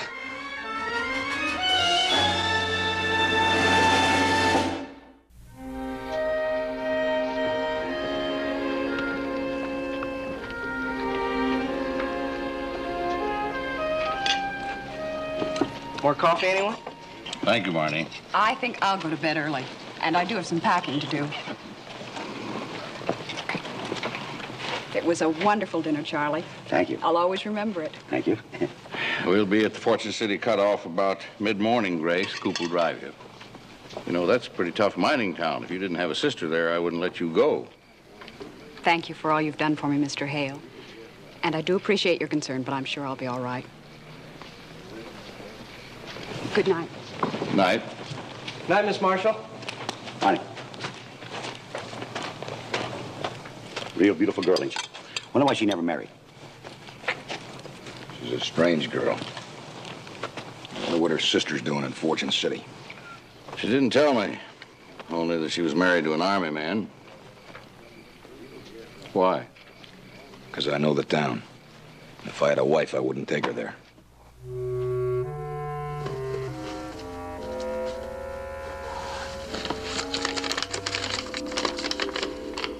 Vern's changed, become insanely jealous. He was kicked out of the army 3 months after we were married. He's dragged me from one frontier town to another. I can't begin to tell you what I've been through, the degradation, the humiliation. I'm afraid, Grace. Afraid he'll kill me someday. I'm at the end of my rope. I'm sick. I need money. I need help. Please, Grace. Please.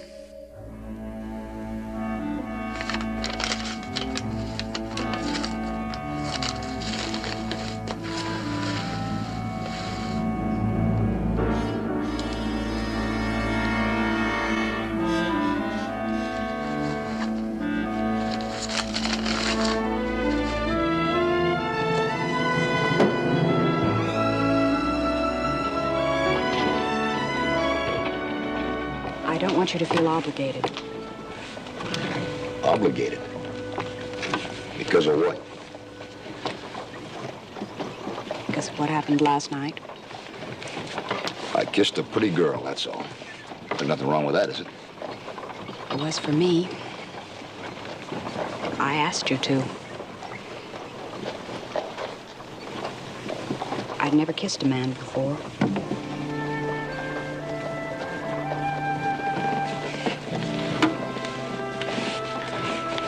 Mr. Hale said your sister married an army man.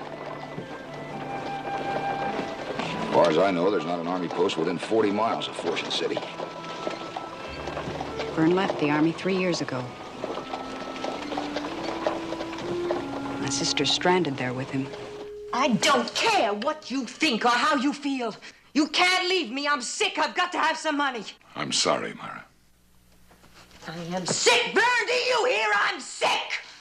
I'll try and get Doc Barnes. I don't want that old quack pawing me. Vern, I've got to have money to eat. Pull yourself together and get dressed. I'll come back and take you out to dinner. Vern, don't leave me. I've got to have some money, Vern. Vern, I got to have money. No money, Myra.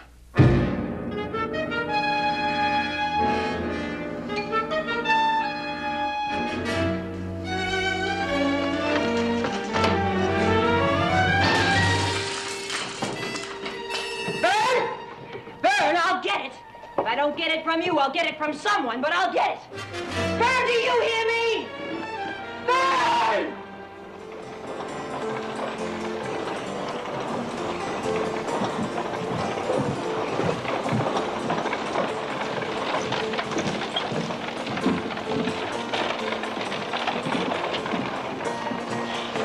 Save your bets, gentlemen. Keep your eye on the little white ball as she goes round and round and... You get a 10% cut on all the drinks you sell. Hold it! What's eating you, Bud? Just a hootin' minute, mister. I don't mind losing my money, but I sure hate getting robbed. Robbed? That's right. I saw the ball flop in the black 10 slot, my number, and then the thing jumped out again. I'm going to take a look under this table. Oh? Yeah. What's the matter, Carol? What's the trouble here? He says the wheel's crooked, Mr. Brenner. That's right. Get out of here. Oh, wait a minute, mister. I lost $70 at this table. All I want's a look under it. What's your name, fella? Jake. Well, that's fair enough, Jake. Go ahead, take a look. Thanks. If I'm wrong, I'll apologize. Sure you will.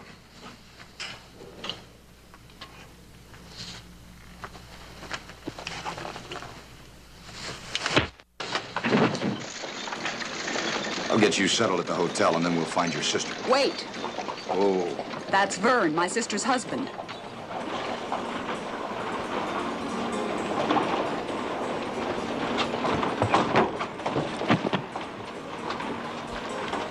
Lock him up, Marshal.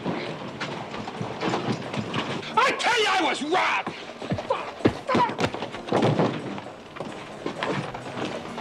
I don't want any more trouble from these two, Marshal. Take him over to Doc Barnes, get him patched up, and get them both out of town. You understand me, Vern?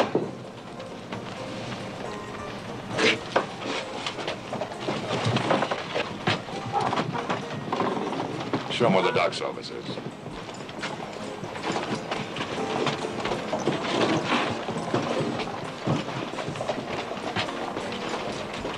Mr. Rossman?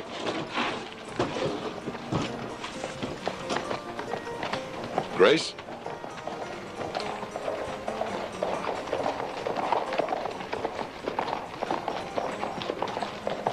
Grace Marshall.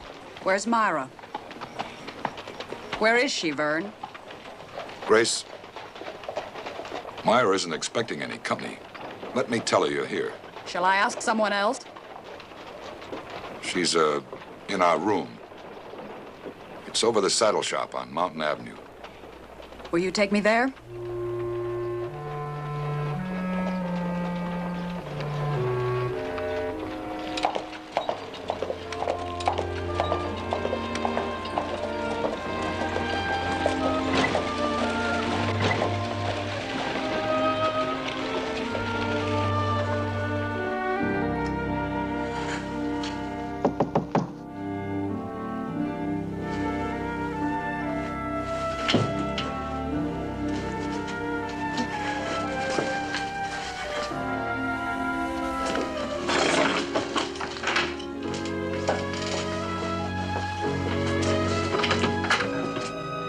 Grace. Myra. Aren't you glad to see me? Of course. I just wasn't expecting you, that's all. But I wrote. Make yourself at home, such as it is. How's our dear old father, Well, what's the matter? Did I say something wrong? Didn't you get my letter? With the $50? How hard did you have to twist his arm? Myra, father's dead.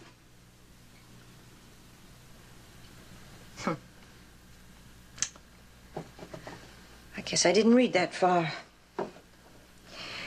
Well, here's to dear old Daddy, wherever he may be.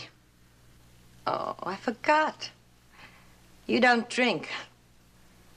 No vices. Still a good little girl, huh, Grace?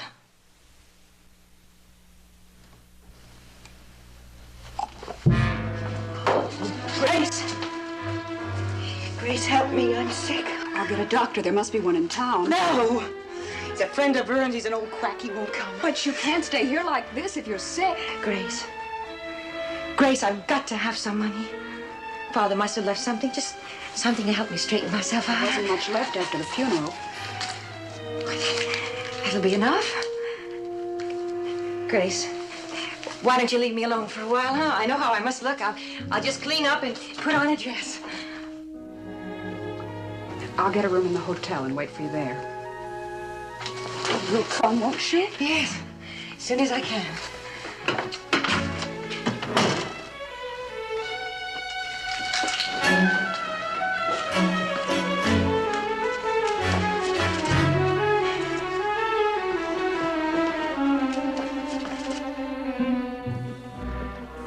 I'm sorry, Marshal, but I don't think it'll do any good.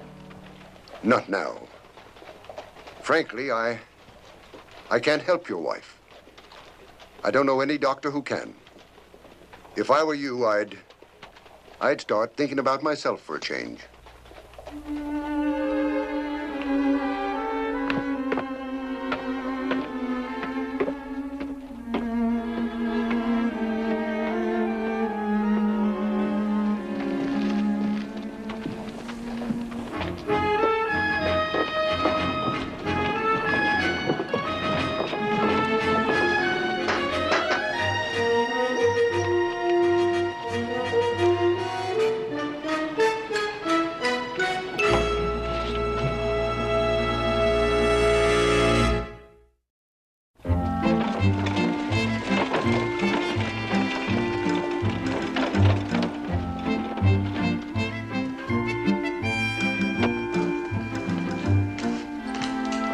waiting for you. I thought maybe you might like to get something to eat. Thank you, but I'm not hungry. What's wrong, Grace? Is it your sister? She's not well.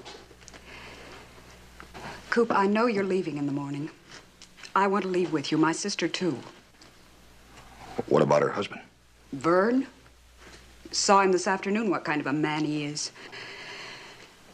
You've got to help me get her away from him before it's too late.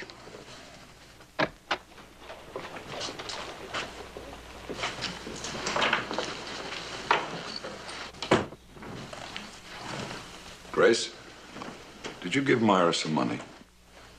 I don't believe that concerns you. Did you? You're upsetting the lady, mister. Stay out of what you don't know, Grace.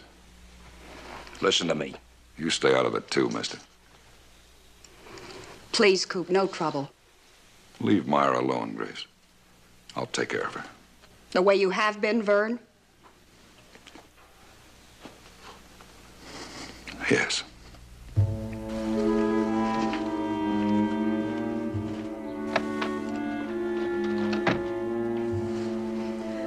I'm going to find Myra. She should have been here by now. I'll go with you.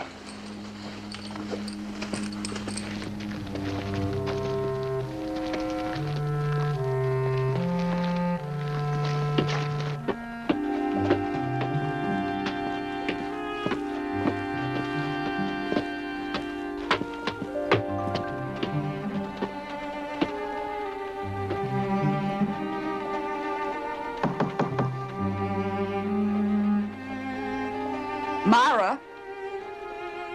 Myra?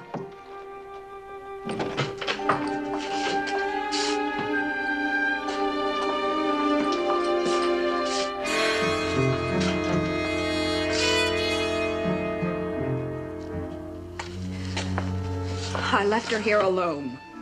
Alone and sick.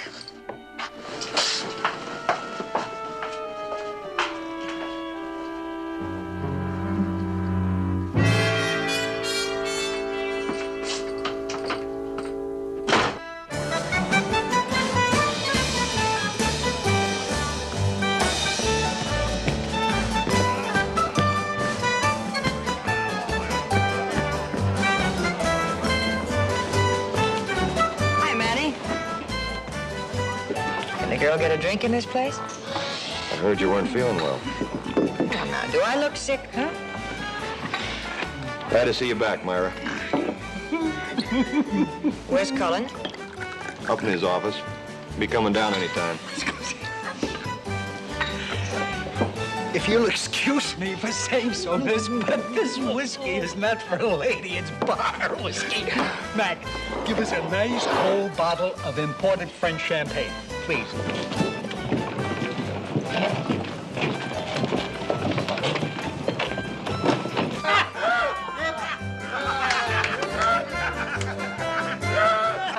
It's the bubbly stuff.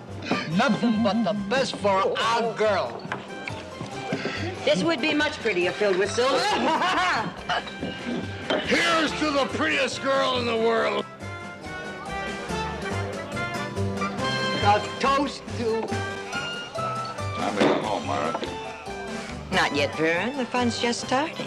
Just a minute, Marshal. Get out of my way. You gonna put me out, Marshal? Now, Riley, wait a minute. Hold it. Hold it. Give me the drink. Give me the drink. Give me the drink. This is his wife. That's his wife. A man should stay home with his wife. Come on, you stay home with your wife, and then you can talk. Come on home. Still the protective husband, huh, Vern?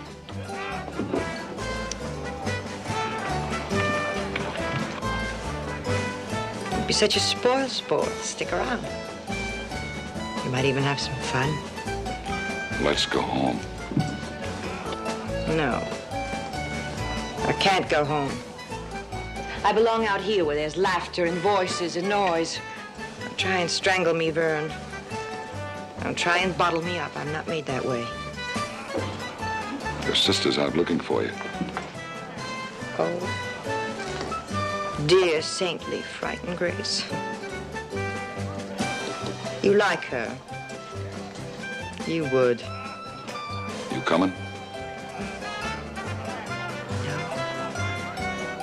You want me to drag you?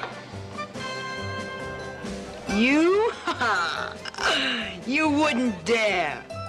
What's the matter with you, Myra? Don't you know what's happening to you, what you've become? You're a tramp. Are you gonna drag me out of here? This is the last time I come looking for you.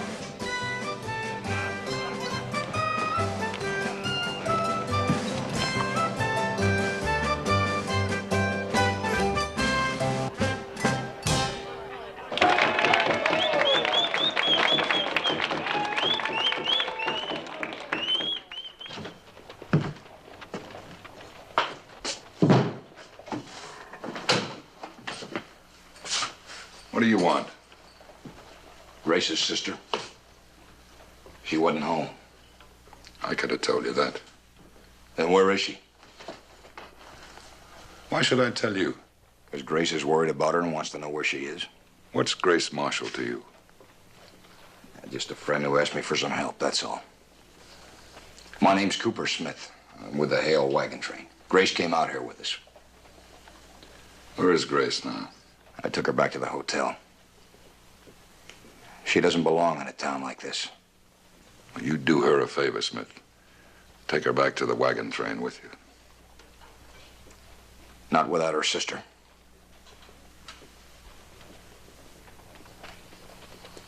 All right, I'll find her myself. Just a minute, Smith. You'll find Myra at Brenner's Silver Palace.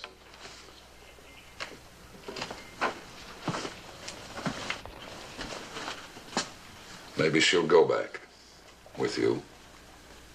I hope she does.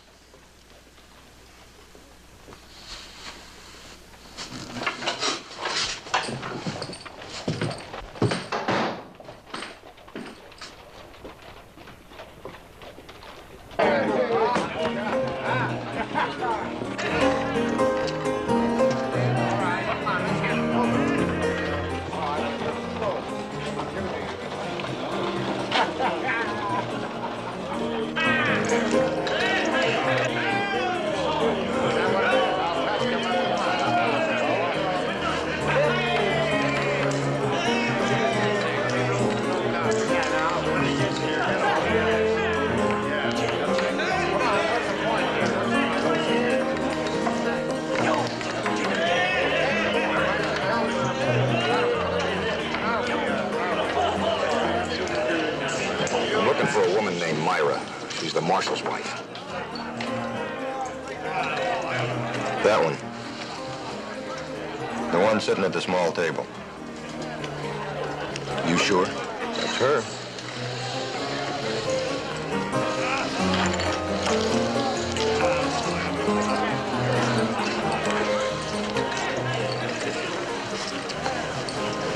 Myra?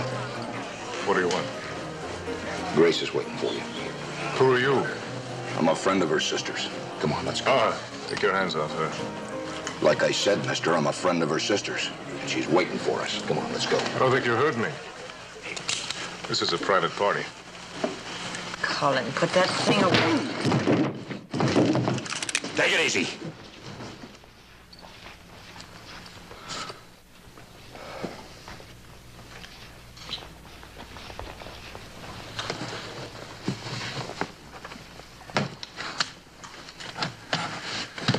Well, it's your party.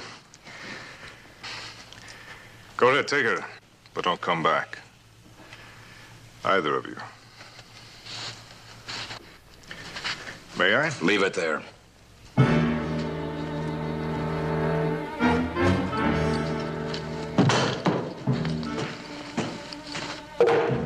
Let's go. I feel so good. Grace is waiting for you at the hotel. I promised I'd bring you there. Not now. Take me home, huh?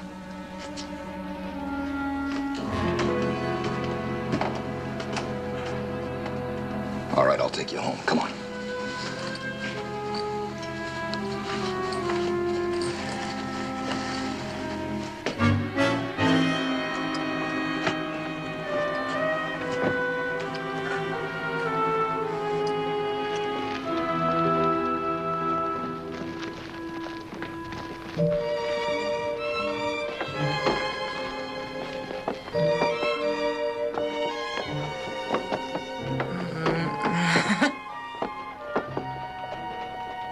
I make it?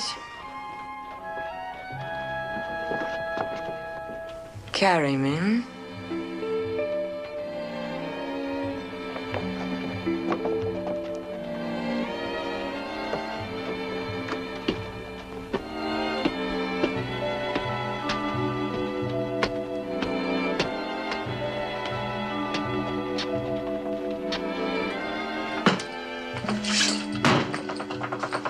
In there.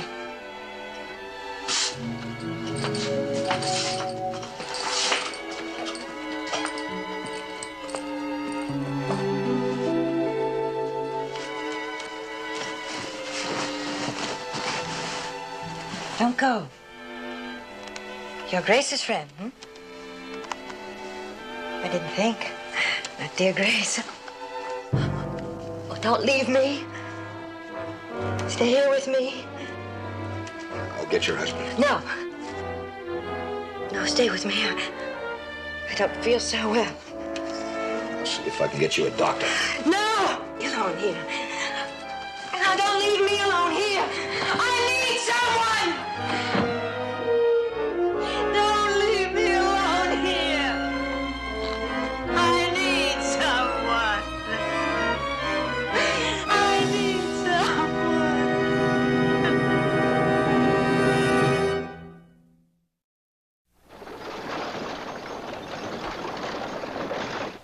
She didn't want to come here.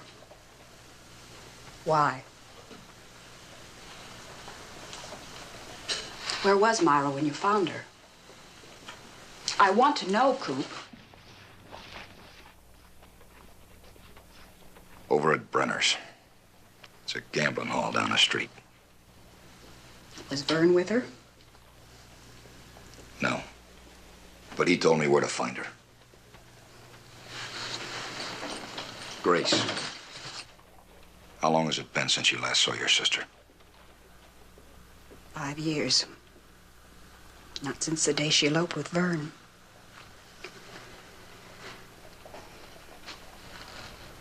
I know. It's not the sort of place you'd expect to find a minister's daughter, is it? I never figured it made much difference. But it does to me. Myra and I were raised differently. Not like that. Not like... Father was strict with us. Myra was always a little wild. But she wasn't bad. Whatever she's become, it's Vern's fault. Don't be so shocked, Grace. Vern's gonna make an honest woman out of me. But it's wrong of Vern to do this. What will I tell Father? You can tell him whatever you like. But he's never gonna punish me again. Never gonna lock me in that attic room and point his finger at me, accusing me. Calling me evil. Calling me dirty. Vern's taking me away. I'm going to be free. Free of Father. Free of his lectures on sin. Free of all of it. Myra, you know it isn't right what you're doing. Eloping like a... Like a woman? That's what I am, Grace. Not a plaster saint. Not a symbol of goodness out of Father's good book. But Vern should speak with Father. It isn't right. Vern loves me. He wants to take me away tonight, and I'm going. Myra? You stay, Grace. You take care of Father. But you'll never be good enough for him. Just like Mother was never good enough. You stay here and wither away. Just like Mother did. But not me. Vern's taking me away. He's going to make me a lady.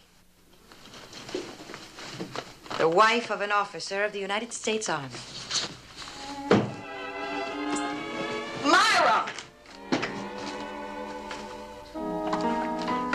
Goodbye, Grace.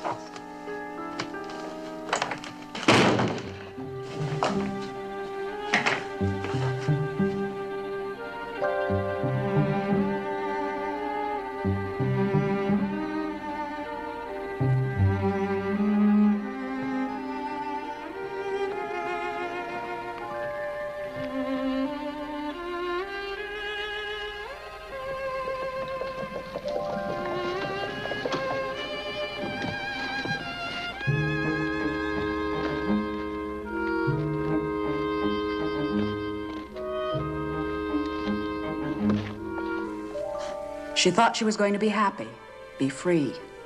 She believed what Vern told her. Instead, Vern dragged her into the mud, through a dozen horrible towns like this one.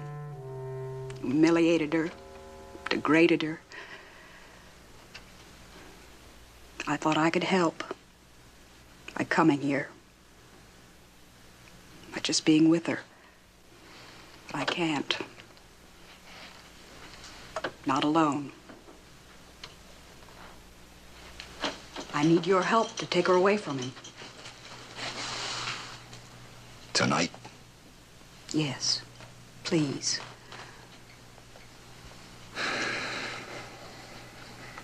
All right, Grace, I'll get the wagon ready. I don't think it'll do any good.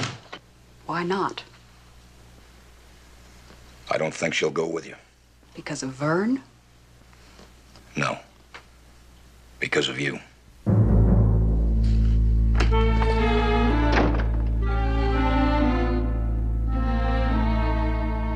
His name's Smith.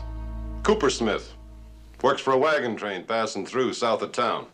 Vern's friend? Maybe. He rode into town with Myra's sister. They checked in at the hotel.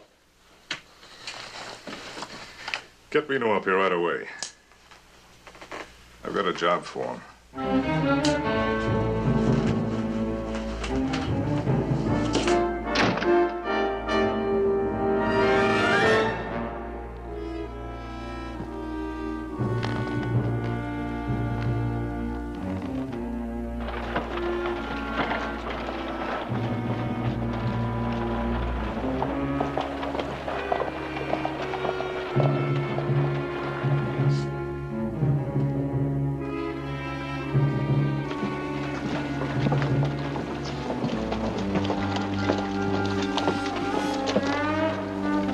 Join us for a little drink, ma'am? Grace?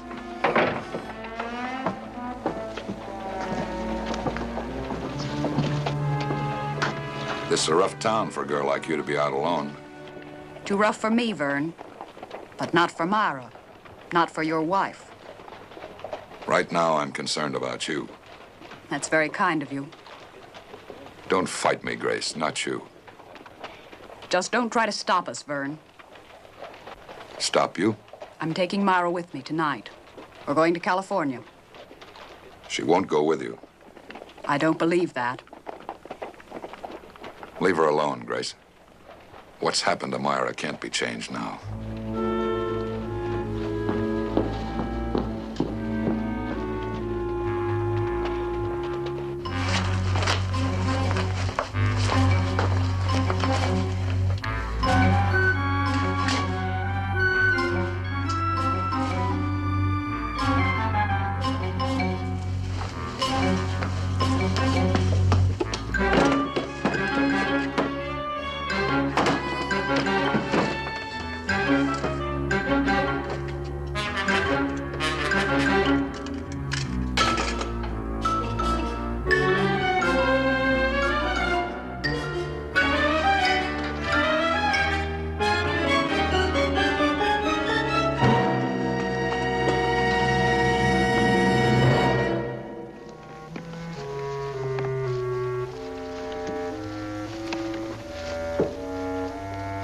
Fixing to pull out, Smith?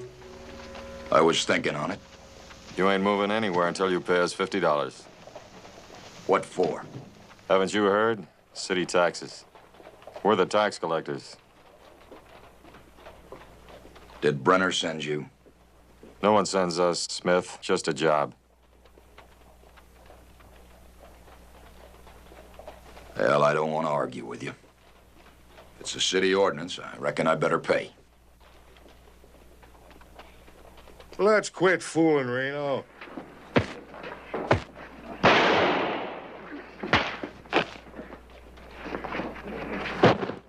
Now we'll figure the tax paid. And you tell Brenner I'll leave when I'm ready. Now move!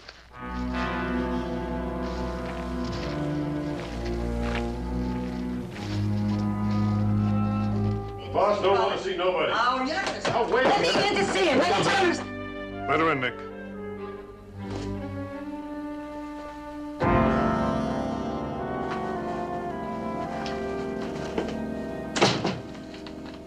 I said I didn't want to see you in here again.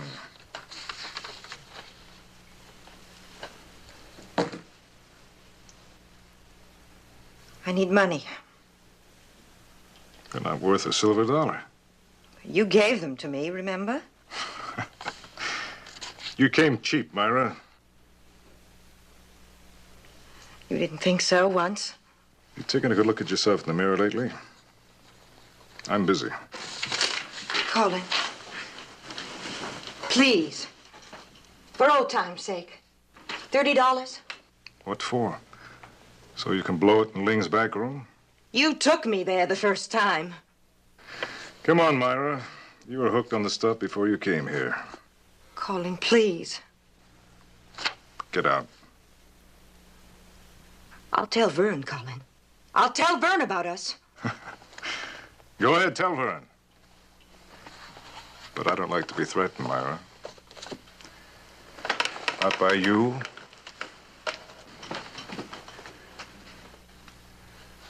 Not from anybody.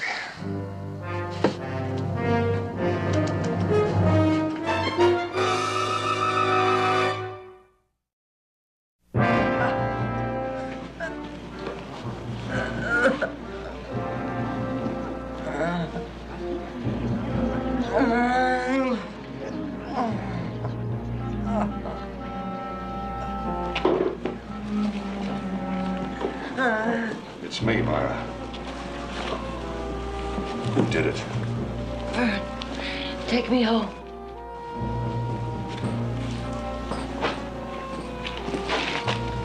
What happened? She's been hurt. Get Grace and Doc Barnes. I'll take her back to the room.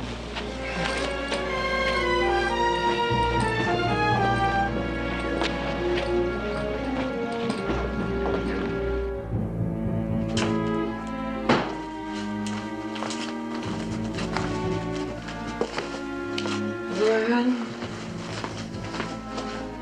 Oh. Oh.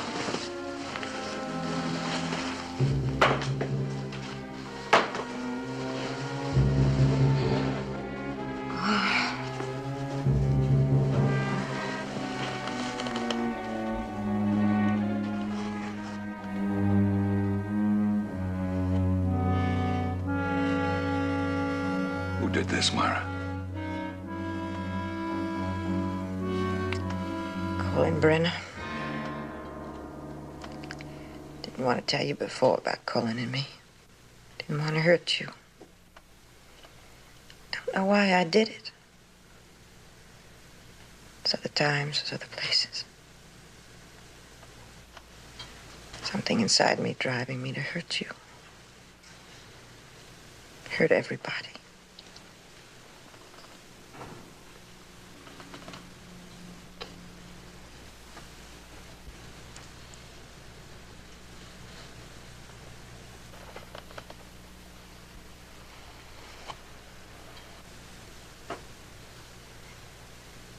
End of the line for us, huh, Vern? All gone, what we had. We did have some good times, didn't we, Vern? Didn't we? I was in love with you.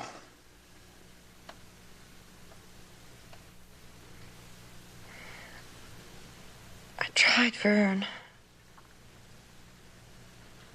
Just couldn't be a good wife. Goodbye, Myra. Vern? Your sister is coming with Doc Barnes. She'll stay with you. I don't want my sister here, Vern. Don't you understand? She wants to take you back with her. I guess it's best for us both if you go with her. I'm never going back to that house, Vern. I'm never going back to that house.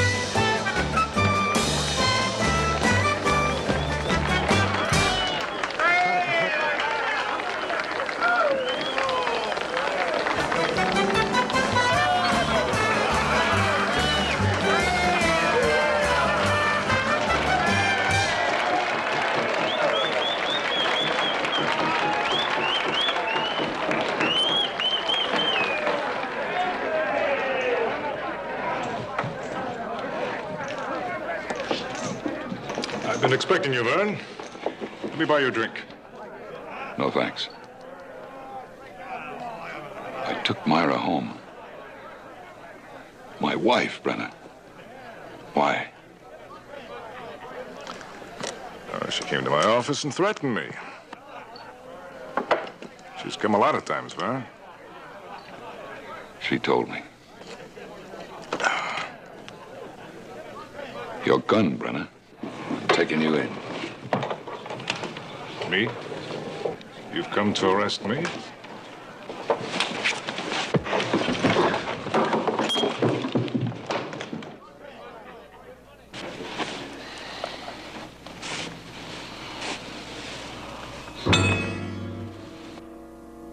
If you pick up that badge, Vern, I'll put a hole right through your head.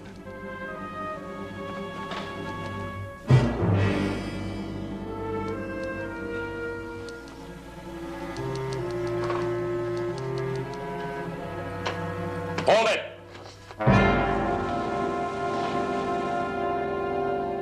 Drop it, Brenner.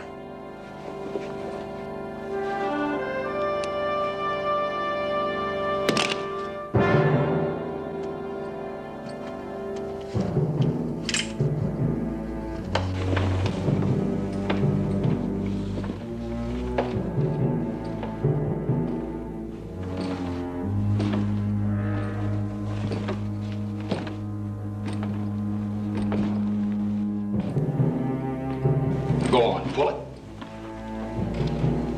Get over there. All of you.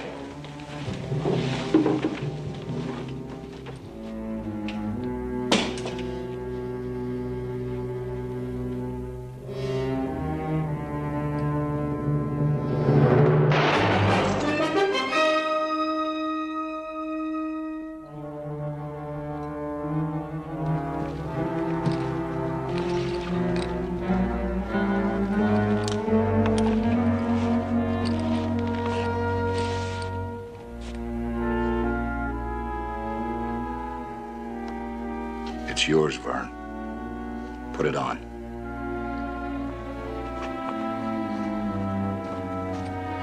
Give him the badge, Smith. But it won't make him a man. It won't help you either. Not in this town.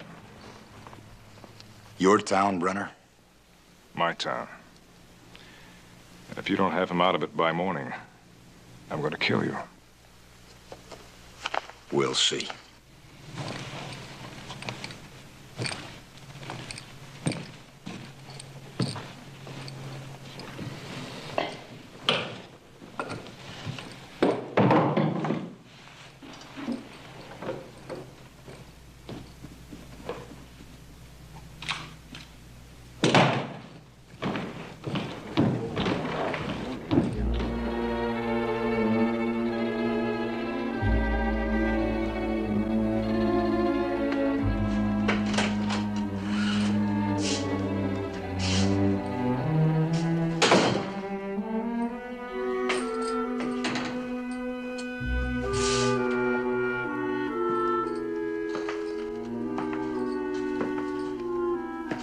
Thanks for the helping hand.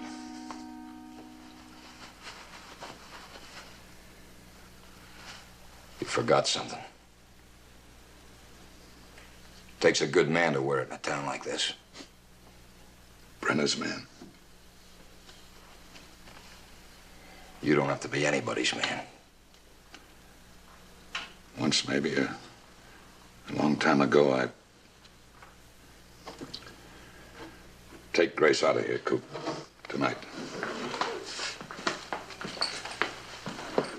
She won't go, Vern. Not without her sister.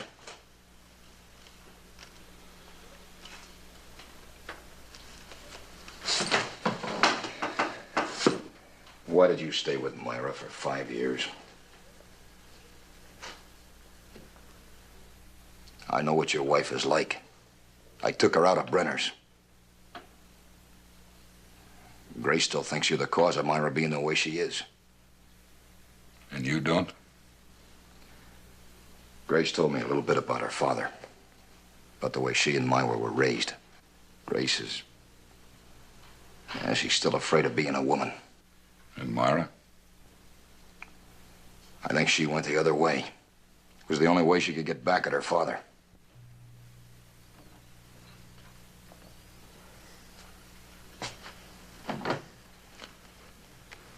I loved her, Coop. Sometimes she was all any man could want. We were married in a small chapel. Funny how it sticks in your mind, the way the minister said it. In sickness and in health, until death do us part. If I'd gone to her father and talked to him instead of just running off like that, things might have turned out differently. So maybe in a way I am responsible. But I was in love. Crazy, wild in love with a beautiful, exciting girl. That's the way it started, Coop. I loved her as much as any man could love a woman.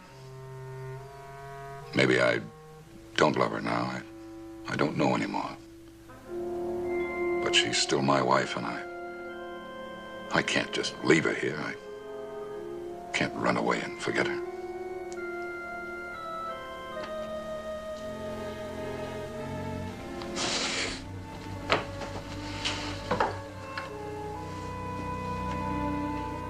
You don't have to run.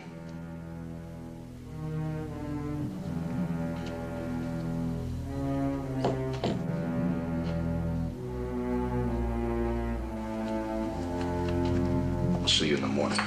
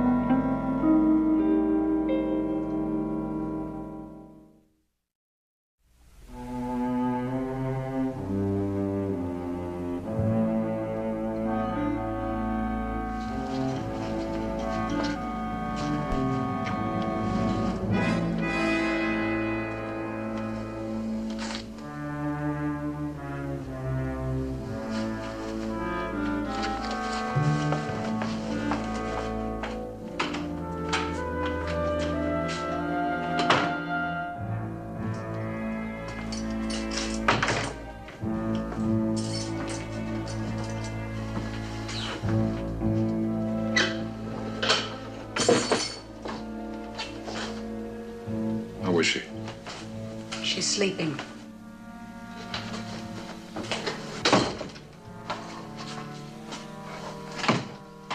Taking her with you? And she's better? I'm sorry that things were not better. How's your father? He's dead. I'm sorry. Sorry for everything. It's too late for that.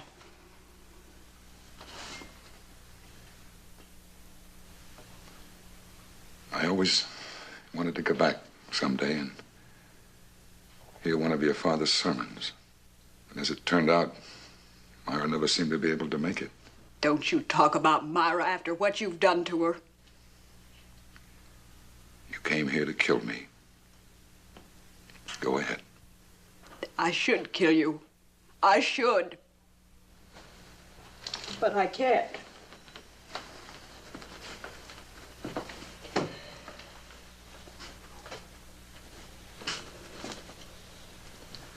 Grace, I never harmed Myra. Harmed her. You don't know what you've done to her, what you've made of her. Why, Vern? Because you were tired of her? You're talking like a schoolgirl. And how should I talk? Like the girls in the gambling halls? I know how you've treated my sister. You've dragged her through a dozen horrible, miserable towns like this. You've humiliated her, you've degraded her, and now she's sick and she's... Is that what Myra told you? It's what she wrote. And it's what I've seen.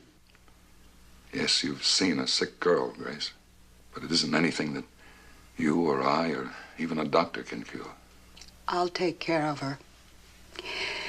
Just leave her alone and let her come away with me. I won't try and stop you. But first, I want you to listen to me. Listen to the truth. Just leave her alone! You came here to kill me.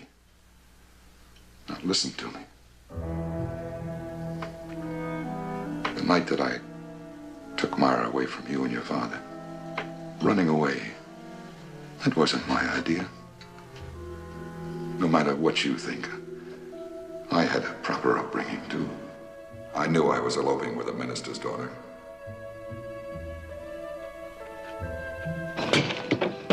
I hope Father is watching. I think I should talk it out with your father. Oh, Vern, it wouldn't do any good. He'd only make a scene, start preaching about sin and damnation. Vern?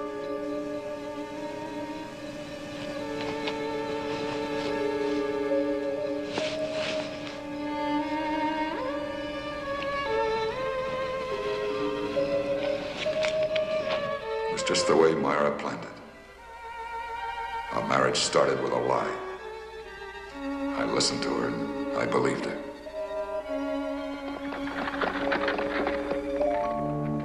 That was the first lie, but not the last.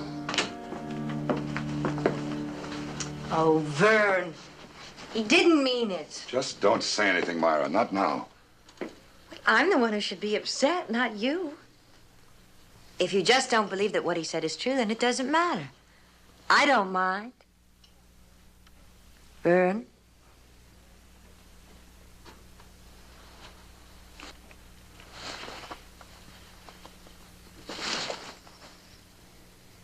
You do believe me, don't you, Vern? Vern? Let go of me, Myra. Vern, he didn't mean anything. I saw him and I heard him. He insulted you. What are you going to do?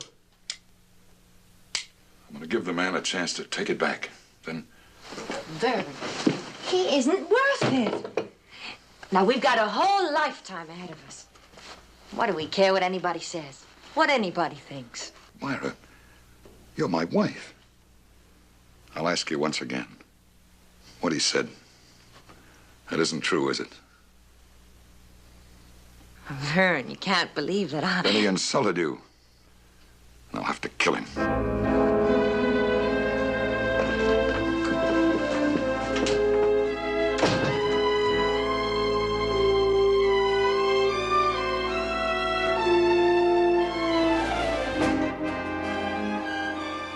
I had to kill him. I was kicked out of the army. We went from town to town. Always running away. It was always the same story. Drunken brawls or worse. And we came out west, the end of the line. It's been a long, wild 5 years, Grace. Because she wanted it that way. Maybe I wanted to believe her, but all the lies and the drinking and strange men crowding into our life. No. It's a lie. It's all a lie. Then ask her.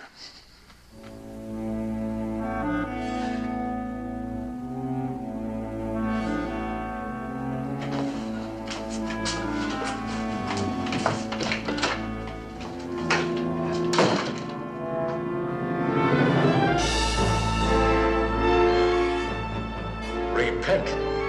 Repent. Repent. Repent.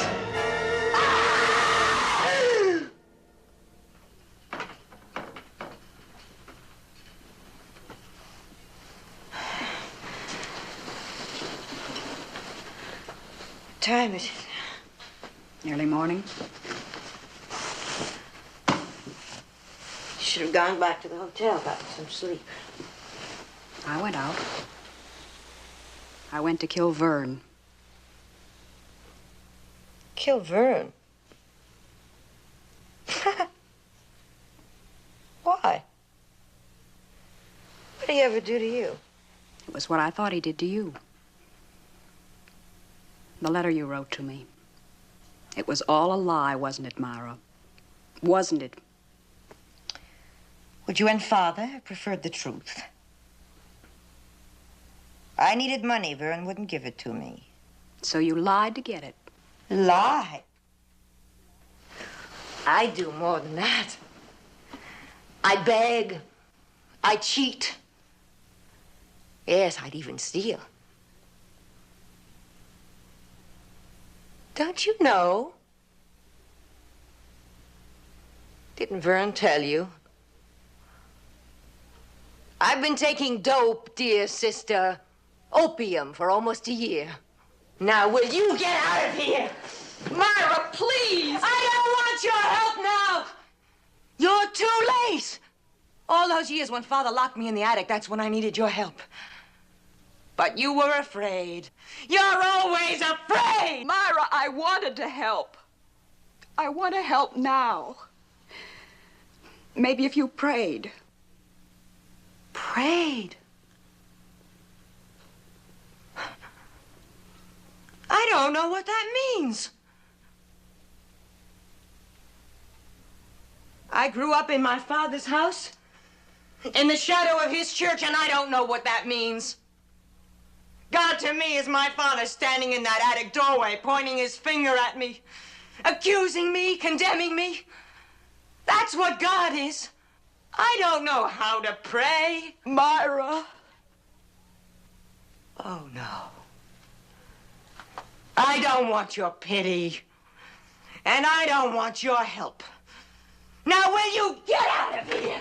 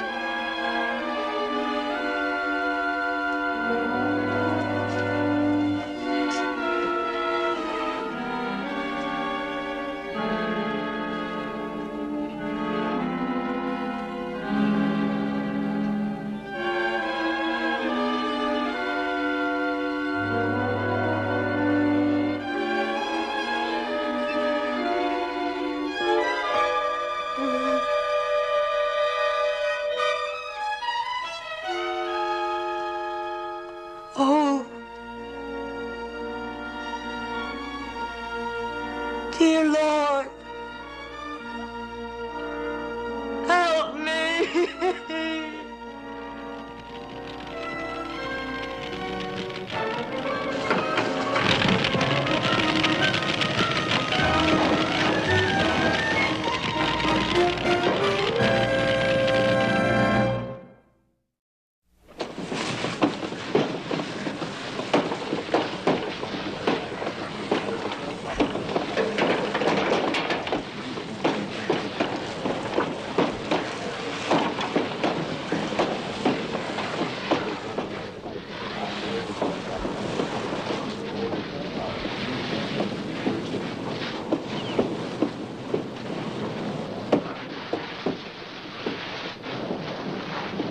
You better get some rest, Grace.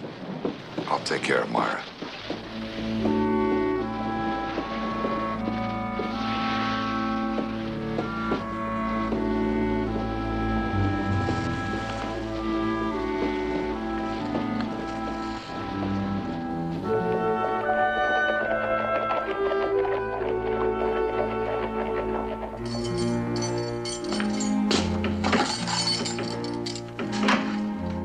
Go on home, Hewitt. You'll find your stuff on my desk. You too, Slim. How come? Christmas present. Let's go.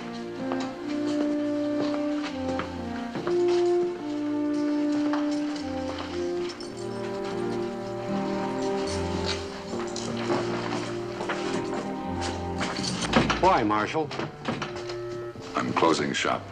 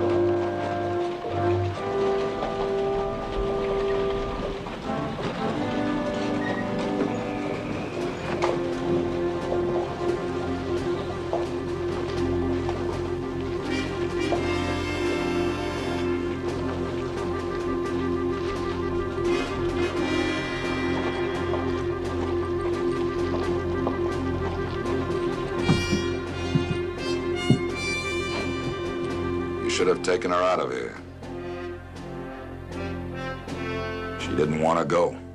Not just yet, anyway. You could have stayed out of this, Coop. It's not your fight. It's as much mine as it is yours, the way I figure it.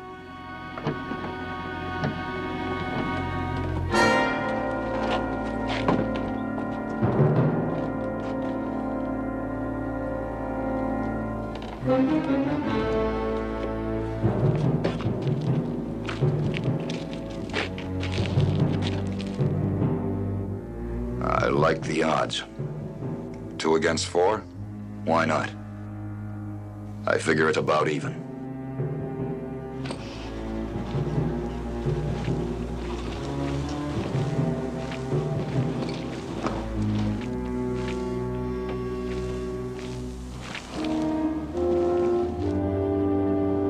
I didn't figure you'd be dumb enough to still be here, Vern.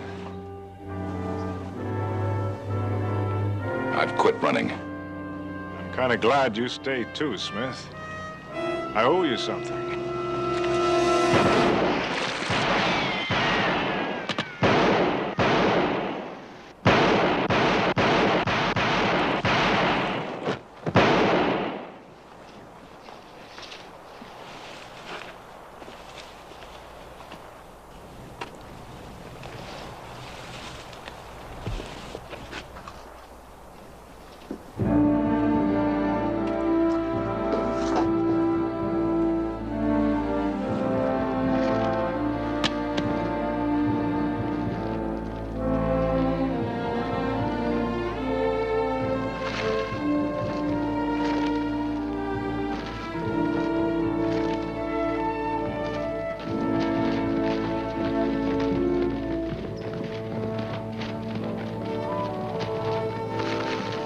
I'll be all right. I've lived through worse. Let's get him inside.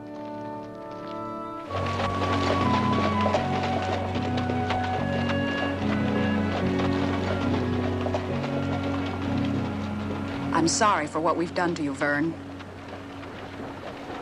Going home? I'm going west, to California. I think I'm ready for it. Good luck, Grace.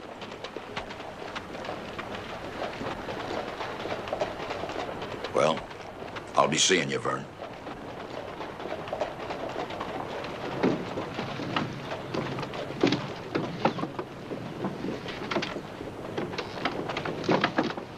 So long. Goodbye, Coop.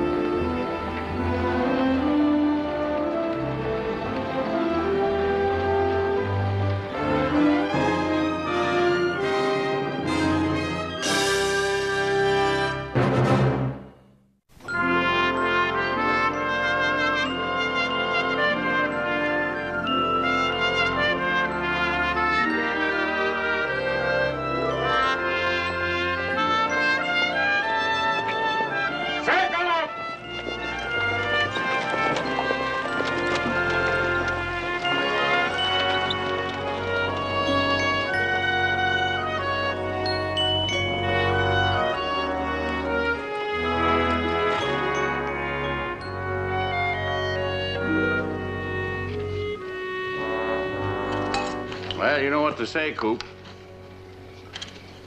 The way to a man's heart is through his stomach. The quickest way. They, whoever they are, full of hot air, you know.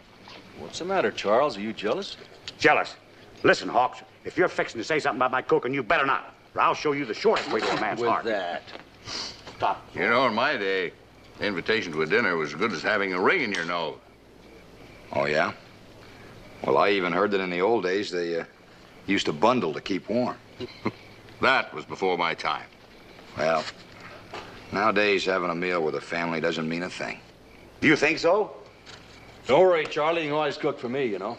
Listen, Hawks, this is no time for jokes. Suppose Coop should take a shine to that foreign cooking. What did that lead to? Mom, you've got to do something about Sam. What can I do? What can anybody do? Your father got himself killed. May he rest in peace. Never giving in an But if only he'd give Coop a chance instead of... What? Instead of what? hating him. Before you even meet him, you hate him. Oh, Rose. How can I hate him? I wouldn't know the man if I fell over him. Why should I hate him? Anybody that would look at me, you could kill. In Brooklyn, no boy dares look at me. You'll do the same thing here. Mama, don't let him scare... Halt. He's coming.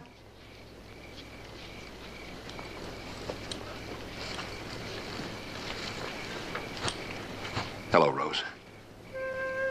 What pretty flowers.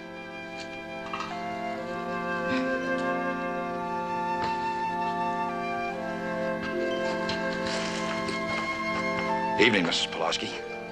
I'd like you to meet my brother.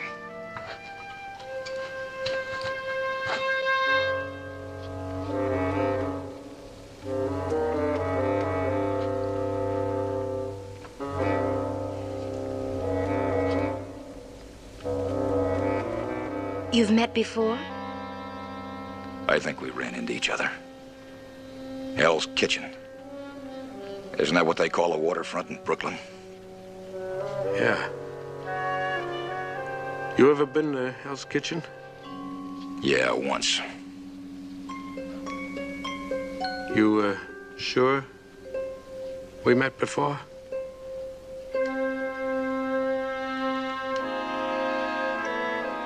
So you're Rose's brother.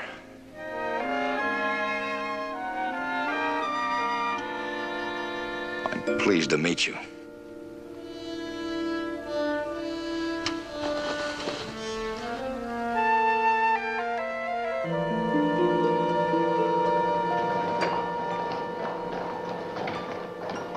I'm not buying no fairy tale, sailor boy.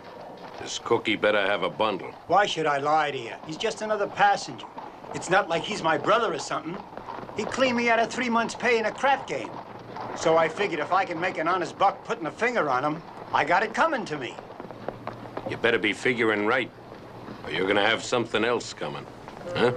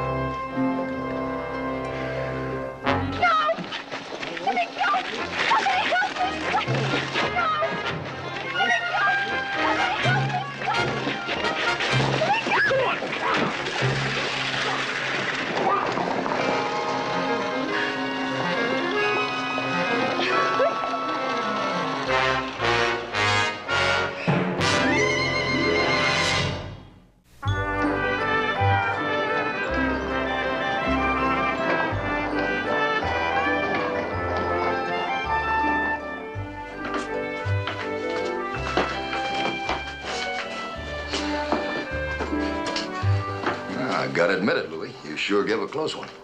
Where do you see my haircut? Not today, Louis. Hey, you ain't going out in the street in Hell's Kitchen with that mop. Oh, what's wrong with it? Where I come from, we like it long. Are you kidding, Bub? No, it helps keep the back of your neck warm. Yeah, but you're in Brooklyn, Bub. You think the West is wild. What makes you think I come from the West? Are you kidding, Buster? Why, from your boots to your Stetson, you smell West. Oh, yeah? Yeah.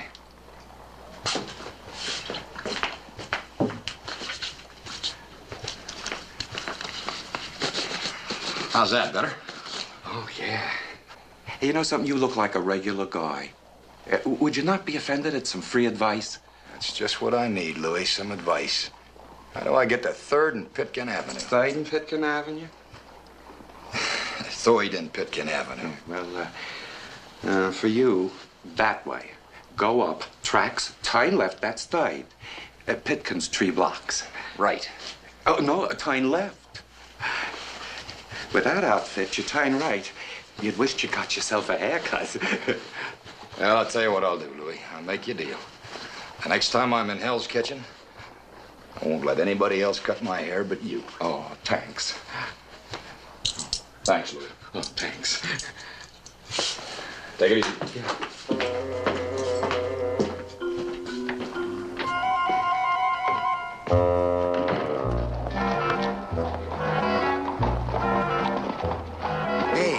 Hey, looky there. What do you call that? You read the Police Gazette. He's one of them Wild West men.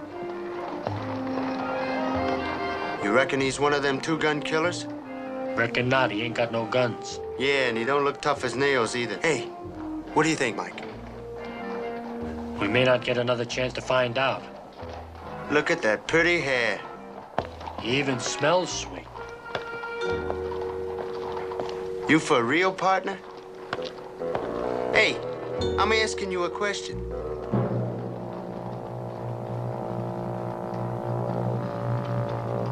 You mind holding this?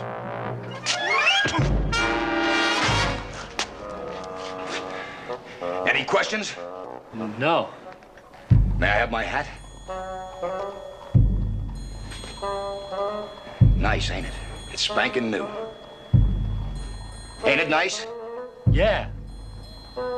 Ask your friend if I answered his question for him. Hey, Ed.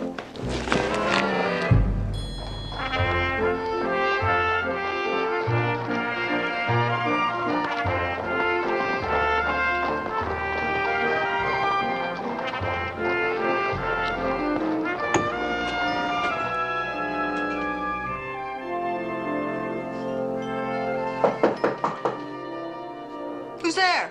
Cooper Smith.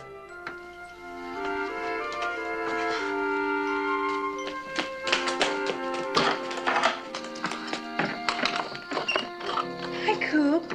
Aren't you a little early? I guess so. I gave myself enough time to get lost and found. Hey, this is strange territory for this here country boy. Oh, I'm not completely dressed yet. Don't come in till I tell you to. You can come in now.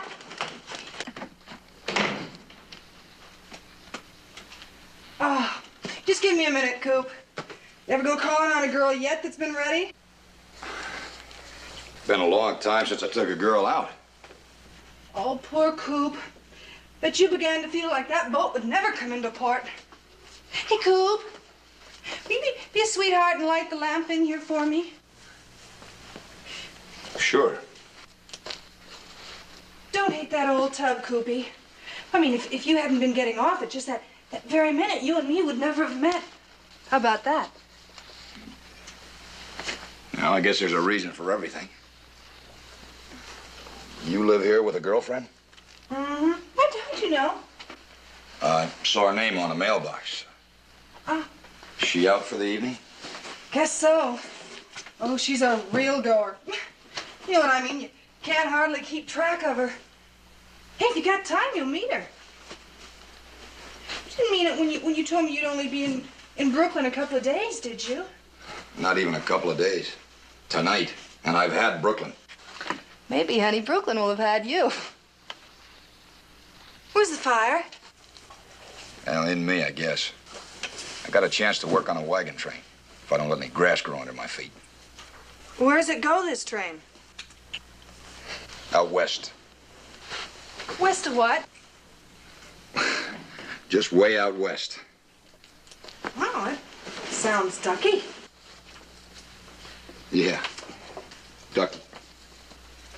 Sugar? What brought you to Brooklyn, anyway? That's a long, sad story. I'll tell you about it when we're sitting over a glass of beer. Oh, you're gonna cry in your beer. I like your sense of humor, too. Bet you got a money belt so full of gold dust you can't hardly keep your pants up. No, not exactly.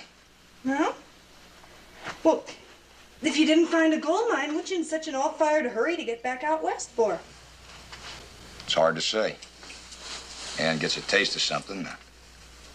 Finds it hard getting out of his system. Oh, I know what you mean. I think your girlfriend's coming back. Oh?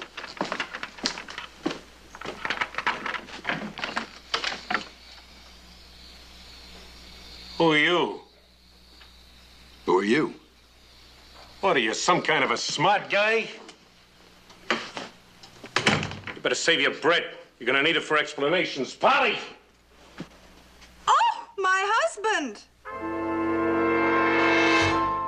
Why, I ought to kill yous both for this.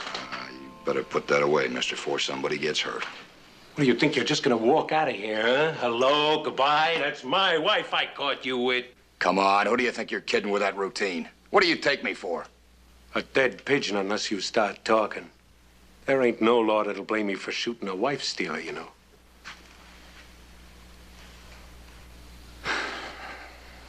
All I did was save the little lady from a fate worse than death. That's just what's gonna happen to you unless you start shelling out.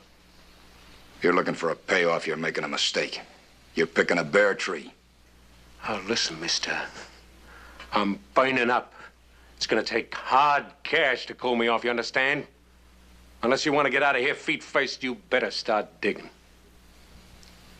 What makes you think I got off the boat with a bundle? Come on, country boy. You're in a big city now. We know all the angles. You got a bundle. Dig it out.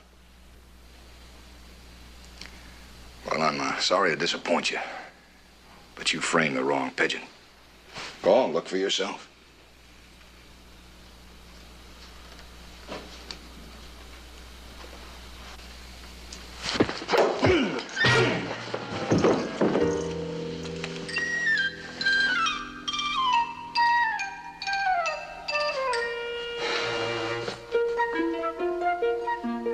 What a shame. And me with just one night in Brooklyn.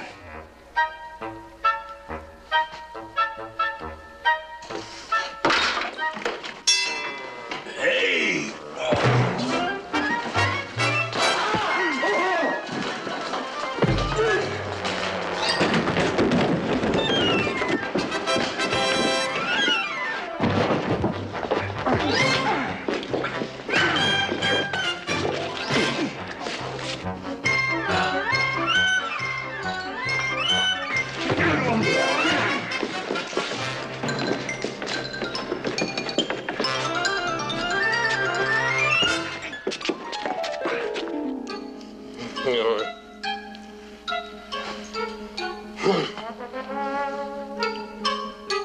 Been out long?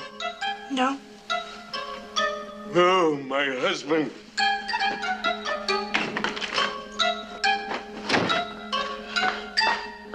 Set him up for me, boys. Hold it! Oh, this one is gonna be my pleasure. Well, what do you need? A gilded invitation? The shoes. Try the shoes.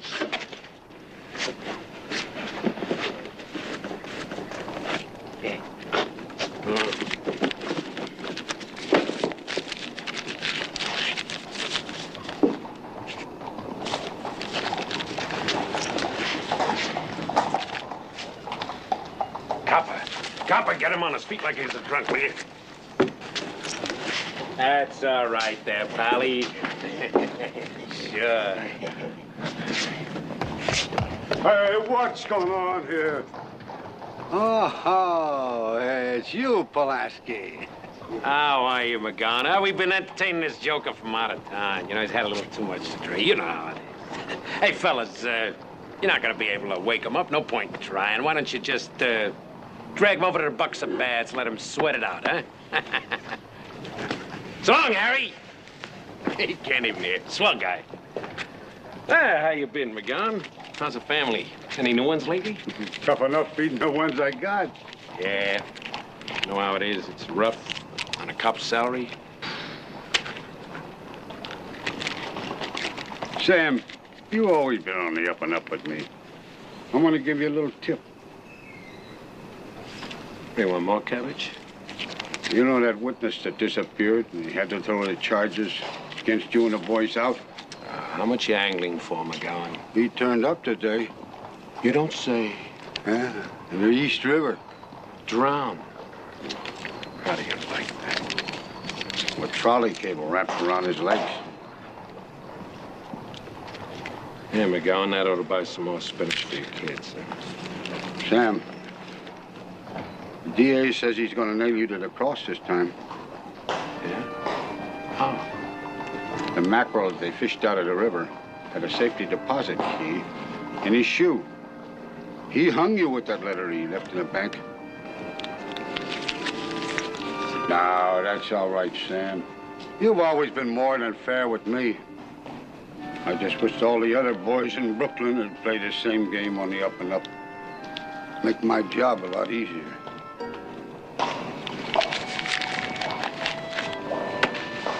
Thanks, McGowan. You're all right. For a cop.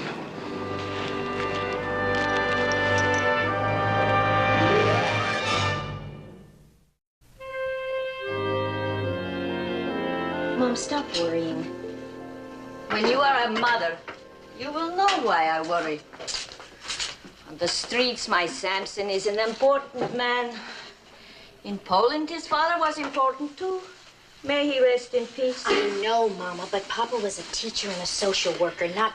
But if a mother lives to be 100, her son is just a baby. Oh, Mom. Wait and see. When you are a mother, your son to you will be just a little boy. Mom, this is America. So what does that make me? Less a mother? Things are different here. You just don't see it, that's all. I don't see. My little girl sees, but I don't. Mom, the streets aren't paved with gold. Thank you for crediting my intelligence that much. If you saw what really went on out in those streets, you'd want to live anywhere but here.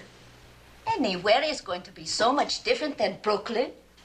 Not Brooklyn, Mom. Anywhere, even in Brooklyn, is better than here. Why do you think they call this Hell's Kitchen? Because those men out there are angels, or the women in the streets are good mothers? Rosie, people are people. Sam has his business here. Where could we move to? Anywhere. If we don't get out of this open cesspool. I'm over 21. If I live to be 100, my son will always be a little boy to me. Mom, I'm not going to have a son or a daughter or a husband. The man that is intended for you, you will find just as fast here as anywhere else. And Rosie, you talk about open cesspools. You'll lose a nice man before you find him. Find him in Brooklyn? Remind Sam to start looking around. You know the kind of men Sam knows. In business, you cannot always choose. Business. Do you know what your dear son is? What he does? Insurance and investment. It is no crime to deal with money. Sam says it time and time again. It's a hard business, and all money comes from blood and sweat. As long as you eat his food, try not to make him unhappier than he is. A good girl doesn't know how hard it is to make a living. Oh, Mom. You're just lucky you don't know. First, I don't see. Now I don't know. When you are a mother, you will see how much I don't know. Rosie, don't mess up Sam's bed. I just ironed the spread this morning.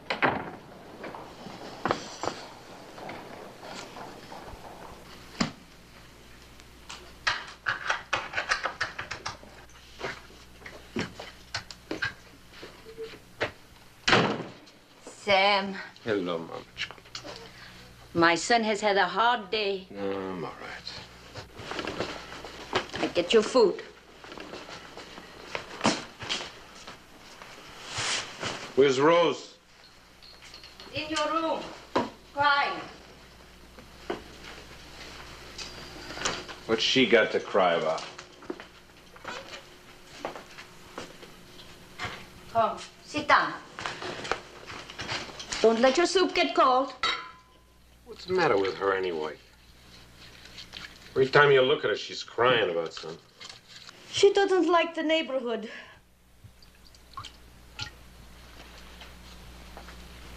Well, I don't like it neither. Bawling isn't gonna make it smell no better. It's not the smell that is bothering her. Sit down, your soup is getting cold.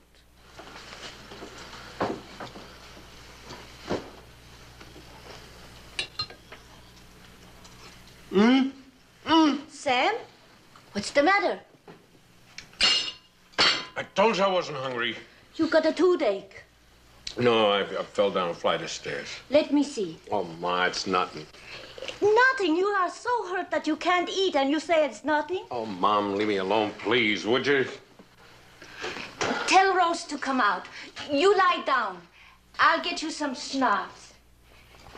You hold it in your mouth and it will take away the pain.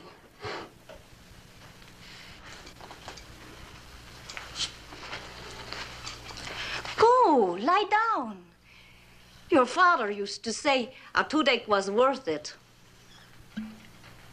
Mom, I don't feel like lying down. I can see the swelling. How did you hit the side of your face? Oh, Mom, please, what difference does it make? What difference does it make? To a mother, you don't say, what difference does it make? Here, take a mouthful.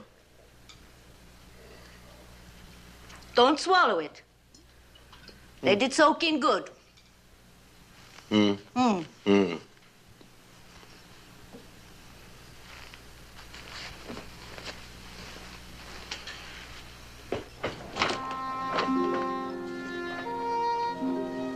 Rose? Do you want your room? No. What do you want? Rose, come. Sam isn't feeling so good. Mom, let me handle this, huh? Maybe you shouldn't talk. Here, take a mouthful and let it soak for longer. All right.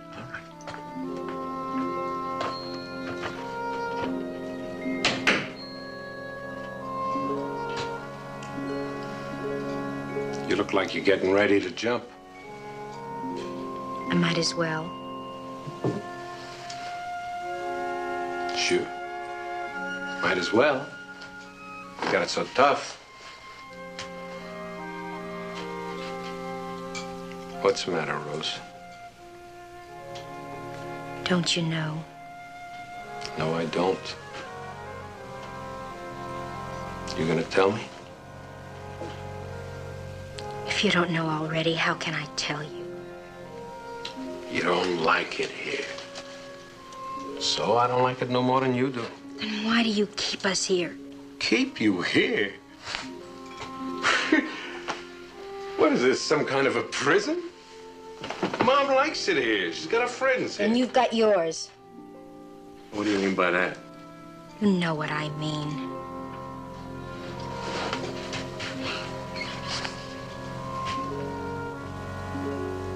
Rose? Are you ashamed to be Sam Pulaski's sister? Yes. I'm ashamed to be the sister of a gang leader. Gang leader? What kind of a gang leader? Sam, there's nobody in Brooklyn who doesn't know who you are, what you are. What do you think? I like this kind of work? I do what I do for you and Mom. If Mom ever found out, it would kill her. She ain't gonna find out unless you tell her. So you just keep your mouth shut. Sooner or later, the police will catch you. No, they couldn't catch themselves stealing apples off of push carts. Sam, why do you do these things? What things? What things? You think I'm the only one? No, but I don't love all the other gutter rats. Are you calling me a gutter rat? That's what you are, Sam. Listen, I don't need you to tell me what I am. I know what I am. I grew up in the gutter. They taught me good. What do you expect? You want to eat, don't you? No. Rose, what do you want from me? You're smart, Sam. You could get a job. What? In some factory earning $10, $12 a week? We could live on it. Other people do. Rose, we're not other people. Sam, what are you gonna do when Mom finds out? She ain't gonna find out. She doesn't care about me the way she feels toward you. Oh, Rose, what do you expect me to do? You could at least try to find another kind of work. Oh, can't you see it's too late? It's too late. What can I do? Try what? Do what? You're going to try, Sam. Or else I go into the street, too. Hey,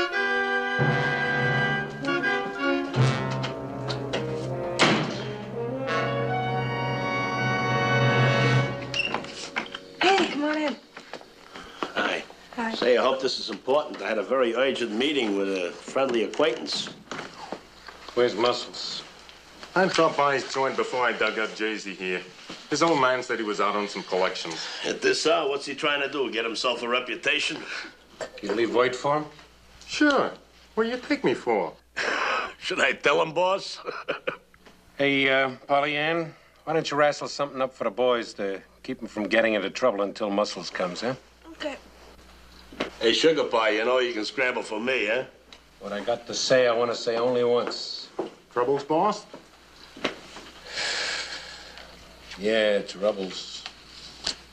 How do you like that? That's the third time that guzzler's drawn to an inside straight and got it. Check that. Muscles? Well, chill out.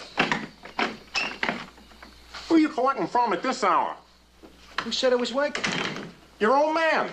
Are you kidding? His half-empty jug makes more sense than he does. All right, you think I got you here for a social? Sit.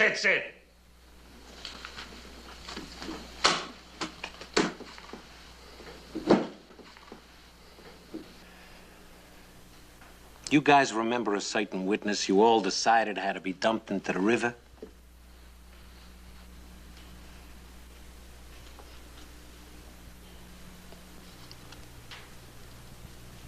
Which one of you knuckleheads tied the chain to that trolley wheel?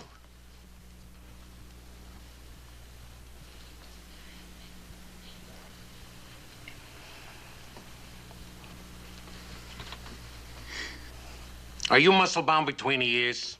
Didn't you never learn how to tie a knot? With chain, it ain't so easy, boss. For you, it'd be tough with shoelaces. What'd you leave that key on him for?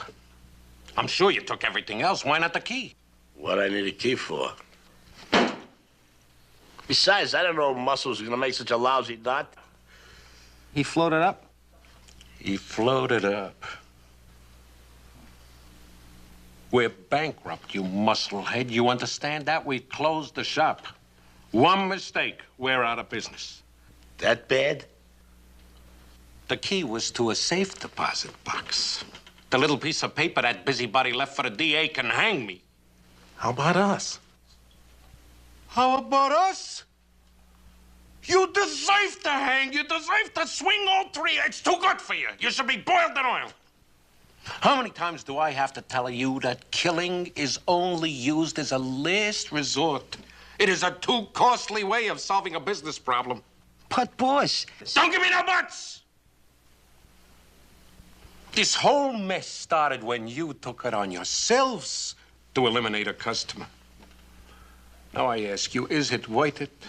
One mistake, boss. Anybody's entitled to one mistake. Not when my life is on the line. You're not entitled to nothing. Hey, we did it. I mean, you didn't do nothing.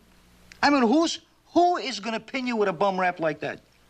The law, you musclehead, that's all. The law says I'm as guilty as you. How do you like that? You call that fair? Lousy law. What can we do, boss? There must be some way we can square ourselves with you. Boss, maybe we ought to lay him out of town. There's no maybes about it. We're going, all of us. Where are we going, Sam? You're not going anywhere, baby. Taking you along, it'd be like hanging out a flag. Thanks. And just what do you expect me to do?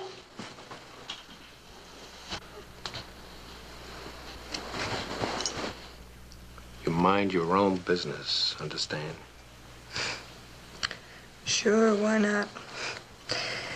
There's always somebody around to take care of a poor little working girl. Just don't expect me to sit around waiting for you, if you don't mind. I don't expect you to do anything except keep your mouth shut. Sure, why not? What have I got to lose?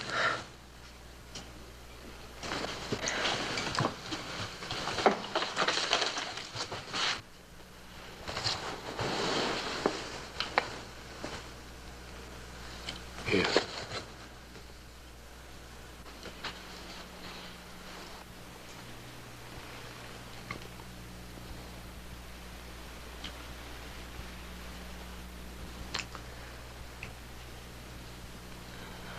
Hey, boss. How about Chicago? I got a cousin there's got all the best connections. No cities. No cities? I don't want to go anywhere where they can put the finger on us. No cities. Boss, you ain't thinking of the country. What's wrong with the country?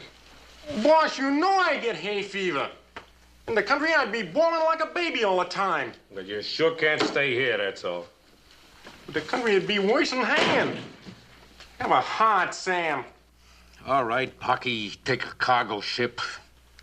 Going any place, that's all. Just sign on as a deckhand. I can't even ride the Hoboken Ferry without getting seasick. Seasick or hay fever, make up your mind right now. There ain't nothing worse than crying and not being able to breathe. I'll go by boat. Not being able to face food is worse. Hey, boss, where we, going in the country? West.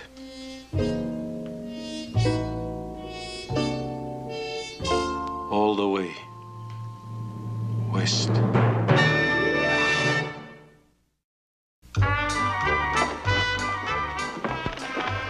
We're in the wrong business. You guys are getting away with murder.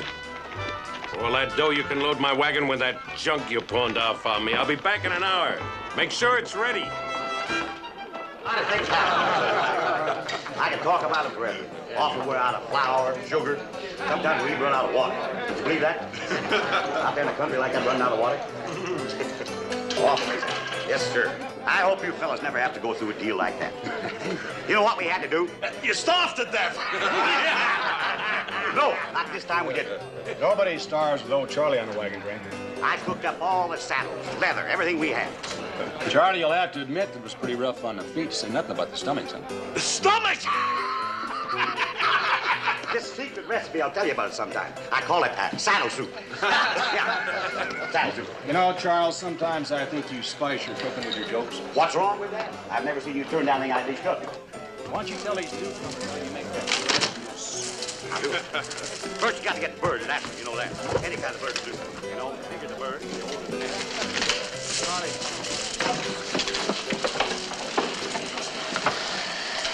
Have any trouble? Nah, what's the signing up? You know what you signed for? I told you to read it. Well, what for?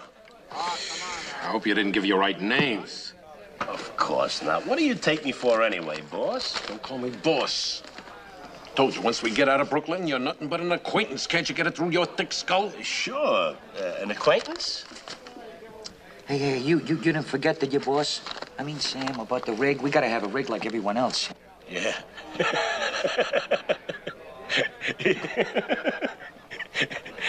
It's rough traveling on your stomach. What? Oh, you know, that joker in there, he's a cook, see? No, I don't see.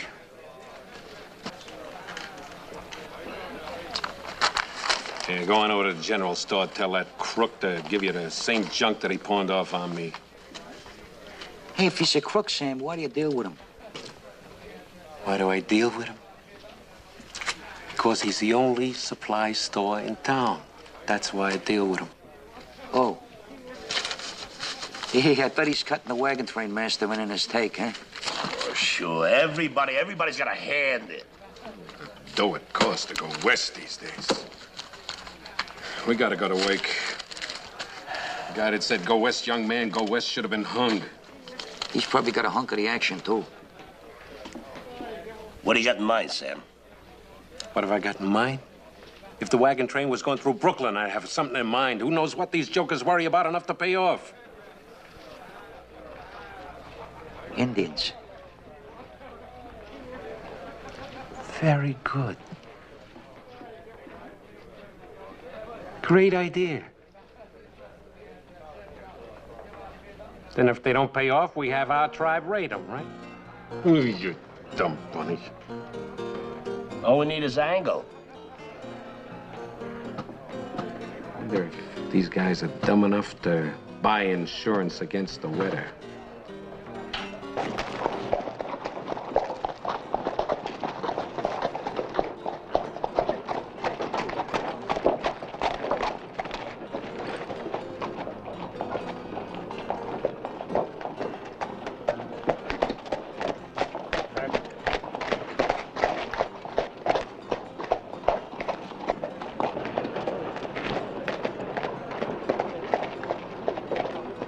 Get out and stay out. Look out, man.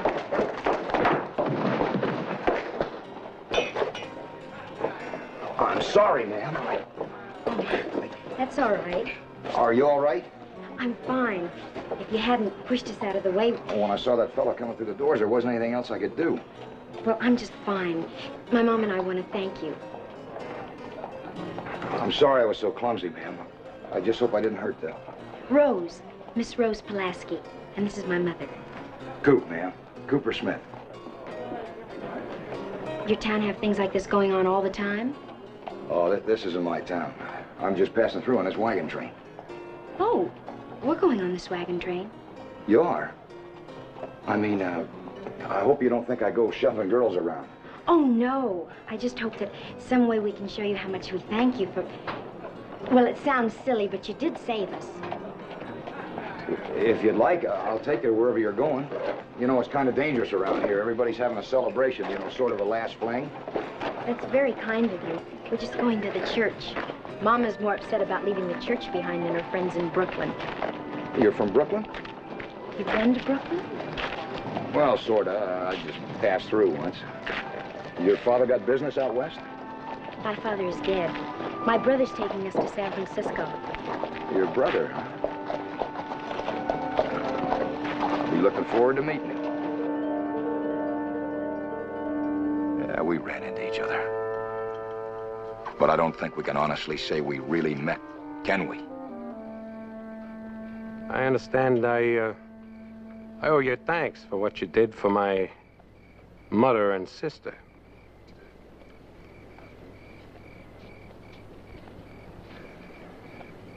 You don't owe me a thing.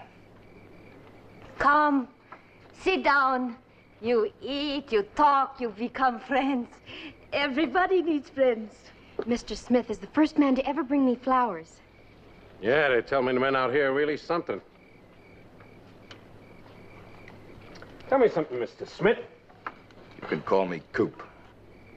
Sure, why not? You can call me Sam.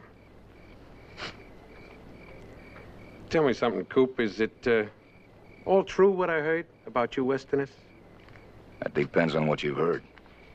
Well, you know, like that stuff in the books, the Code of the West and all that junk. That's about as true as what we hear they consider the rules of the game in the big city. You mean honor among thieves? Boy, if the Code of the West is anything like that, you ain't got nothing. We got our share of rotten apples. Everybody has. Way I figure it, people are people, east or west. You can count on most men not to shoot you in the back.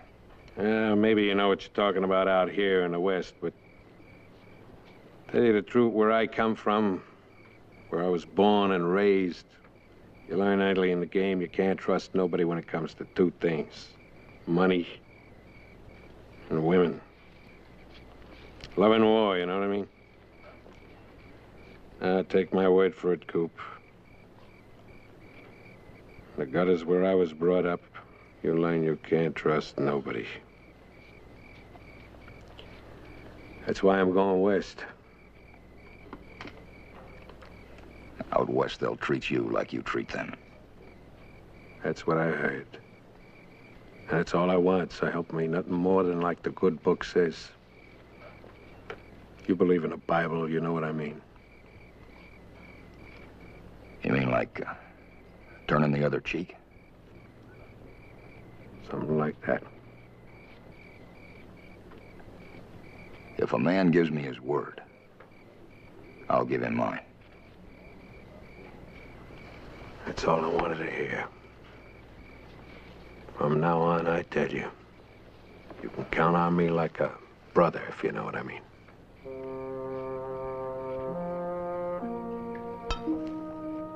The same hand that holds honor also holds a gun, if you know what I mean.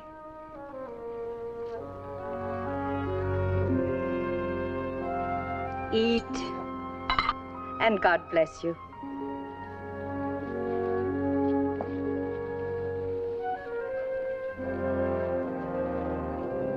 John J. Burroughs, you sound like the type of man that worries about the future of his wife and children. Well, what business is that of yours? It just so happens, my friend, that is our business. You see, we are in a position to offer you peace of mind and protection at a price you cannot afford to turn down. Peace of mind? Protection? Against what? Against what? My good man, do you know how many things could happen with you? Well, look, I'm not sure what you gentlemen are selling, but I'm just not interested. Good night to you. John, how do you expect to feed a family if, say, for instance, you got a broken arm? Or maybe 2 broken ankles, huh? John, how are you gonna feel if just because you're as stubborn as a jackass, you wake up all of a sudden and find you got no roof over your head? Do you believe this? For a few pennies a day, he's gonna stand by and watch his whole future go up in smoke. Hey.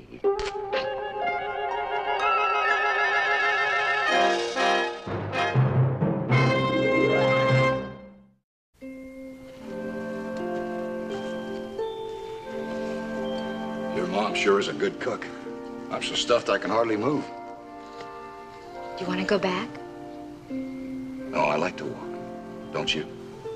Oh, yes. In Brooklyn, I used to go walking in Prospect Park whenever I could. Whenever you could. My brother doesn't exactly approve of my being on the street. Prospect Park isn't exactly the street, is it? No, not quite. You sure must have passed through Brooklyn in a hurry. Why, did I miss something? Well, I don't know. Just how much did you see and do? Enough. Enough? Enough to have had enough. Where did you meet my brother before tonight? No, we never really met. Not exactly. We sort of ran into each other. At least I think it was him.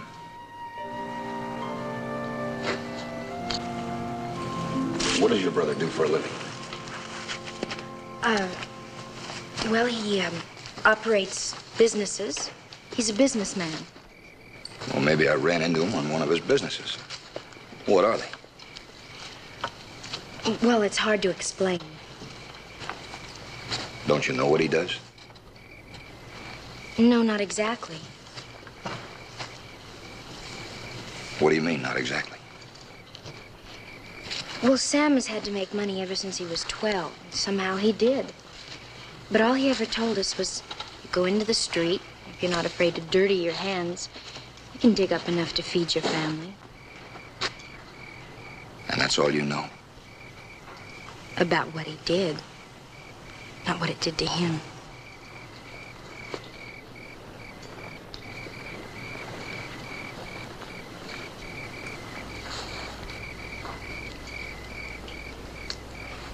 Things will be different out west.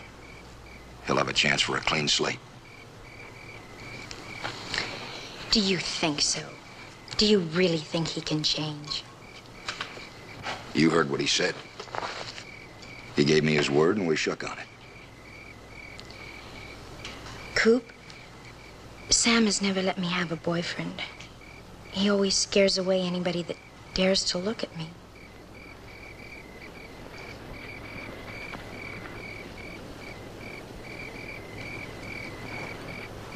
He's not scaring me away.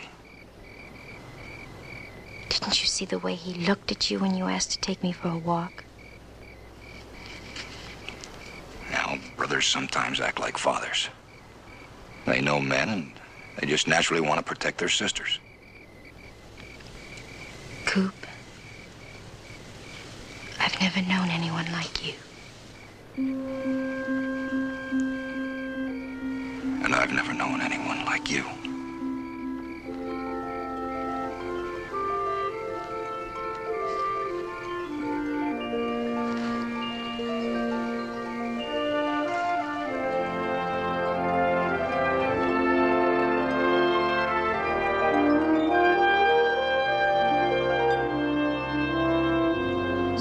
Rose goes for a walk with a boy.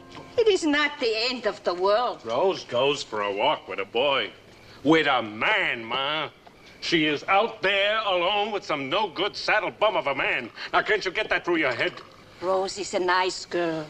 There is nothing wrong for her to take a walk and talk a little with a nice boy. He is no nice boy.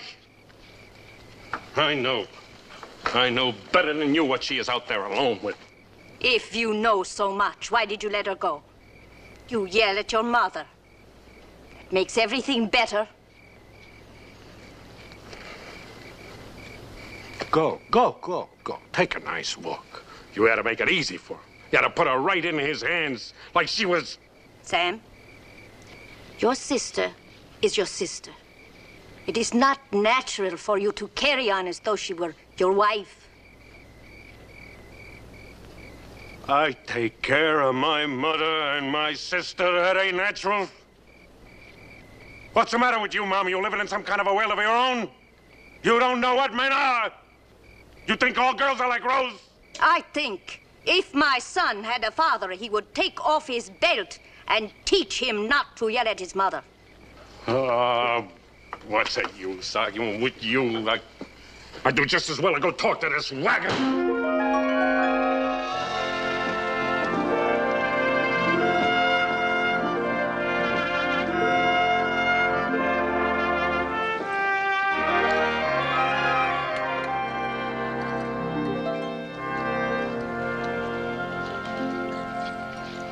Eat, Coop. You can't live on love. Here. Huh? Eat some of them pork and beans. Get them under your belt. Why? Why? Love might do a lot of things for people, but I never heard of it taking the place of pork and beans. That's pretty good, Charlie. What? Poet and don't know it. Him a poet. He's stuck with that love bug. That's what's happened to him. You think so? Think so. I know so. These pork and beans will get his mind off the itch. They do. I'm going to patent them. Here, Coop. Try 'em. Come on. I ain't hungry, Charlie. Here I am with a fortune in my hands, and he won't swallow it. What is that flavor you put in these beans? That spicy flavor, you mean? Hmm. That's my secret recipe. Mr. Hale, could I have a minute of your time? Why, certainly, Mr. Burroughs. What's on your mind? Well, it's sort of... Well, I've had enough pork and beans for one sitting. A little walk would do me good. Come on.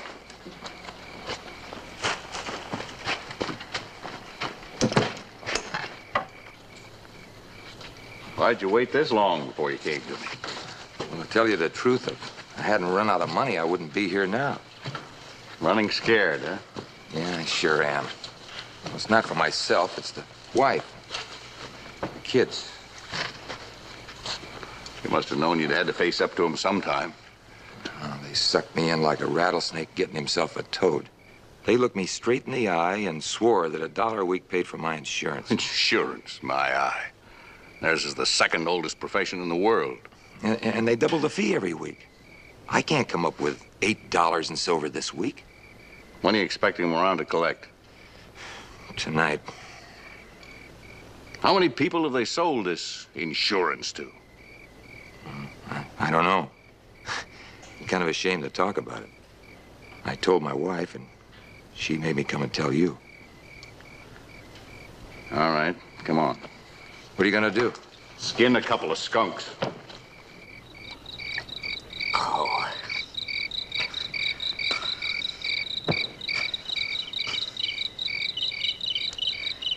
It don't bother you none, huh? I don't even hear him. Yeah, how can you not hear nothing when it's driving me out of my head? I can't even hear myself think. You keep sucking up that booze, you're gonna pickle your brains. Hey, crickets can't be making all of this noise. You ever see a cricket? About this big. They rub their legs together. That's what you hear. Yeah, that's it.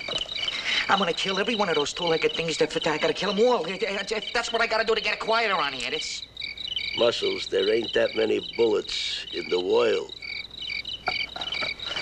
Then I'll cut them. I'll cut their legs off. Not during business hours. But, Jay-Z, the noise is murdering me. All right already, okay. After we make the collections, you can clobber crickets until you scramble your brains. Mr. Brownsville? That's you, Muscles. And who are you? Red Bank. I think that's the name I signed up with. What do you want? These the one? Before sunup tomorrow morning, you two get your wagon and get off this train. Why? What do we do? Don't argue with me. I'm not asking you. I'm telling you. If you two aren't off this train by the time we roll tomorrow morning, I'll make you wish you'd never crossed the Hudson River. You mean you're gonna leave us out here in the middle of nowhere? Ain't you got no feelings? There's a town just north of here. I should let you get lost and starve to death. You deserve nothing better. Hey, you're gonna be sorry when... When we what? When you see our starving, bleached bones out there in the sun. You starve? Buzzards will eat anything.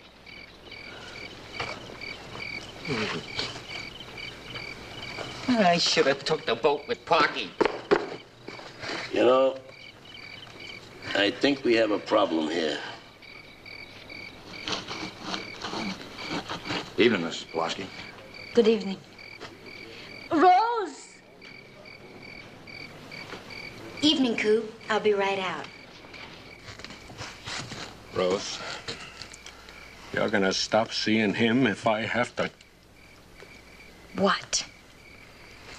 If you have to what? I don't understand you.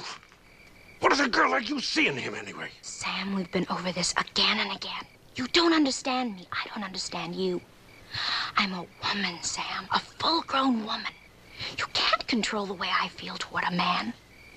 You can't stop me. You can't threaten me. All you'll do is destroy your sister's love. Is that what you want, Sam? All I've done for you.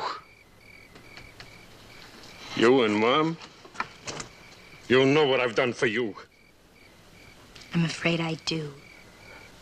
But you did it, Sam. You never asked us. Whatever you did because you wanted, not because we needed or asked of you. Stop seeing him, Rose. I can't. For you, Sam, I'd do anything. But I can't give up Coop. I love him with all that's me. Don't ask me to give up what I feel. I only hope that someday you'll love a woman the way I love him.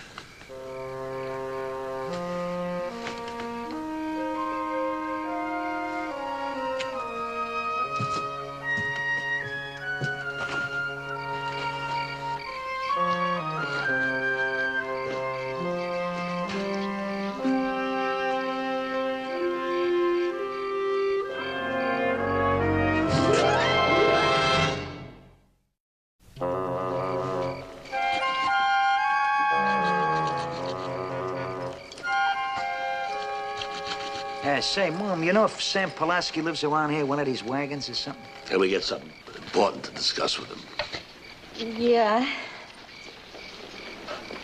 Sam, there are two men here. They say they have to talk to you. I'm not feeling so good. Tell him to come back tomorrow. Mr. Pulaski, this is important. It's business. You understand? What can be so important? My son will see you, like he said, tomorrow. Now, look, Mom, tomorrow will be too late already. This better be important.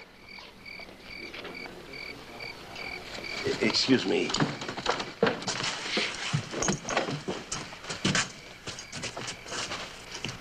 What do I have to do to get something through those thick skulls of yours?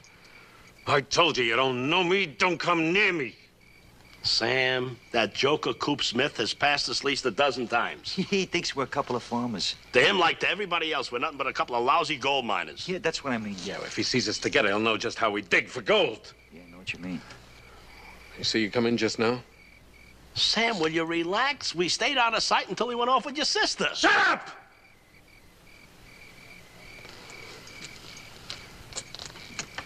All right, sit down, sit down. Now, what's so important you had to come see me? So? So this hayseed burrows turns yellow, right, Muscles? Right. After all these years, you gotta come to me to ask me what to do? Well, boss, we would have worked him over to convince him, but... But what? But you told us not to get rough, so we did like you said. Anybody got in a huff about taking our protection, we just walked away from it, right, Muscles? And this is the thanks we get for soft selling. What? What are you getting at? He went crying to the wagon master, boss. What could he tell him? Wait. You didn't wake him over, did you? We never laid a finger on him, Sam. Well, I don't understand. You didn't set no match to the wagon or nothing. What could he tell him? What could he tell Hale? Sold him some insurance. Well, that's what we said. And the way he exploded, you think we busted both his old woman's legs. And what do we do, huh? What do we do? What do you mean he exploded? Well, he yelled at us like we were a couple of wet-nosed kids from the gutter. Get lost, he says. Take a walk, take our wagon, head for the hill, starve, he says, for nothing, for nothing. What do you mean, he ordered you off the train? Like we were a couple of criminals. Get out of here before sunup, he says, or else. And we didn't even break nobody's little toe, Sam. Nothing. We did nothing. Hey, Sam, those crickets bother you? Shut up.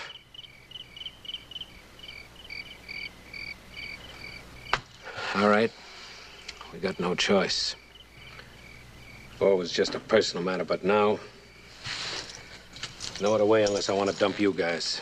Well, Sam, you can't do anything like that after all we've been to each other. No, we would walk through fire for you, Sam. There's one guy that can pull this whole thing down around our heads. But he knows he can put us out of business for good.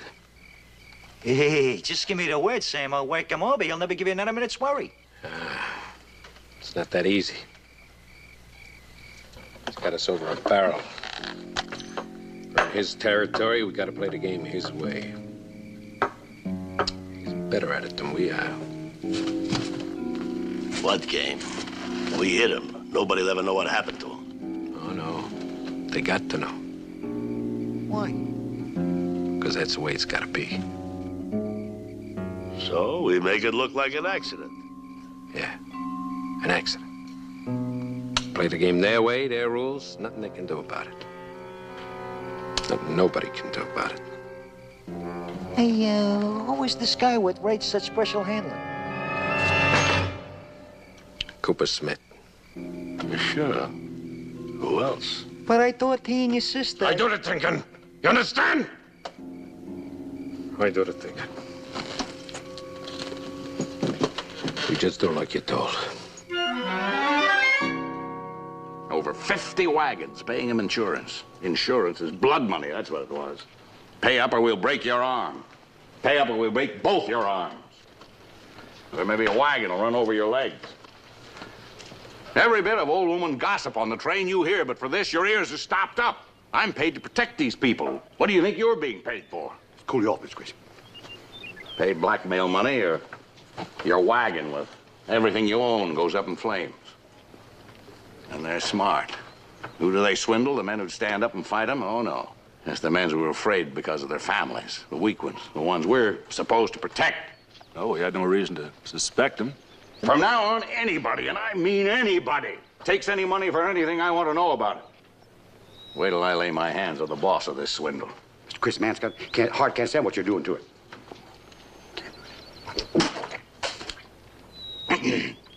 Well, a man's mouth isn't built like the inside of a blast furnace either. Why didn't you tell me you was still boiling? Had to simmer you down somehow. See, you've cooled off a lot already. Chris, you don't think they were smart enough to operate this con game without a boss, do you? You don't think I'd let them walk away if they were anything more than a couple of boneheaded bouncers, do you? Stay there, sit, Mr. Chris.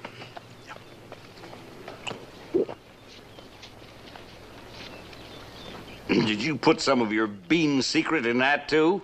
Now, Mr. Chris, you know I wouldn't do that to you.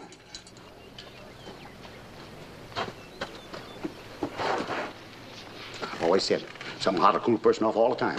Oh! You went all this time without setting foot in a church. Won't hurt you if you go just a little bit longer. Anyway, I don't even know if this biker's got a church. What's so important that you should go running around alone? It's dangerous. No, I'll have Coop go into town with me. Huh? That way I'll be safe, no? Then what's to hurt? Rose and me will go with you. Mom, no. Hey, Coop. I, just going over to see you. I thought I might go into town for about an hour or so. What do you say? Be a pal, go with me, huh? Look after me, keep me out of trouble. Your business wouldn't be seeing a couple men hail through off the train, would it?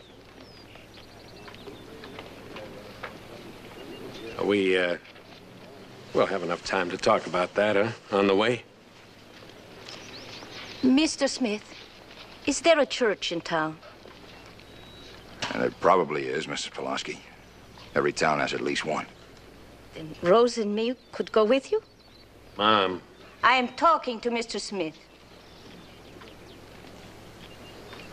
I don't see why there's any reason you can't.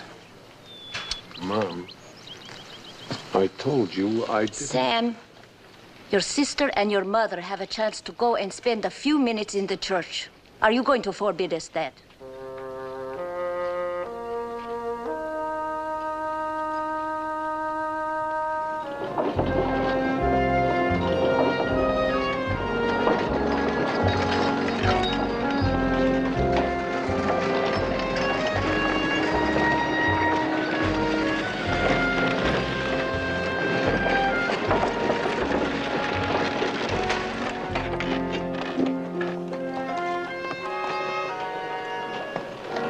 I'll wait for you right here, Ma. Sam, it wouldn't hurt you to go to church. Oh, Ma, don't start that again. You do enough praying for the both of us. Here. Put that in the collection box, huh? Wait for me in the saloon, Sam. There's someone I want to talk to you about. Yeah, sure. Don't hurry. Do whatever you have to do. I'll be here. Watch it.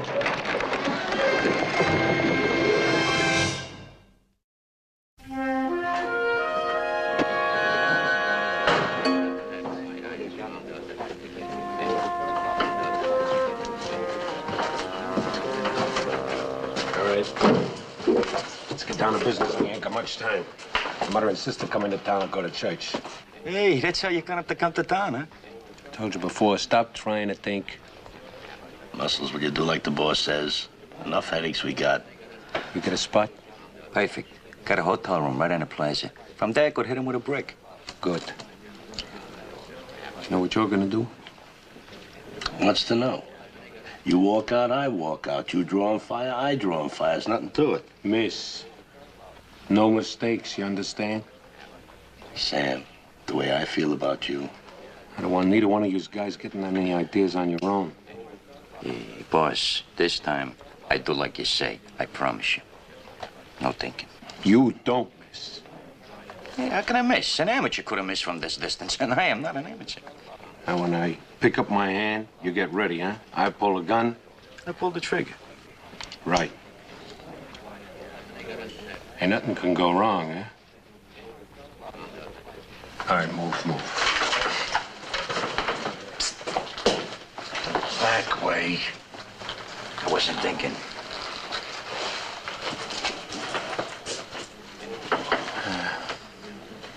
No questions, huh? What can go wrong, boss? Tell me again, exactly. Step by step. I wait at the bar. He comes in. I walk out. You walk out. No. I walk out, then you walk out. I wait at the bar. He comes in. You walk out, then I walk out. You draw and fire. You draw after I draw. I know, boss. I draw after you draw. Right. And? Make it look legit. Hmm? Don't overact. Right. Don't get carried away. Okay, get going.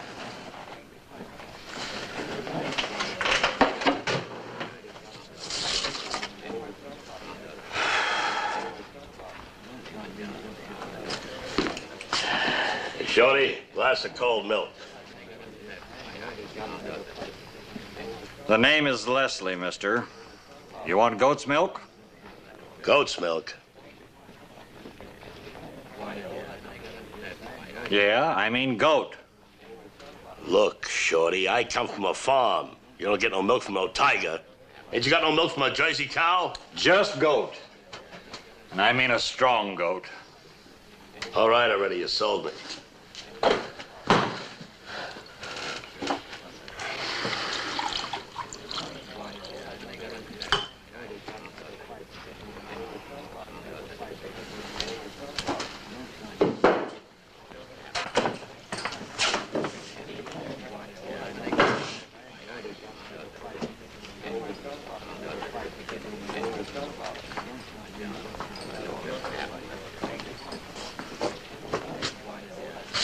Coop?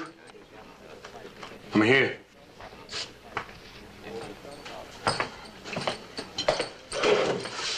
I wish you'd been here a couple of minutes ago. Why? See that fat man over there at the bar? Yeah. Did you recognize him? I'm not sure. Is he one of the men Hale threw off the train? See that hat he's wearing? It's got your initials in it. That's one of the men that roughed me up in Hell's Kitchen. Right. And he works for you. Leaving those people on the train with that insurance swindle was your idea. Sam, I told you what had happened. Coop, I'm trying to tell you. That's what I'm trying to tell you. They used to work for me. They don't no more. This whole operation was their own idea. Listen, when I first decided to go out west, they begged me to take them along. I should have known better, maybe, but they gave me their word, no shenanigans. So help me. I didn't know what was going on. I haven't even talked to them for weeks until just a couple of minutes ago. That's why I said I wished you was here.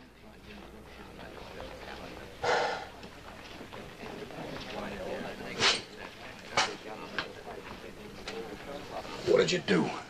Well, what would you do? What would anyone do when he saw all his dreams, all his hopes going up just like that because a couple of no-good rats went back on their word? Took a swing at him? Worse. Worse? I told him when he came out of the bar, I'd be waiting for him. He'd better draw fast. What do either of you know about gunfighting? Nothing. I suppose because the way you settle things out here in the West is the first thing that came to mind. And that's the way he wants it. Well, we'll find out soon enough.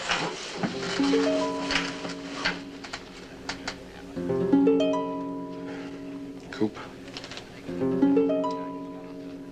If he gets me, I'm counting on you to look after Mom and Rose, huh? Stick by me.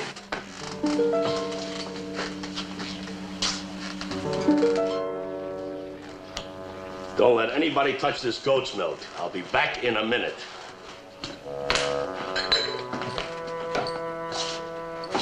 After I take care of him, if you want your hat back, you're welcome to try and get it.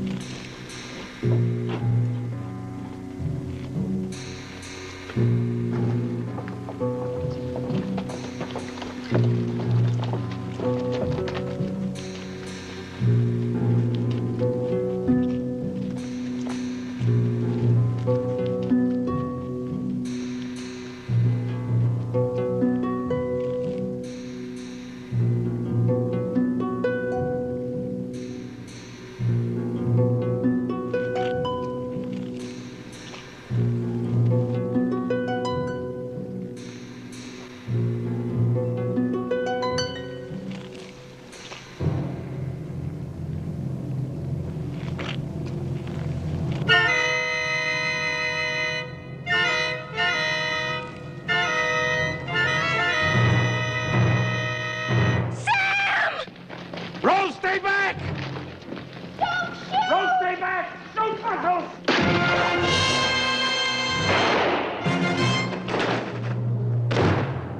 Take your hands off or I'll kill you! Look out, Rose! Don't make me kill you, Sam!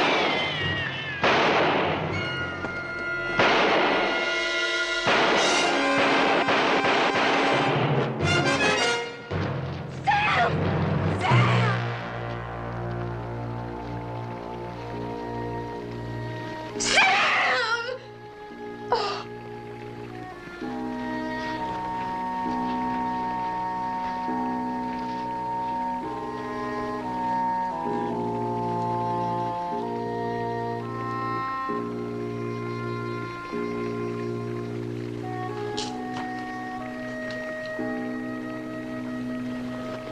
I'm sorry, Rose. Sorry. You killed him. You killed my brother. You saw what happened. There wasn't anything else I could do. You killed my brother. And you've killed whatever there may have been between us. Well, what do you want me to do, Rose? Just walk away. Walk away and don't look back. Coop, I don't want to hate you.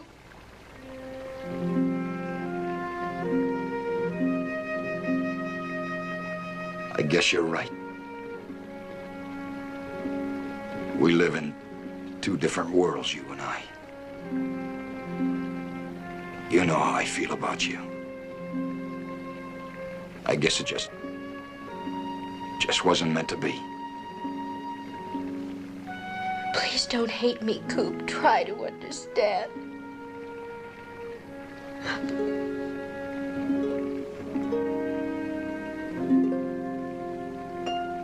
I do.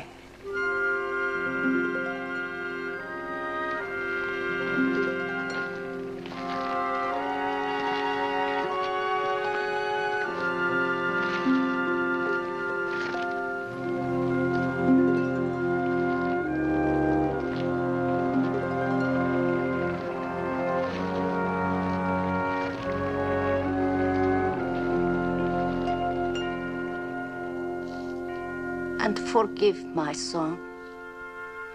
He does not know, but he will come to you. One day soon, he will come to you. Please forgive him, as we forgive those who trespass against us.